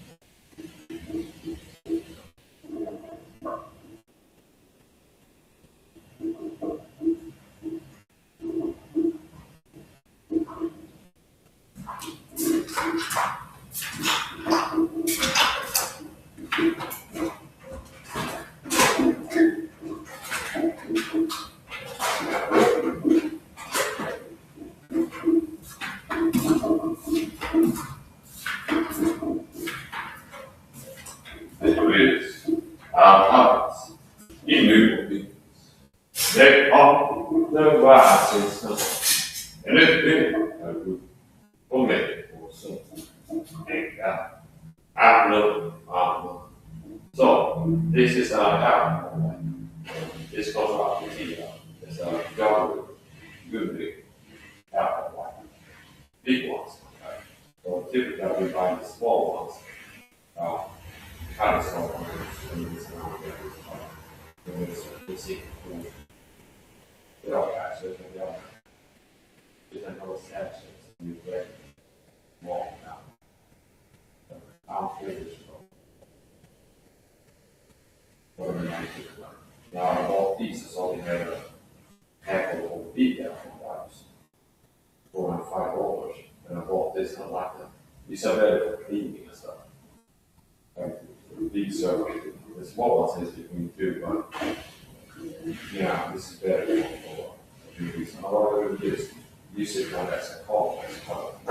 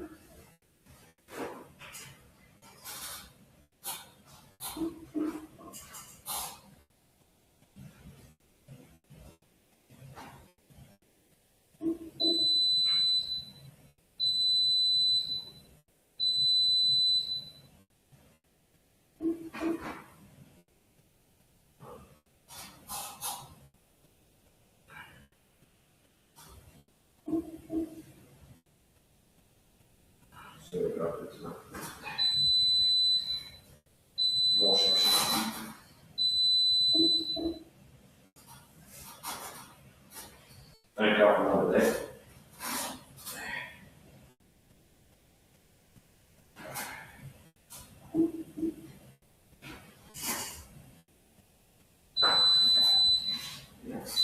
So, we'll be thankful for these students for this much good. Sometime along 18.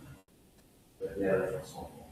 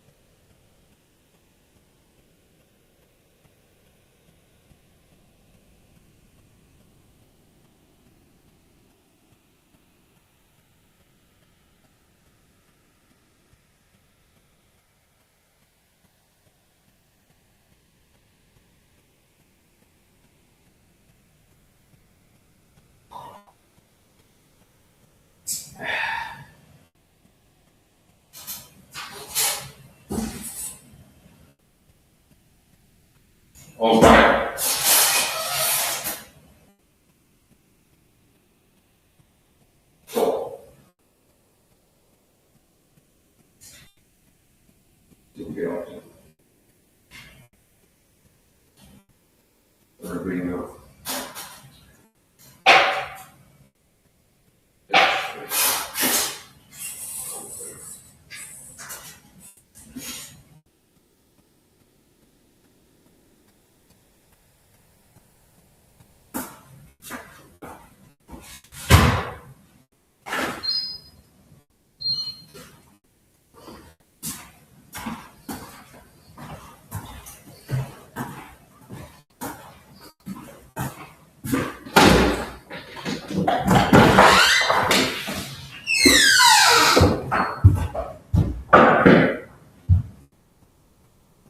Quite beautiful.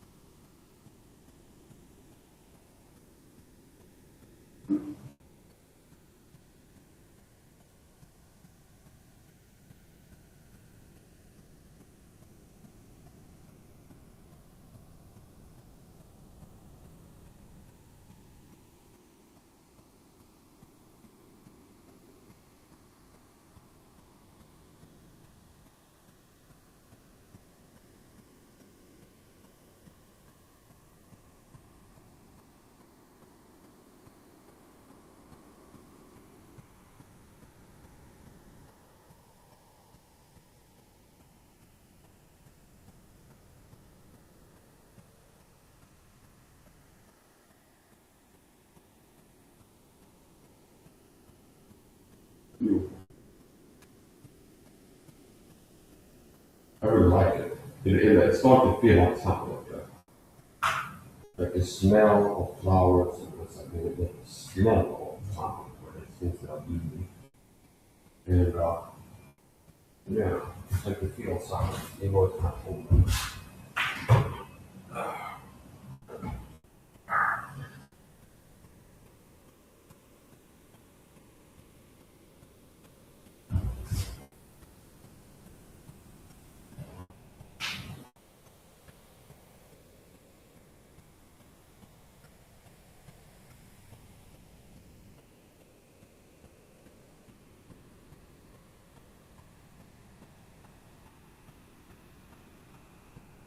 I have this.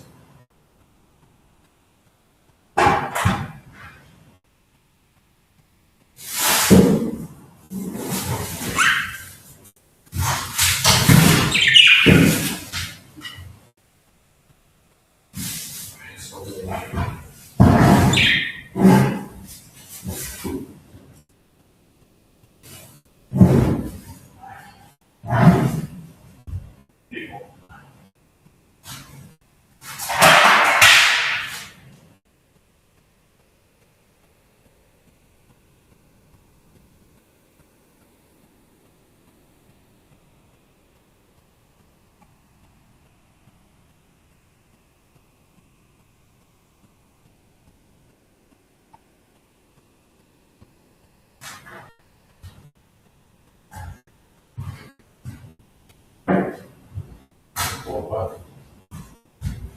Beautiful person.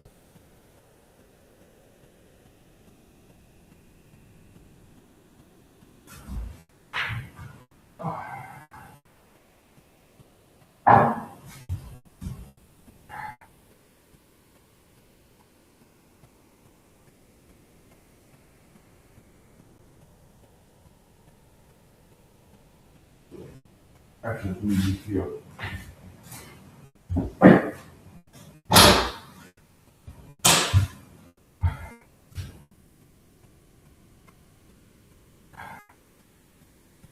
The heavens have played a role down the firmament duties anyway. Only visible things are hidden from the equation of God are favored seen, being understood by the things are made, even its eternal power and Godhead, or as otherwise. The heavens have played a role of God, and the firmament duties hidden work.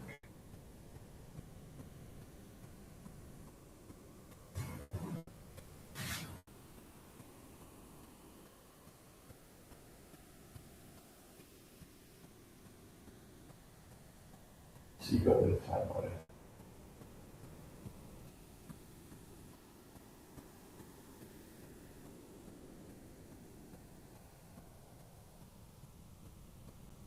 The heavens declare the glory of God and the firmament duties.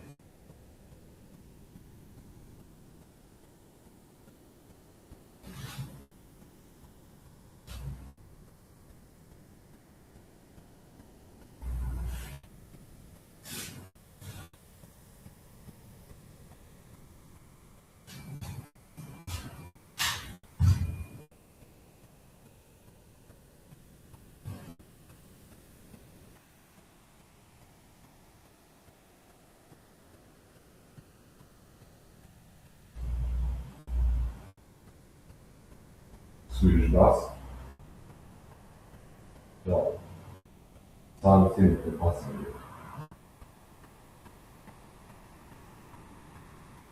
The streets are blue. This one.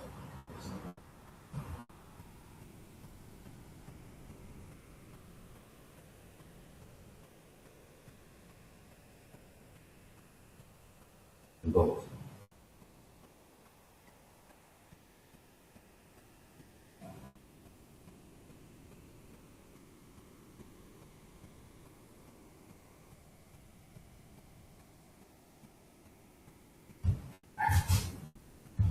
Suicide SAHA, the women that were lost. Nightmares. That's a good book. You'll do this.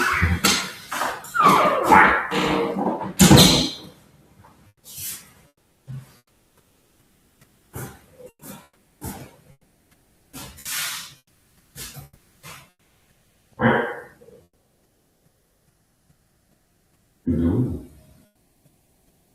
Good. Alright. How you doing? Guys, so the stream all the way with the black human man.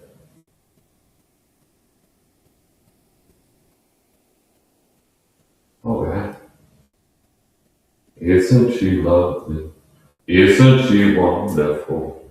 Isn't she precious?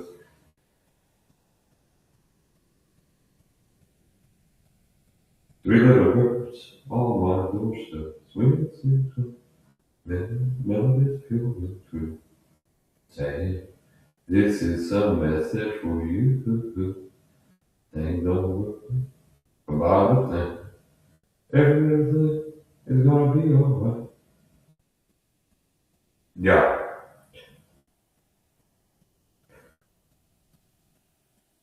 Jag checkade hennes sida från en flash och see that.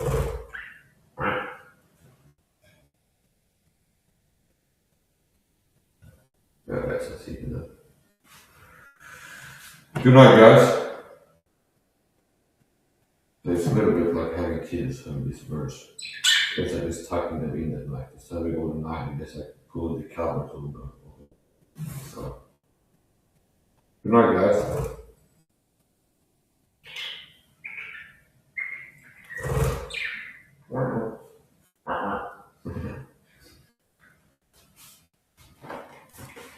You take the man out of the city, not the city out the man. can get the budgie out of the bush, but you can't get the bush out of the budgie. Booga booga. Okay. You can get the bush out of the budgie, but you can't get the budgie out of the bush. What it is. You can get the budgie out of the bush, but you can't get the bush out of the budgie. Okay.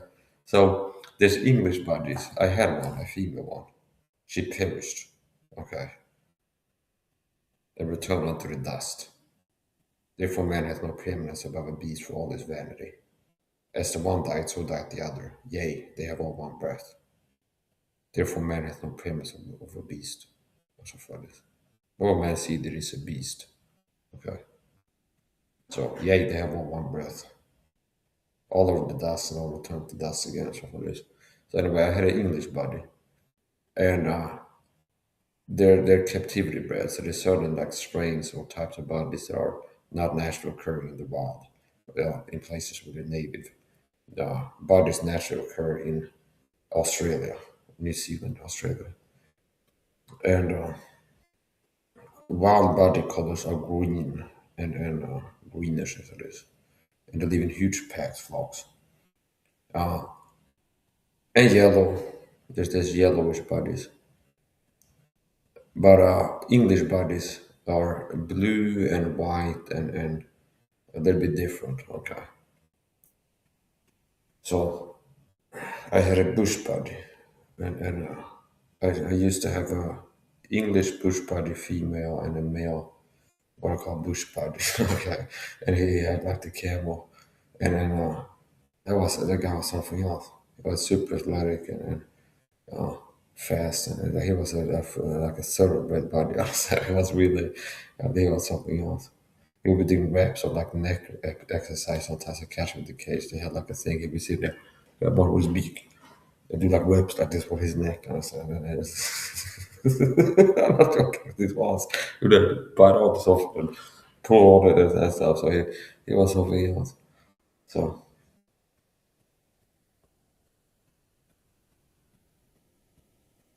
I wouldn't be surprised if the gang stalker probably murdered my body when I only had one left. And I'll leave it at that. I'm not going to read the details of this live stream.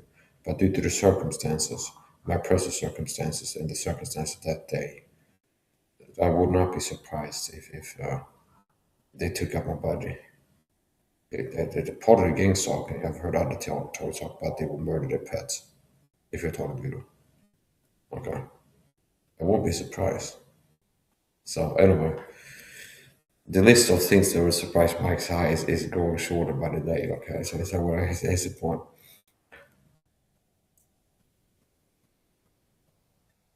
Yeah, another day. The heavens declare the glory of God, and the firmament through his handiwork. Day after day uttered speech, neither not true forth nor others. The lines have gone out to all the ends of the earth. There is no speech nor language where the voice is not heard, something like this. Okay. The heavens declare the glory of God, and the firmament through his handiwork.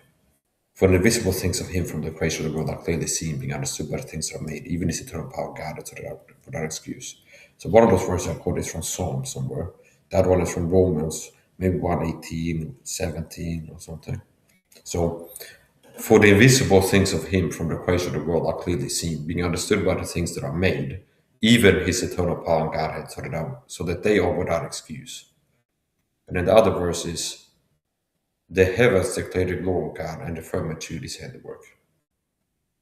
So let's pull it up actually, and I read the whole chapter today. Bible Gateway. Load the screen bar server is a bit annoying.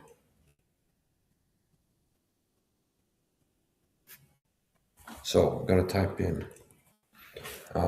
Romans 1, and it's gonna be Romans 1, 17, 18, 19 maybe. Let's see. Romans chapter 1. For the wrath of God, 1:18.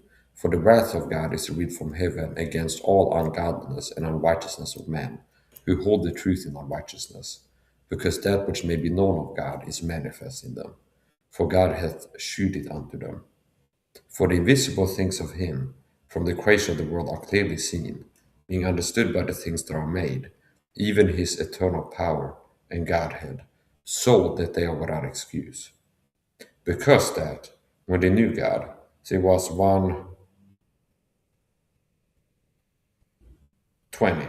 Romans 1:20, okay? Because that, when they knew God, they glorified him not as God, neither were thankful, but became vain in their imaginations, and their foolish heart was darkened. So actually, I read it top down this time. Not bottom side, top down. Okay. Romans 1, authorized King James Version, which is the Word of God in English. Joe Cambridge edition. Paul, a servant of Jesus Christ, called to be an apostle, separated under the gospel of God, which he had promised afore by his prophets in the Holy Scriptures, concerning his Son, Jesus Christ our Lord, which was made of the seed of David according to the flesh.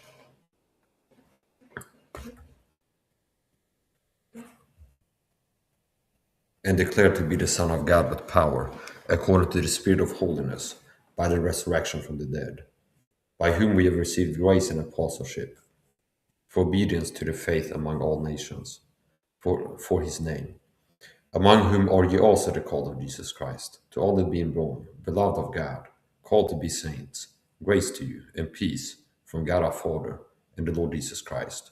First, I thank my God through Jesus Christ for you all, that your faith is spoken of throughout the whole world. For God is my witness, whom I serve with my spirit in the gospel of his Son, that without ceasing I make mention of you always in my prayers, making requests, if by any means now at length I might have a prosperous journey by the will of God to come unto you.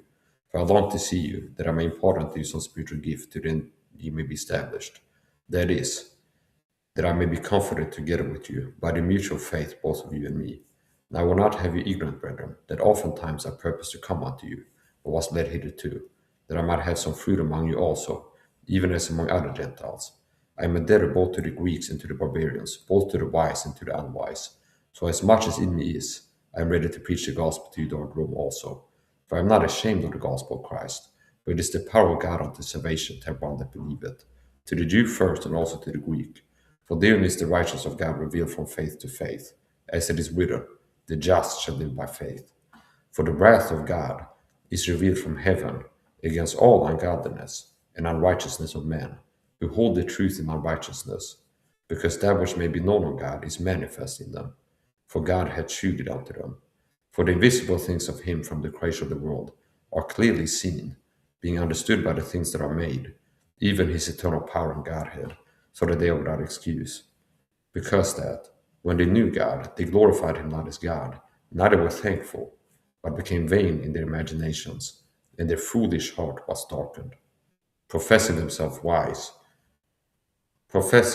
to be wise, they became fools, and changed the glory of the uncorruptible God into an image made like to corruptible man, and to birds, and four-footed beasts, and creeping things. Wherefore God also gave them up to uncleanness through the lust of their own hearts, to dishonor their own bodies between themselves, who changed the truth of God into a lie, and worshipped and served the creature more than the Creator, who is blessed forever. Amen. For this cause God gave them up unto wild affections. For even the women did change the natural use into that which is against nature, and likewise also the men, leaving the natural use of the woman, burn in their lust one toward another, men with men, working that which is unseemly, in receiving in themselves that recompense of their error which was meet. And even as they did not like to retain God in their knowledge, God gave them over to a reprobate mind, to do those things which are not convenient, being filled with all unrighteousness, fornication, wickedness, covetousness, maliciousness, full of envy, murder, debate, deceit, malignity, whispers, backbiters, haters of God, despiteful, proud, boasters, inventors of evil things, disobedient to parents, without understanding, covenant breakers, without natural affection, implacable, unmerciful, who know the judgment of God, that they which commit such things are worthy of death, not only do the same, but have pleasure in them that do them. Now let's go put up the verse I was quoting. The heavens declare the glory of God, and the firmament shewed his handiwork. The heavens declare. Here, it's Psalm 19. Psalm 19, to the chief musician, a psalm of David. The heavens declare the glory of God, and the firmament shewed his handiwork. Day unto day uttereth speech, and night unto night sheweth knowledge. There is no speech nor language, where their voice is not heard. Their line is gone out through all the earth, and their words to the end of the world. In them hath he set a tabernacle for the sun, which is as a bridegroom coming out of his chamber, and rejoiceth as a strong man to run a race. His going forth is from the end of the heaven, and his circuit unto the ends of it, and there is nothing hid from the heat thereof. The law of the Lord is perfect, converting the soul. The testimony of the Lord is pure, making wise the simple. The statutes of the Lord are right, rejoicing the heart. The commandment of the Lord is pure, enlightening the eyes. The fear of the Lord is clean, enduring forever. The judgments of the Lord are true and righteous altogether. More to be desired are they than gold, yea, than much fine gold, sweeter also than honey in the honeycomb. Moreover, by them is thy servant warned, and in keeping of them there is great reward. Who can understand his errors? Cleanse thou me from secret faults. Keep back thy servant also from presumptuous sins. Let them not have dominion over me. Then shall I be upright, and I shall be innocent from the great transgression. Let the words of my mouth and the meditation of my heart be acceptable in thy sight, O Lord, my strength and my Redeemer. Amen.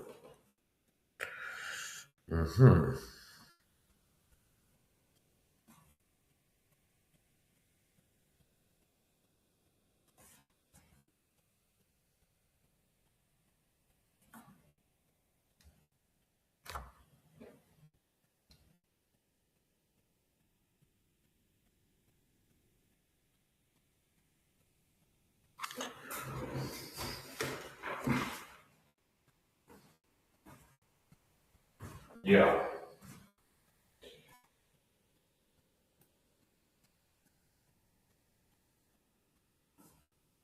I'm not gonna lie,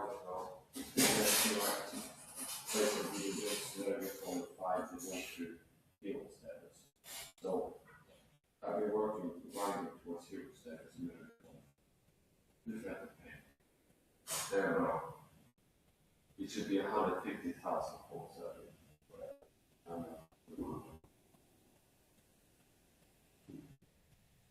I was actually playing something for you. We're going to finish up this video. And don't forget to hit the like and subscribe to my channel for the future. Now, I would recommend that you don't count on YouTube to notify you. I've heard of people get not subscribed to the channel. I did leave the fact that people can notify when I upload something live. So get in the habit of checking manually if I upload something. You can search Mike's Live on YouTube. Or just to search, if you can search Mike's Live or Mike's East Live, and that's a way to find my channel. So, I'm going to finish up some Michael Live again later. Thank God for another day. Stay live, able to make news, make things happen. Hold free. Okay. Yeah. I'm going to finish up this video.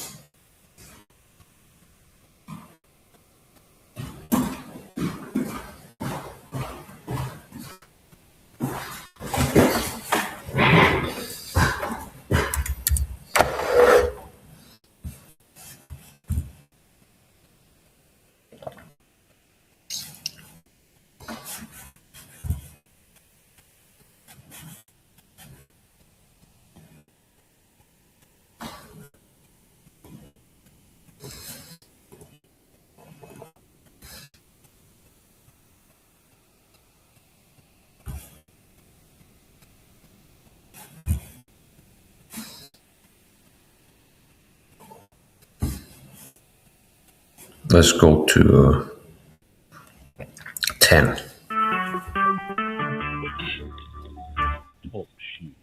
Recorded live. Hello, my name is Chuck, nickname Vancouver of Vancouver, Washington, USA. Welcome to Talk Show, call number 120297. This call is being recorded, and anything said by either one of us will go into the public domain. Thus, everyone is entitled and encouraged to copy or republish any or all of this MP3 recording file. You do not need permission. No notification or attribution is necessary. To find more of these public domain audios, go to the top right corner of any TalkShoe.com screen and search for Vancouver or 120297, or click on the purple top left live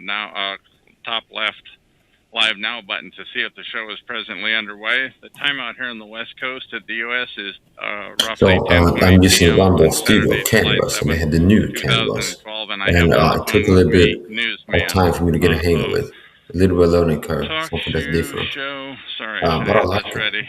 Number 99598. It's okay. He's got his show on Talk Show. It just ended a few minutes ago. He's on every Saturday night at 10 p.m. Eastern Time. What I'm trying to do is to get it to be Newsman, this what do you far have for to say? me The to ball's in your be court, a man. full screen, okay? While still having the thanks screen for having me share on playing the there, audio. Van. I'll see if I Chuck, can, I'm really figure glad that to out. be talking to you finally after all this time. And, you know, it really is very interesting because this whole concept of the targeted individual is one that I never really had a name for, but was one that I have experienced before over the years in viewing different people as they've been targeted. I wanted to ask you specifically, Chuck, first off, when was it that all of this did start for you? Well, when I noticed it, actually, was in April of 2000, right about tax day here in the USA, April 15 of 2006. And I knew I was being screwed with. It was totally amazing, and I didn't catch on.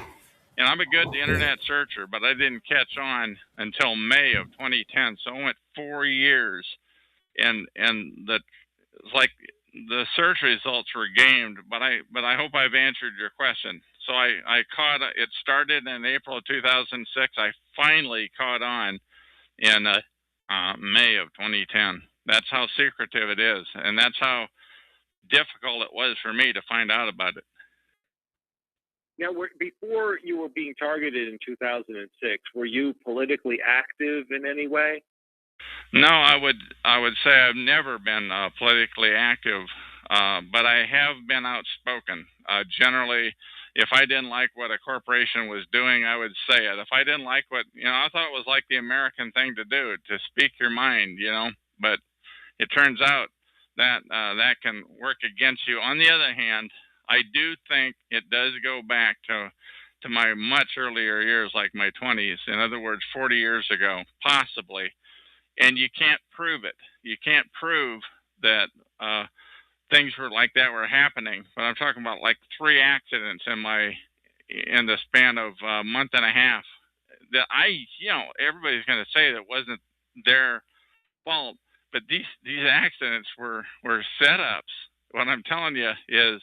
And the individual was a family member that was carrying my insurance, and I think he was a TI. And so it's kind of like they got 2 for the price of 1.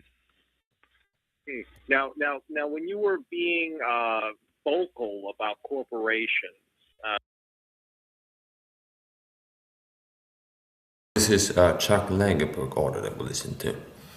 Audio recordings from late TI Chuck Langenberg. And Chuck Langenberg was a target video, and I believe that he got unalived by the program, okay?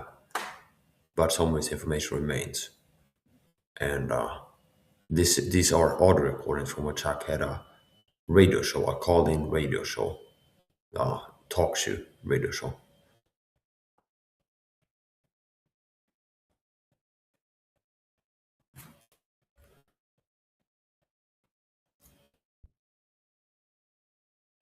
what was the extent of that? Well, getting on the internet, and I'm not going to mention the corporations at this time. I want to answer your question, but I do want to tell you, like, I came up with a list of about 6 or 8 incidences times when I've been outspoken, and I kind of arranged them in descending order. The extent of it was, though, that I was like on the internet, and I was ranked. I mean, I was really hot. I was angry, and I was letting the cat out of the bag. Okay. Using the internet. And you were using the internet. You were like, were you posting on message boards? Were you sending emails to these corporations? I started out. I posted on the internet on a web page, which is still there. The last time I checked, and I never said anything that wasn't 100% true. I really never. But they don't care about truth. What they care about is shutting you up if you're speaking out about them. So I used. Go ahead. These corporations, they were pretty big to be. It was essentially one big corporation, one very big corporation, who I was very outspoken about, and they were totally gaming the system, and they were totally doing it in plain sight. I mean, anybody who had their head where the sun shines could see what was going on, but they were so clandestine about it that they were really good at kind of like hiding it. I mean, they just made use of every capability in their powers. Now, when you were being vocal about this, how vocal were you? I mean, was there more than this? I mean, there had to have been something that pushed them over the edge. You know what I mean? Yeah, I got. There was kind of a person that talked to me about it via email, and he just said, well, you don't want to talk about this, you can't prove it, this and that. And every time that person talked to me, it angered me, because he was essentially just shut up is essentially what he was saying. And every time he did that, I improved the document. I probably improved the document I don't know, 6, 8, 10, 20, I don't know how many times. I really put a lot of effort into outing them. Did these documents, did they make a lot of exposure on the internet? Did they get a lot of play or a lot of press? No, but the fact that they're out there, the fact that it was out there, it was essentially one document that continued to improve. And, look, I'm not a professional writer. I've definitely improved that over time. But the fact that it's out there, that people can search on it, today with a Google or what have you, they can Google it, and it'll come right up. And when people look, yeah, go ahead. No, you go ahead. Okay. When you were looking at these, when you were discovering that these strange things were happening to you, what were the strange things that you were finding out? Let me give you an example. Like on the night of tax day, 2006, I got home. I was living in my RV at the time, and I got home to my RV, and my lock on the RV had been jimmied with. It was kind of like somebody had put sand or salt or something in it was really hard to get open. I was lucky to get it open, and when I got in there finally, I heard this high-pitched, whiny squeal. I'd never heard anything like it, and it was hard to, and who'd have known whether that was associated with it or not? You don't know. You don't get a registered letter saying your lock got jimmied with, but that was the kickoff. Another kickoff is like when I would go to the video store or to the grocery store, where I was actually harassed. I mean, the way I looked at it, that was the term I was looking for on the internet. To me, it was harassment. It wasn't stalking. Stalking is something that weird guys do to their ex-girlfriends, I was not being stalked, but it turns out that that's what it's under if you look at it on the internet. Right. Am I answering your questions? Okay, go ahead. Oh yeah, definitely. You're answering the questions. Your lock was jimmied and you were being stalked. And at the video store and the grocery store. At the video store and the grocery store. Right. And what were these things? What kind of things were happening to you at the video store and the grocery store? Let me give you the grocery store because that is the most damning. And that was a place where I went so often, like 2 or 3 times a week. I'm guessing. I never kept track, but it was like every time I tried to take a spot in the parking lot, somebody would swipe it away at just the last second, and I wanted a certain kind of a spot. And what I find out later is that they surveil you. They know what you're looking for. I wanted the kind of a spot where I could pull through, where I could pull in one way and out the other, so I could actually leave going head out. That would be the first thing. The second thing, and I spent too long on that, the second thing was as I was walking into the store, somebody would walk out behind a pillar at the last second, and I would go, excuse me, because I'm kind of a polite guy. And they would never make eye contact with you. The other thing is when I got in the store, there were a couple of 3 products that I always bought. And there would be somebody like reading a label on a can or something, and they would push their cart right in front of me at the last second. And just as I got to the end of that aisle, somebody would walk out right in front of me just as I get to the end of the aisle, and I go down the next aisle that they knew I was going to go to because I was going to buy that product every time I went to the store, and that sort of thing. And if this would have happened just one time, no big deal. But this happened like every time I went to the store. Like, I don't know, 8, 10, 12, 14, 20. I don't know how many times I didn't keep track of it. And pretty soon you get to realize you're being stalked, you're being harassed. So I started to look it up on the internet. Go ahead. Yeah. No, go ahead. You were looking it up on the internet. Yeah, I couldn't find it. I honest to God, I mean, I really wanted to find out if this is happening to me. My thought was that it was happening to a lot of other people too, but I could not find it on the internet anywhere. And it literally took me 4 years to find it. I finally found it on I forget the exact URL. I should have had that ready. It's at the portlandmercury.com. And if you Google the term on the portlandmercury.com, it's on their blog, though, where somebody had left a feedback, and I'll paste that into the chat room here at talkshoe.com on my show number 120297. I'll paste that URL where I finally found it on post number 6. And I said, that's it. And the guy who wrote it said what is happening to him, and he was referring to the previous 5 posts, is he is encountering what many of us online are calling gang stalking. Now, it was really well written, like 5 or 6 paragraphs that described essentially what was happening to me, and I've never looked back. Wow. But that's how I found it. So going back to the corporations, now the corporations that you were being very vocal about, I know you don't want to name the names.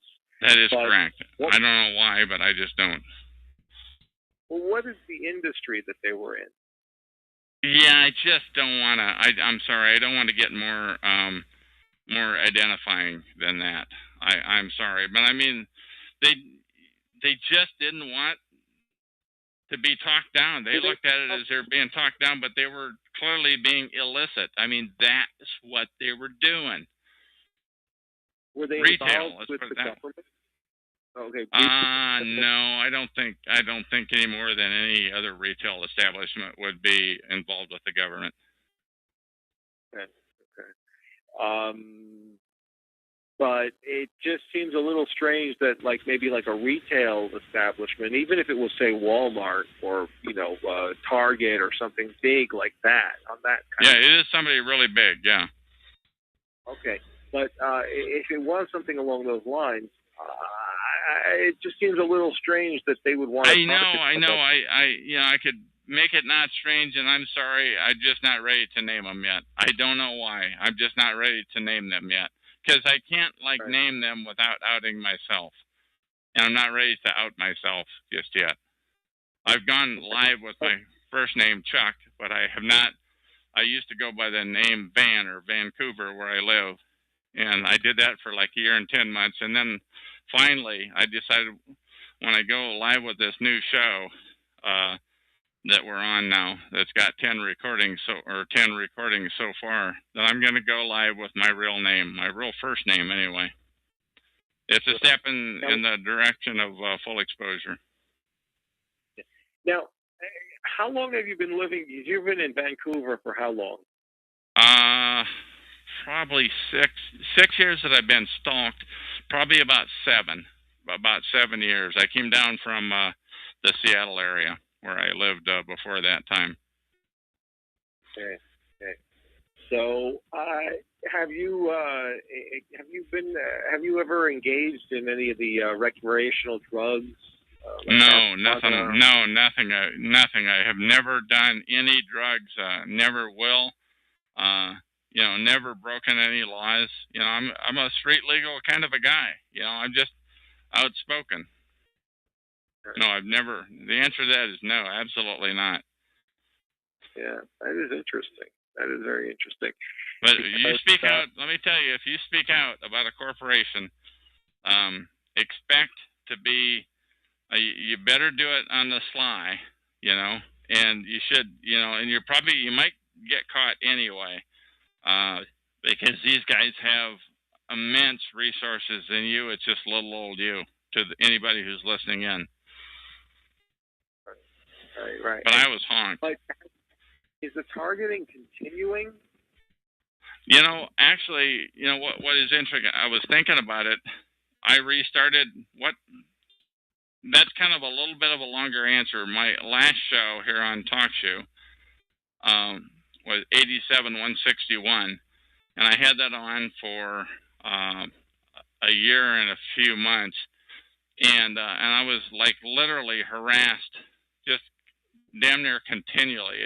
It continued to happen to where they shut the call down. TalkShoe.com shut the call down, probably because who knows why. You don't need a reason why, but because of potentially profanity. But they shut down a lot of TI shows, a lot of targeted individual shows. The shows that they shut down, by the way, were not affiliated with the scumbags at Freedom SCHS. So if you're under their umbrella, which is an illicit umbrella, by the way, because they're targeters, they're out netting new targets. And if you show up, you get driven off. They tried to drive me off. One of the individuals at freedomschs.com tried to drive me off early on when I went live with my call at the end of August of 2010. I think I answered your question and then a whole lot more. Let me throw the ball back at you. Did I answer it, though? Yeah, it does seem to be very complicated, to say the least, with what's going on here. And, it just seems that, because I don't know if you really have answered the question if the targeting is continuing. Has the targeting continued? Yes, it has continued. I'm glad you got me back on the line you wanted to go on.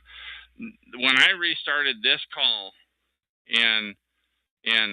at the beginning of June of 2012 here, just a month ago, that essentially, now that I think about it, the targeting has stopped.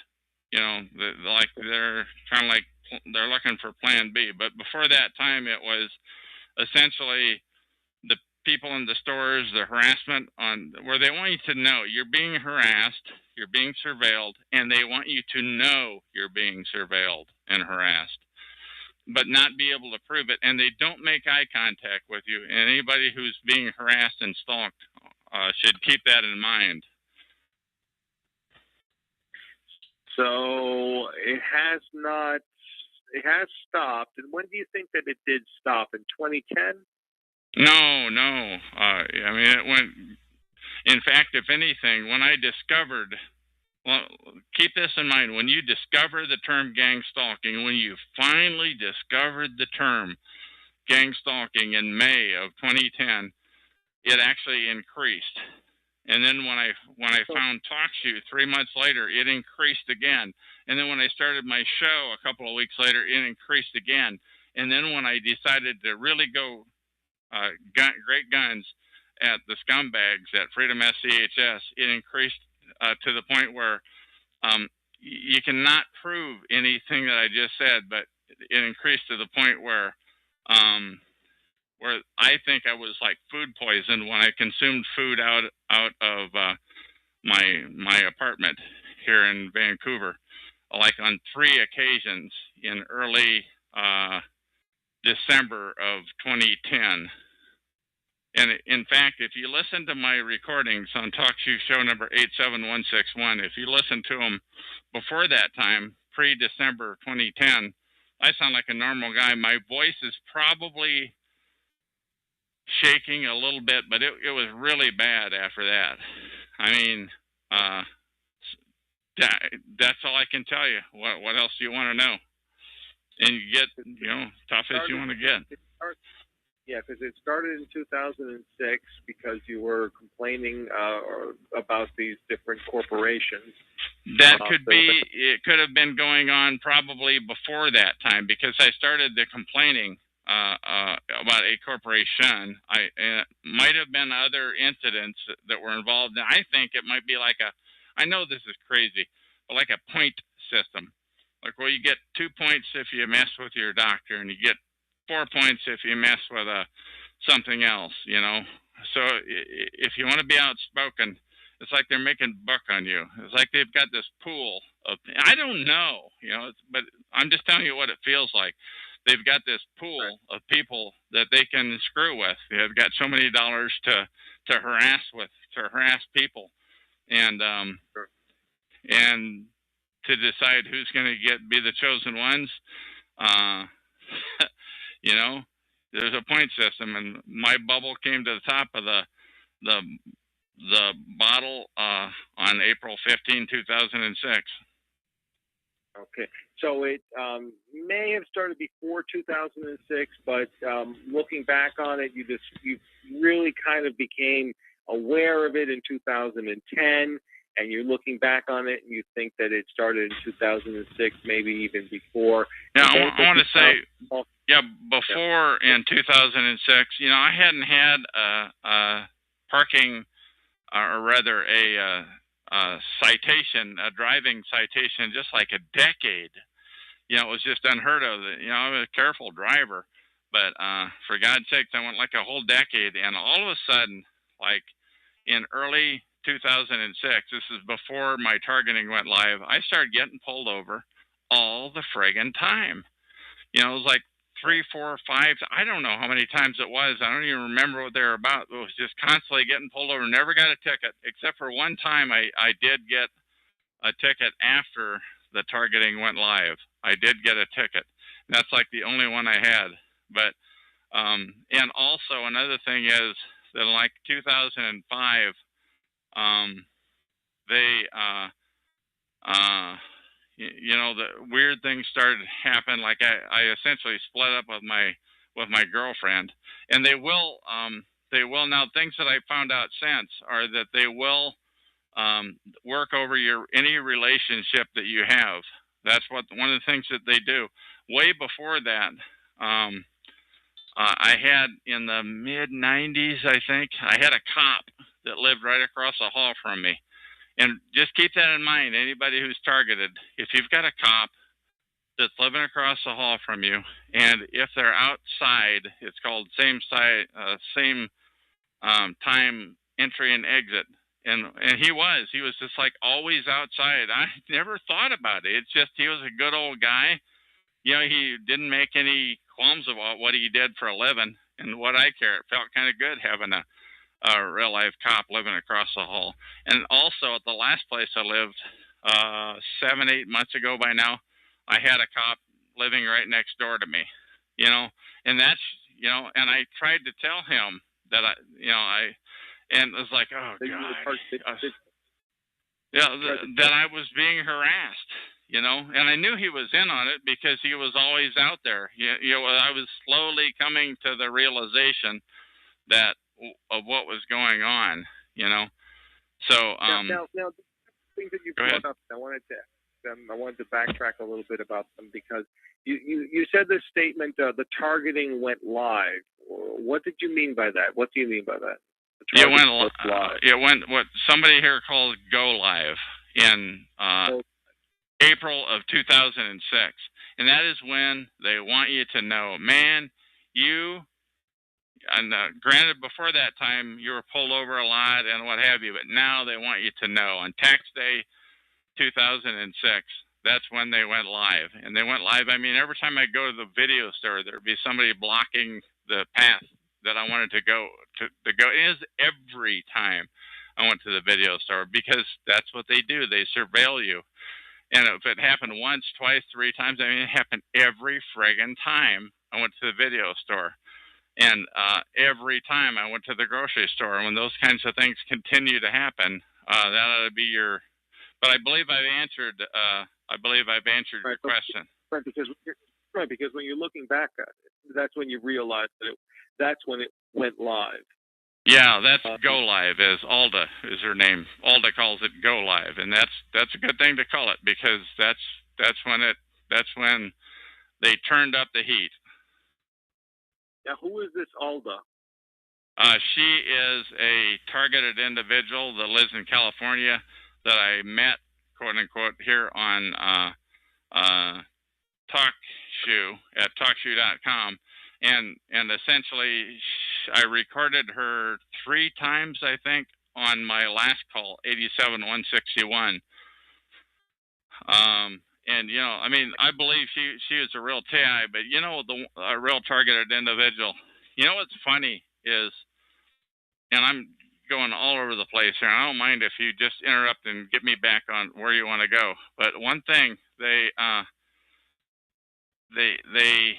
have a way of taking what I would call a pure TI and compromising them, and I don't know why she's never started her own call. She's got her website is sites.google.com/site/targeted stalked terrorized, all one word. Let me repeat that: sites.google.com/site/targeted stalked terrorized.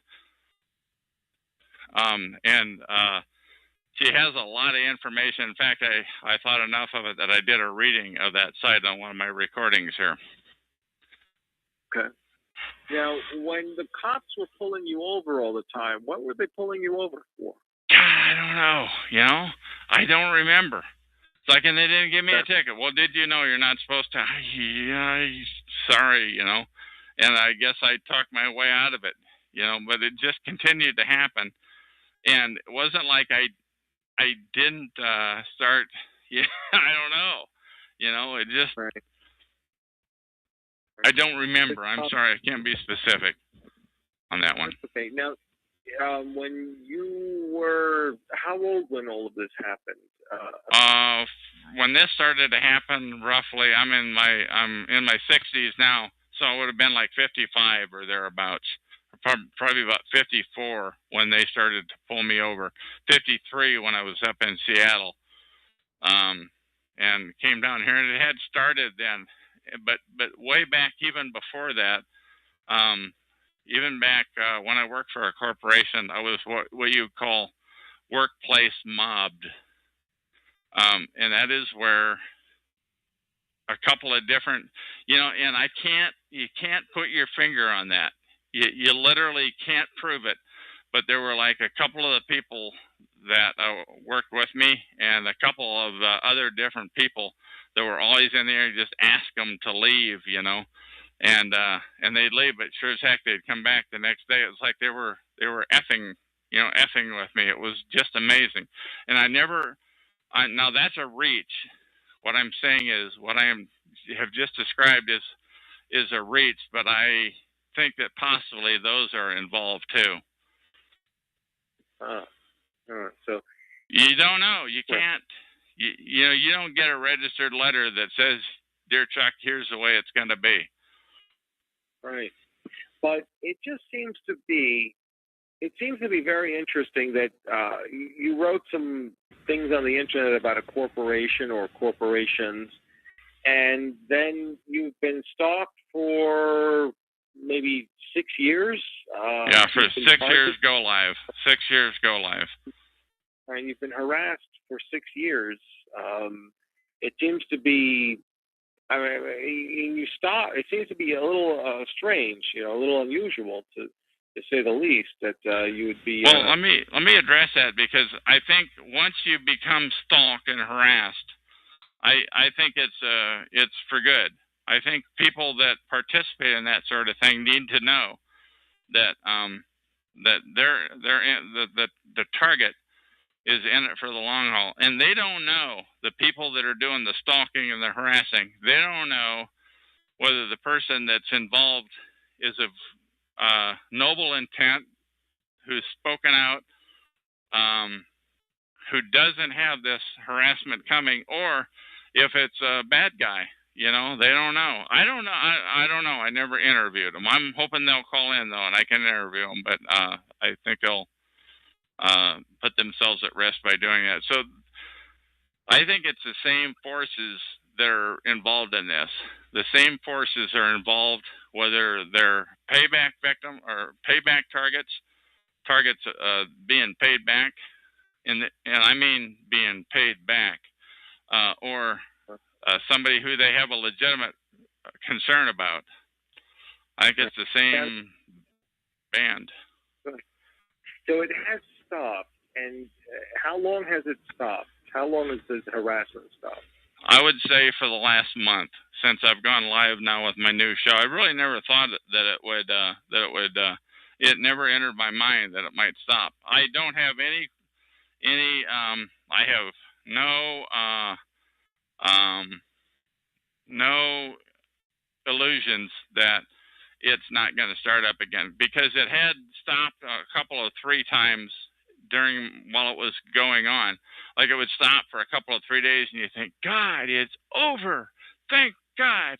Where you could actually go to the store like a normal person and not be screwed with, or you could literally walk down the street and not have people stepping out in front of you. There's 1,000 stories I could tell like that, like people stepping out on the street, people clogging the street, always in the same place, and many times with different people.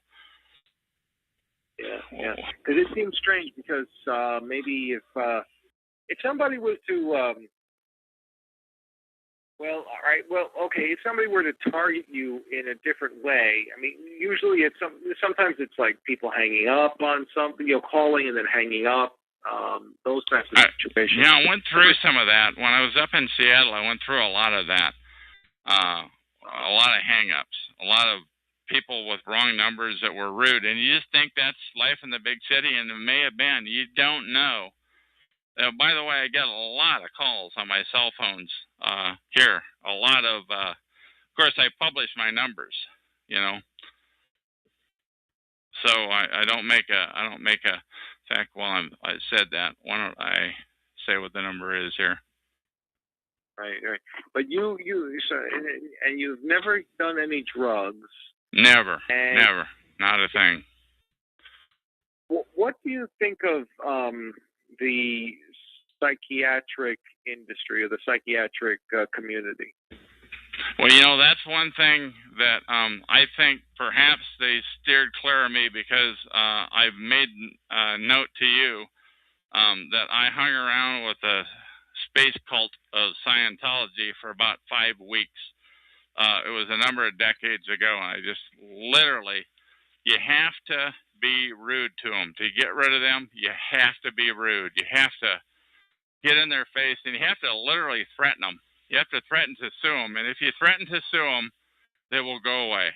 They will disappear. And I thought, God, that's great. They've disappeared. But what do I think of them? I don't have any respect for them. I probably thought more of them before this started to happen.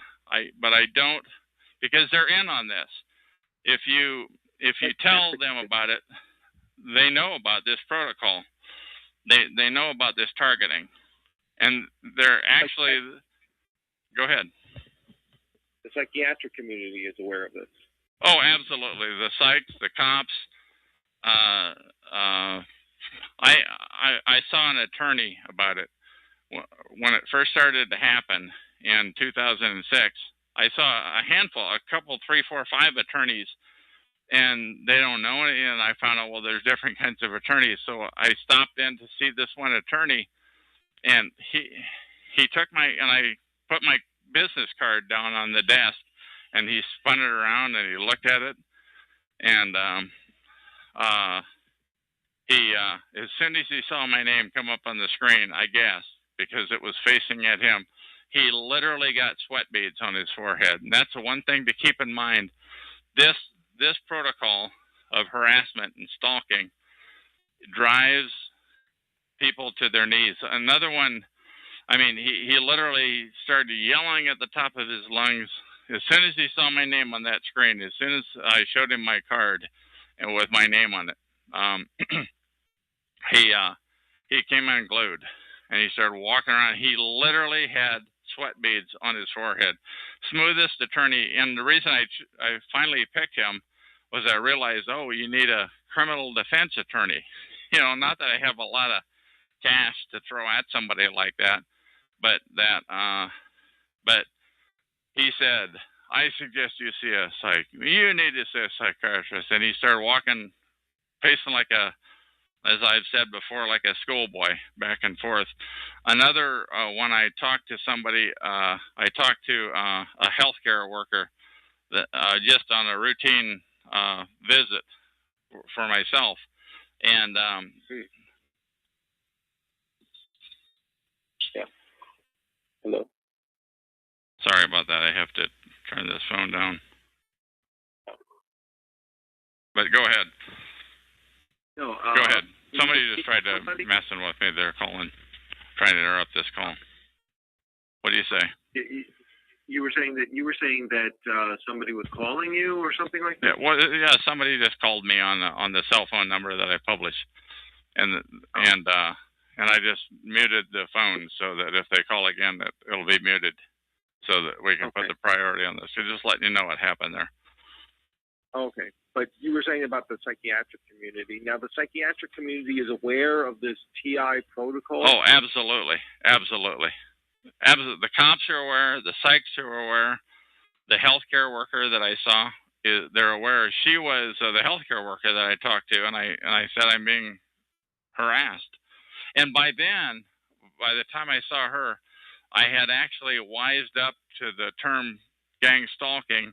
And what I didn't realize at the time was you don't want to mention this to healthcare workers, or they'll have you committed. They will have you committed if you claim to have this type of thing happen to you. They will do whatever they need to do to have you put away. And I didn't know that at the time, so that meeting would have been right around May of. A little shortly after May of 2010, when I discovered that. Now that I think about it, or I discovered this term on the internet. Right. Have you ever? I mean, have you ever come close to being committed?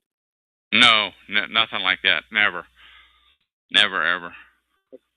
No, I've been gainfully employed all my life, and self-employed now, and for the last number of years.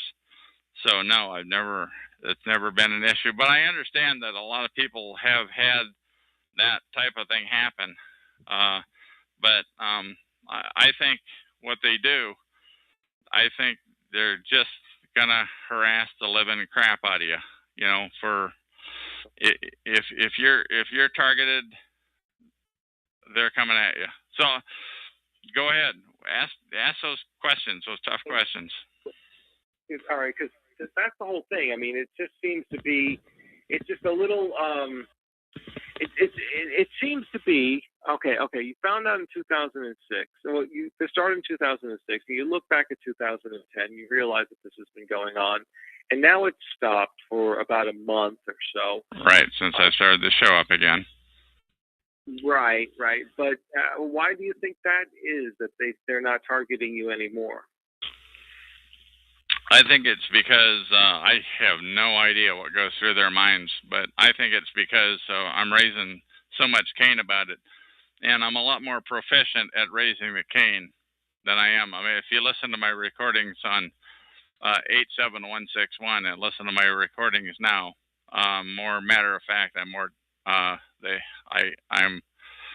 don't put up with a lot of nonsense, which happens to you, by the way. There is a literal army of people that don't want the word about organized stalking to get out. There's a literal army of people. And by the way, they on TalkShoe, they center around Freedom SCHS. They center, and what they do, they crazy talk. They talk about wild, crazy, unachievable, wild and woolly stuff. But I don't encounter any of that. I just have encountered people, boots on ground people that have been involved in the harassment. Yeah, and now that you have not had this targeting for harassment for a month, but there's no real way that you can see that it's going to end. But yeah, I would have to say I have had some same time entry and exit. I have had some from my abode here, where I'm living. I have had some as each time when I come, or not each time, but many times when I come or go. There's always thinking, whatever you wrote about this corporation, whatever corporation or corporations it was, I mean, this must have been some sort of a scandalous thing that you were publishing about them. Yeah, it was absolutely true. It is absolutely true, and it's in plain sight. And anybody that has their head where the sun don't shine, I mean, anybody that is looking for it can see it. I'm so sorry that I'm not gonna say who it is right now. Right. But it's what kind? Yeah, but it was in retail. We understand that much. But I mean, what kind of things were you alleging about this retail corporation? They're shysters. They put up signs that are intentionally fraudulent. They put up signs that can be taken two ways. They're so well worded, and that you assume it to be this, but in fact, it's that. I don't know how to say it any more clear than I just said it. That there's ways to write a sign that sound pure. Go ahead. Like a bait and switch. They bring you in for something, they advertise one deal, and then they bring you in, and then they say, well, that deal is over, but here's something else. Or they put it up early and take it down late. I haven't read that write-up in a long time, but it was like 6 or 8 different things that they do that are all different. They're all scandalous in each one, and that's one of them, was to put it up late or take it down early. Put it up before it starts and leave it up after it finishes, and that way, when it gets up to the checkout register, it rings up at such a price, and they're not looking. The customer, and they're going so fast. They're going so fast that the customer is not really paying attention. And you don't really notice it until you get out of the store. But when you get out of the store, it's too late. Oh, well, that's okay. It was only $1 or $2 per item that I bought, so never mind. And the next time, it's the same thing. Wow. Yeah. But it just seems. Yeah. Okay. It just seems that I mean, okay, that's just something that look, a lot of people have complained about over the years. It doesn't seem to be anything so scandalous that would require you to be targeted and harassed for like 6 years. I don't know whether a lot of people are going to write a web page up on it, though, and improve it every time they hear about it. I don't know of a lot of people who are going to put so much effort into outing what they're doing. Right. And did you name any names? I mean, besides the corporation itself, did you? No, I did not. But because that's not pertinent, is because the people that are there are doing their job. They're just working their 9 to 5 or whatever it is that they're working, and it's not their fault. In fact, they kind of are half apologetic. You know, this isn't the first time they've heard it. You know, it's like, yeah. Right, I'm thinking about the people within the corporation who may have created this scandal and created this scheme. Well, I'm saying it's like up at the head office. Right. Well, I'm thinking that maybe you may have named names on that level. No, I never named names because I never wanted to get sued. It's just, you know, they're going to deal with this, and I do really do. You got harassed for 6 years. I mean, it probably would have been better if you got sued. Because at least if you got sued, you would have been. Well, they wouldn't have anything to sue me on because I was telling the truth. You know, what I'm saying is this couldn't have been the first time they heard it. And the guy who, again, was I should have saved the emails, but who was talking about, really, you don't want to do this. Yeah, he was almost trying to talk me out of doing it. You know, F you, man. You know, you guys are dirt. You know, it's like, well, yeah, but, you know, it depends on how you look at it. I don't know. What I'm saying is, to me, it was non-negotiable. You know, there's one other thing I want to say about that corporation. Let me say this because this is really pertinent.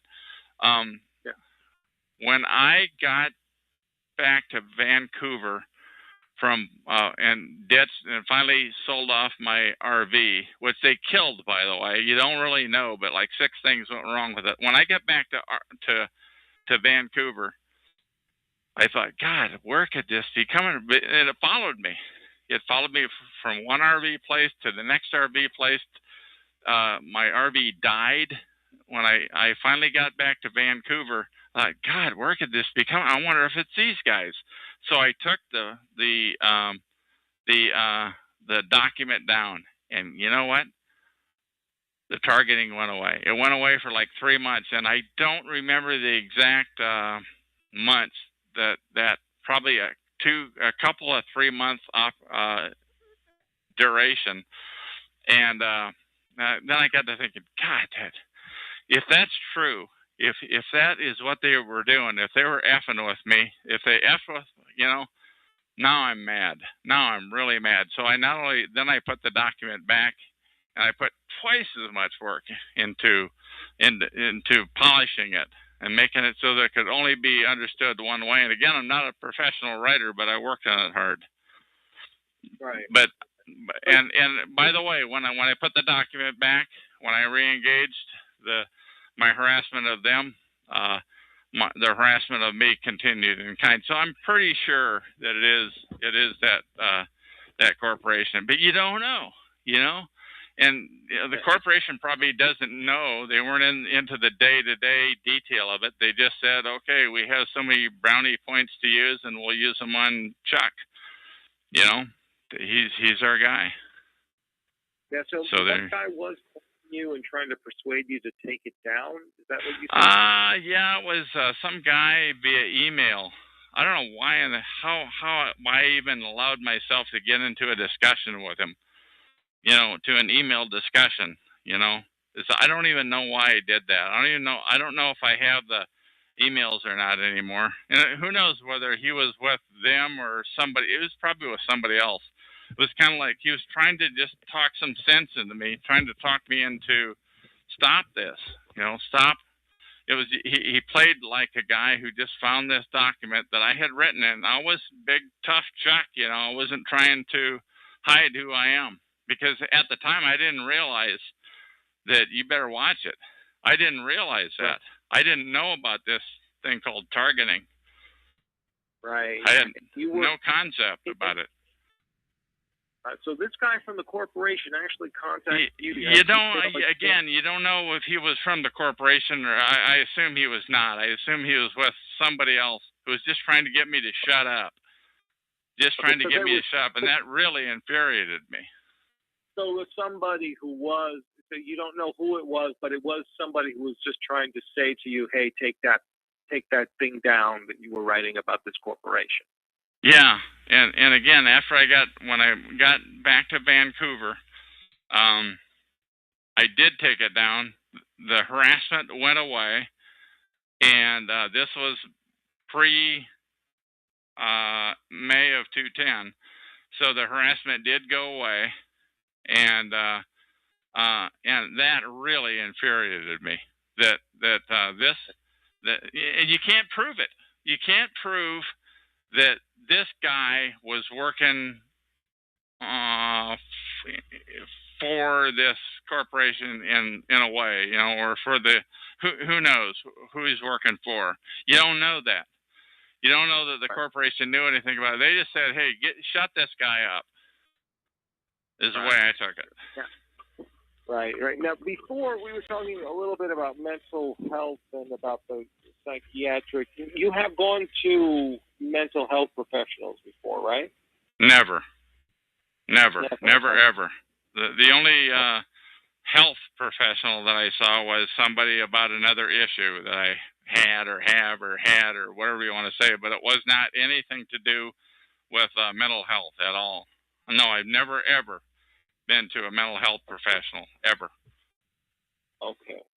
Well, all right. Because go ahead and get stuff as you want. Go ahead, come at me. Yeah, because I'm thinking that maybe what do you think of the whole thing, the concept of the mental health profession? I don't know. To tell you the truth, I thought more of them before this thing started than I do now. And the thing that I hear about now is that they're in on this organized stalking, that they know about this organized stalking, that they participate in it, and they intentionally don't wise up people. So what do I think about them? I think less of them now that I'm wiser. Post May 2010, since I've researched more into them, I think less of them than anything. So. All right.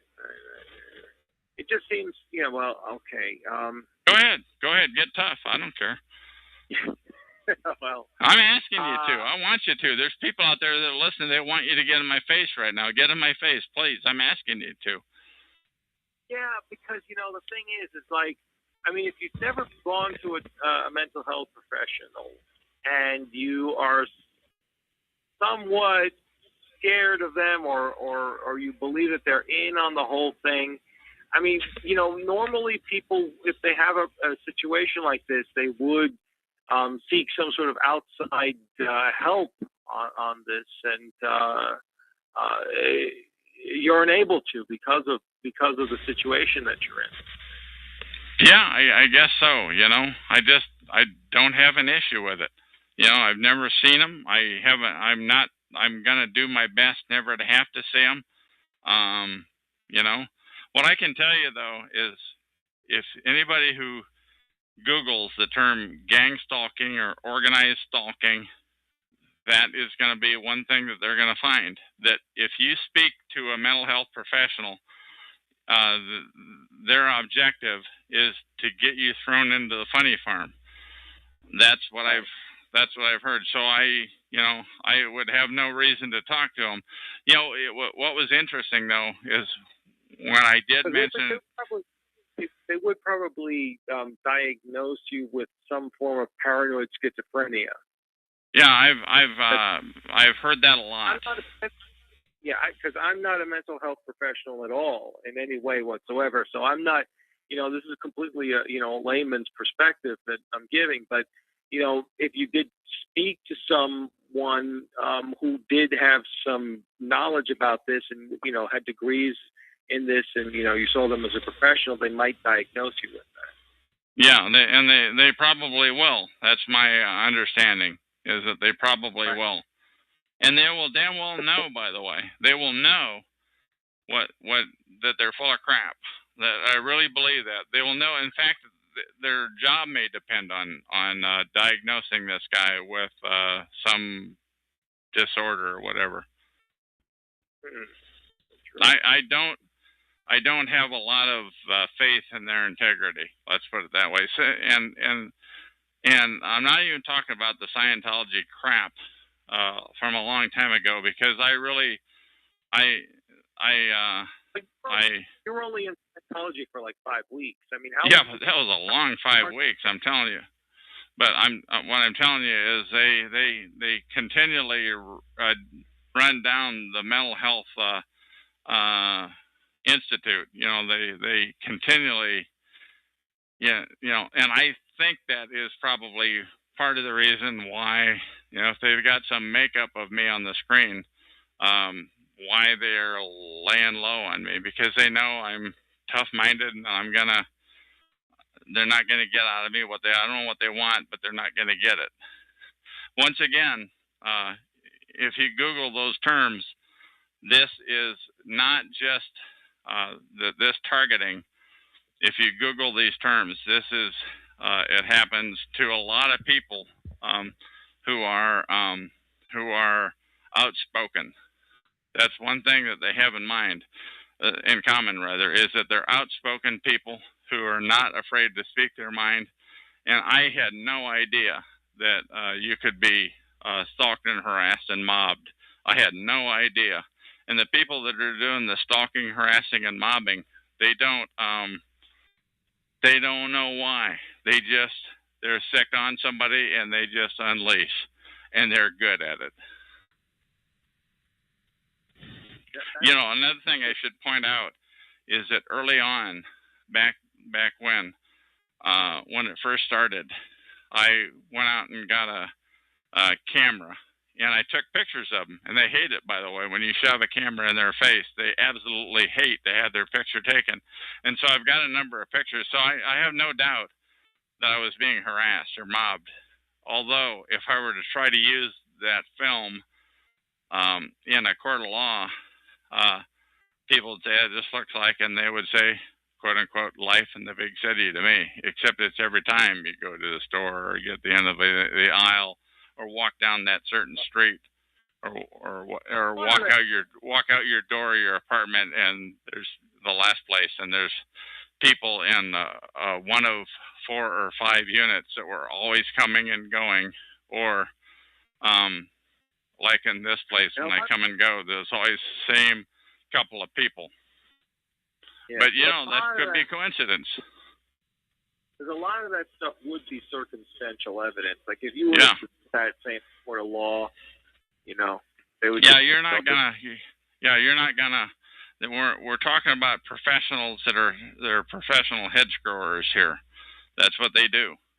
They're professional head screwers. And by the way, I want to interview them. They can call me Chuck on TalkShoe.com, show number 120297, and I'm on all the time. Yeah. Here in July of 2012. Go ahead. Now the whole thing is like, you know, if you were to, I see the thing is like, okay, all right, if you were to go to you can't go to a mental health professional because you don't trust them. And oh, hell no. Hell no, you can't trust them. If you talk to a mental health quote unquote pro about this issue, you talk to them about this issue, they're going to have you commit. You are going to be committed if you talk to them about it. There's no way you're going to get out of there without getting taken in. Right. But maybe you could speak to somebody who might be able to, maybe, because it seems to me, like if you were stalked, if this started 6 years ago, and you were somebody who just wrote something about a corporation, and you weren't naming specific names, you were just naming practices that the corporation was doing. Yeah, it wasn't just naming practices. I mean, it was down and dirty. It was some really dirty stuff. There was some verbiage in there that's really incendiary, and I was pretty good at it. I'm a lot better at it now, but I was pretty good then. But like, what else is that we're talking about instead of just practices like the bait and switch type of thing, which is very. What I'm telling you is they make a hell of a lot of money on that. That's how they make. That could be the difference in bottom line profit. I don't know. I have no idea. I'm telling you, it was huge. I'm telling you, anytime they ran a sale item, it was a scam. I'm telling you, it wasn't just some bait and switch. I mean, it was big money, big dinero. Okay. And so for that reason, that's why they had to silence you. It was payback time. I guess, I guess it was payback time. I don't know. You can't prove that either. You really can't prove anything. What I'm telling you, though, is gang stalking is real, and it is huge. And, God darn it. Keep going, though. Because I could understand, like, some gang stalking going on for a specific time for somebody who is outspoken about a specific issue. And maybe what I'm saying is there's no specific time about it. What I'm saying is it happens. When it starts to happen. It happens. As I believe it now that I've studied up into this for almost 2 years that I've been aware now. It happens for life. They're literally going to F you to death. That's what they do.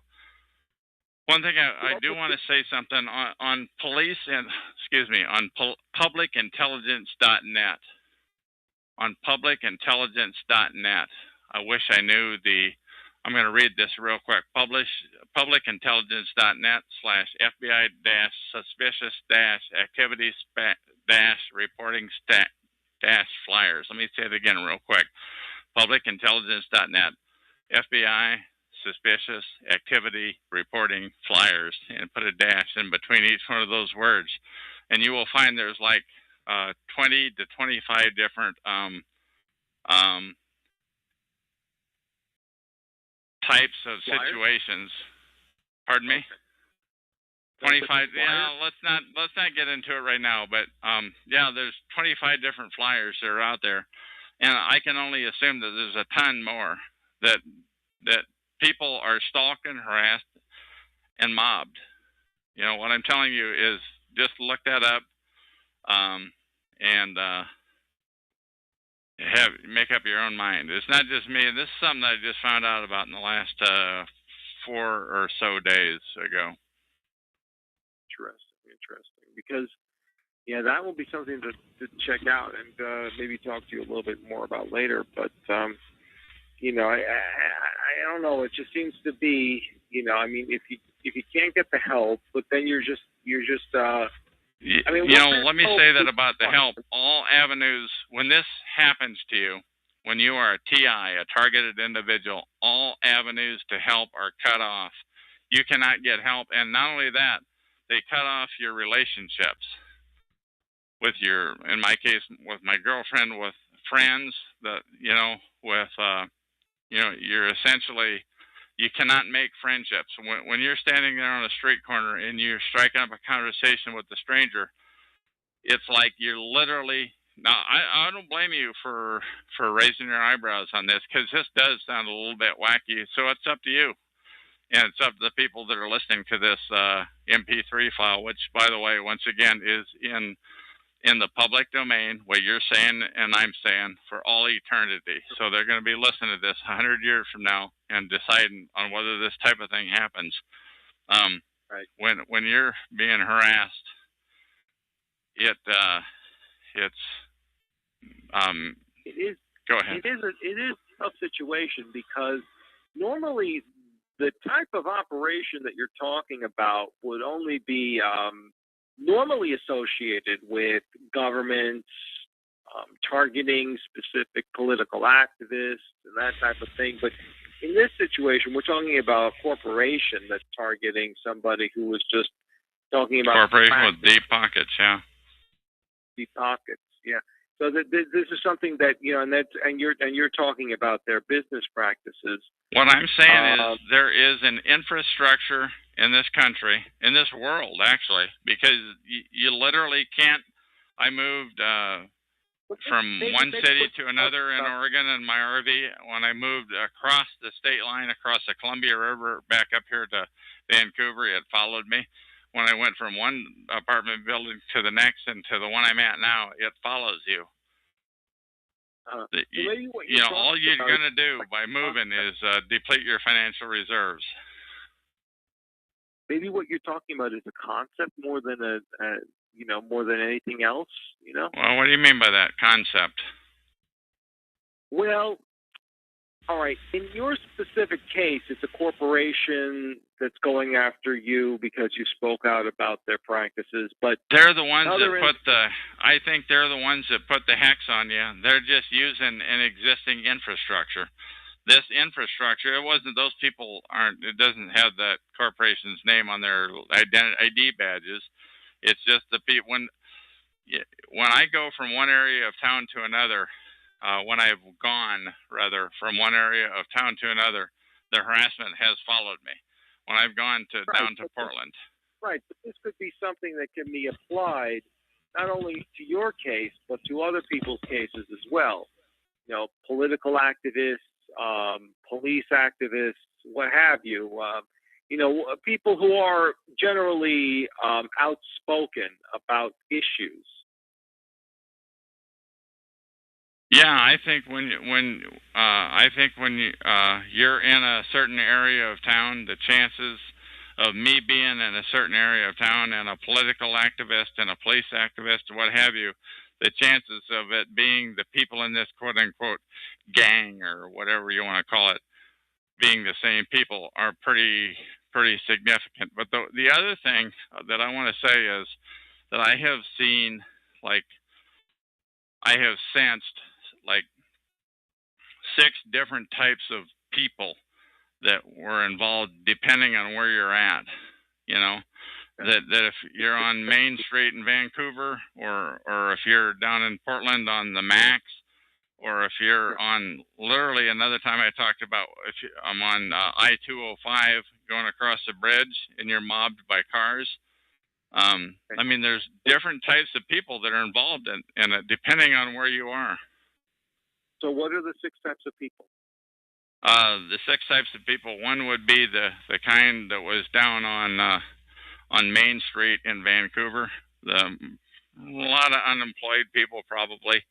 Another type would be people in my last apartment building in the hallway that are fairly well-to-do because it was a nice joint. Another type would be people that looked like they were working stiffs. They had plaid shirts on at a bus stop where I was at.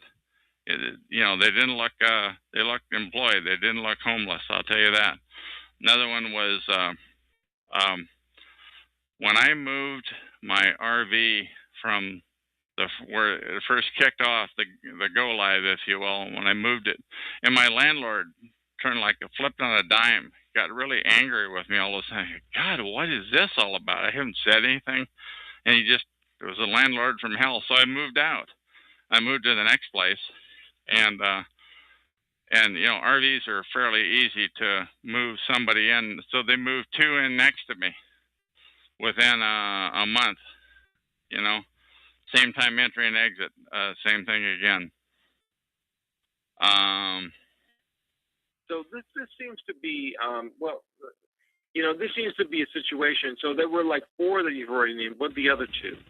Another one would be out at the Vancouver Mall. That would be the 5th one. Another one would, and those were, I'd say middle-aged. I was going to say yuppies, but middle-aged. It's like they got a message on their phone that says, show up to this eyeglasses store, And as soon as I walked in there, the place floods with people. Is that weird or what? Another one was the kind of people that were blocking the exit at a video store. When I was walking out, they were 25-ish with short-sleeve shirts, looked like they stepped out of a church training or some insurance company or God knows what. You ever hear the whole concept? There was this thing that came out a couple of years ago with the what was it? They were using SMS to coordinate flash mobs. That's it. Thank you. Yes, flash mobs. So anybody that's listening, I want you to Google that term, flash mobs, because in my estimation, that's what happened. Another one was at a church that I went to. and I go there like at midday, and like one day though in particular, like a whole bunch of people flooded in. Like, God, what was that about? So that was like three situations. One was at the video store. One was at the eyeglasses store at Vancouver Mall, and the third one was sorry, I lost it. But I forget. Oh, at the church. You know, it was where people would just show up, poof, out of nowhere, and I mean a gaggle of them. I mean, it's like, God, it was like the people that were standing in front of the door. I literally couldn't open the door at the video store on Highway 99 in Portland South, Highway 99 South in Portland, and I literally had to push the door slowly and then put my hand on the shoulder of a couple of guys to push them. There was like half guys, half girls, and whew, they all split in different directions, and they disappeared. I thought, God, that is weird. That is effing weird. And I got back to my vehicle, and I sat there and I rubbed my eyes, and I thought, God, did I just see that? And there's nobody there to be seen. They were just all gone. That was the weirdest one of all, and that was really early on in my stalking and harassment. So there's just people, and I'm not saying that that they knew what they were doing. Those people that were participating, they didn't. Well, they knew that they were head screwing, and they were like enjoying it, and they were keeping a straight face. And the other thing too that I wanted to say about that leaving the video store that one time was when I went in, I rented my video or two, and as I'm walking out of the door, there's like 20 people blocking the door, standing outside, all talking to each other at the top of their voice, nose to nose. The craziest thing you ever saw, and they're carrying on conversations with God knows what they were talking about, and then poof, they all disappeared. Craziest thing you ever saw, and that's a flash mob. And actually, you know where I got that term? I explained that to one guy at a convenience store that I used to go to, and he said that's a flash mob, and I'd never heard that term before. And so I wrote it down on my hand right away so I didn't forget it. And I got back home and I Googled it, and sure as heck, that's what was happening. It was a flash mob. And then I realized that guy eventually, he got turned into that testing 1 2 news guy. News guy. Yeah, for some reason I got hung up on, and then I had to call back in. Okay, well, I was talking about a flash mob. Yeah, I heard everything that you said because I was just in the chat, but I was listening to what you were saying. So it is. Okay, I'm glad I looked back at the tube then because I unmuted you. Please continue. Thanks. But, you know, that's the whole thing. The flash mob, that did come from something. You know, it is very interesting to see that these concepts get applied to what you've experienced on some level. You know, it is very interesting to see this. But you know, it is very. I mean, it is very. At the same time, it is still head scratching to understand. I know. I don't blame you, man. I don't blame. So I want you to be as tough as you want to be, because people are expecting that. Yeah, because people are listening to this recording 100 years from now are expecting you, newsman, to really pour on the coal. So I'm not asking you to take it easy on me. Okay, because that's the whole thing. I mean, listen. I mean, if somebody is saying, all right, listen, I can understand this if this is a political activist, you know, left-wing activist, right-wing activist, but this guy was just talking about different, you know, practices of some company somewhere, some chain store somewhere. You know, why are they going to target him for 6 years to silence him? I mean, they're going to target you to death, man. Well, that's what I think. I think when you get put on this list, you're on it for eternity. You're going to die this way. But that really doesn't seem to be something that they would target you for 6 years and drive you into some sort of place where you are isolated from everybody, and because they could just as easily at this point, for example, there have been people who have had their information posted on the internet, pictures of themselves posted on the internet, and they've been able to take down websites very successfully just through copyright control arguments. And so what they could do, so there are different mechanisms for these corporations to just silence you without having to drive you into some sort of place where you're isolated. I don't know what it would be. I was not going to shut up. They pissed me off so much. I'm still not going to shut up.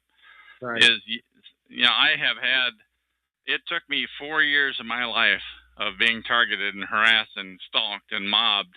It took me 4 years to finally catch on to the term gang stalking. Google that term, organized stalking. It took me so long, and I'm not just going to shut up about it. Most people would. And by the way, I think a lot of people do shut up about it. And a lot of people have showed up here on TalkShoe.com on these shows, and they show up on like the skank calls on Freedom FCHS, and they talk about it, and they get mobbed. They get driven away with crazy talk. These people over there, they start talking unachievable nonsense, crazy talk, and they're driven away. And I decided no crazy talk on my call. I'm not letting them talk about that off-the-wall nonsense. If it doesn't happen to me, it doesn't get talked about. So you think that these guys, like the Freedom FCH, which is also another talk show, and they're not really an organization, are they? They claim to be. I think they're paid perps. I think they're a bunch of paid scumbags. That's a scumbag operation. They're on like every night with hidden calls. I'm going to read some numbers here. Call number 66339 is Derek's Saturday night call. Filthy Joe's nightly call Sunday through Thursday is 89899, and his is hidden. You got Jay Wojciechowski as a call, and Nigel. And I really do consider all those people to be perps because they talk about the wackiest, farthest out stuff. None of that crazy stuff ever happened to me, and they get I'm back. so I'm going to end this as annoyed with me for not being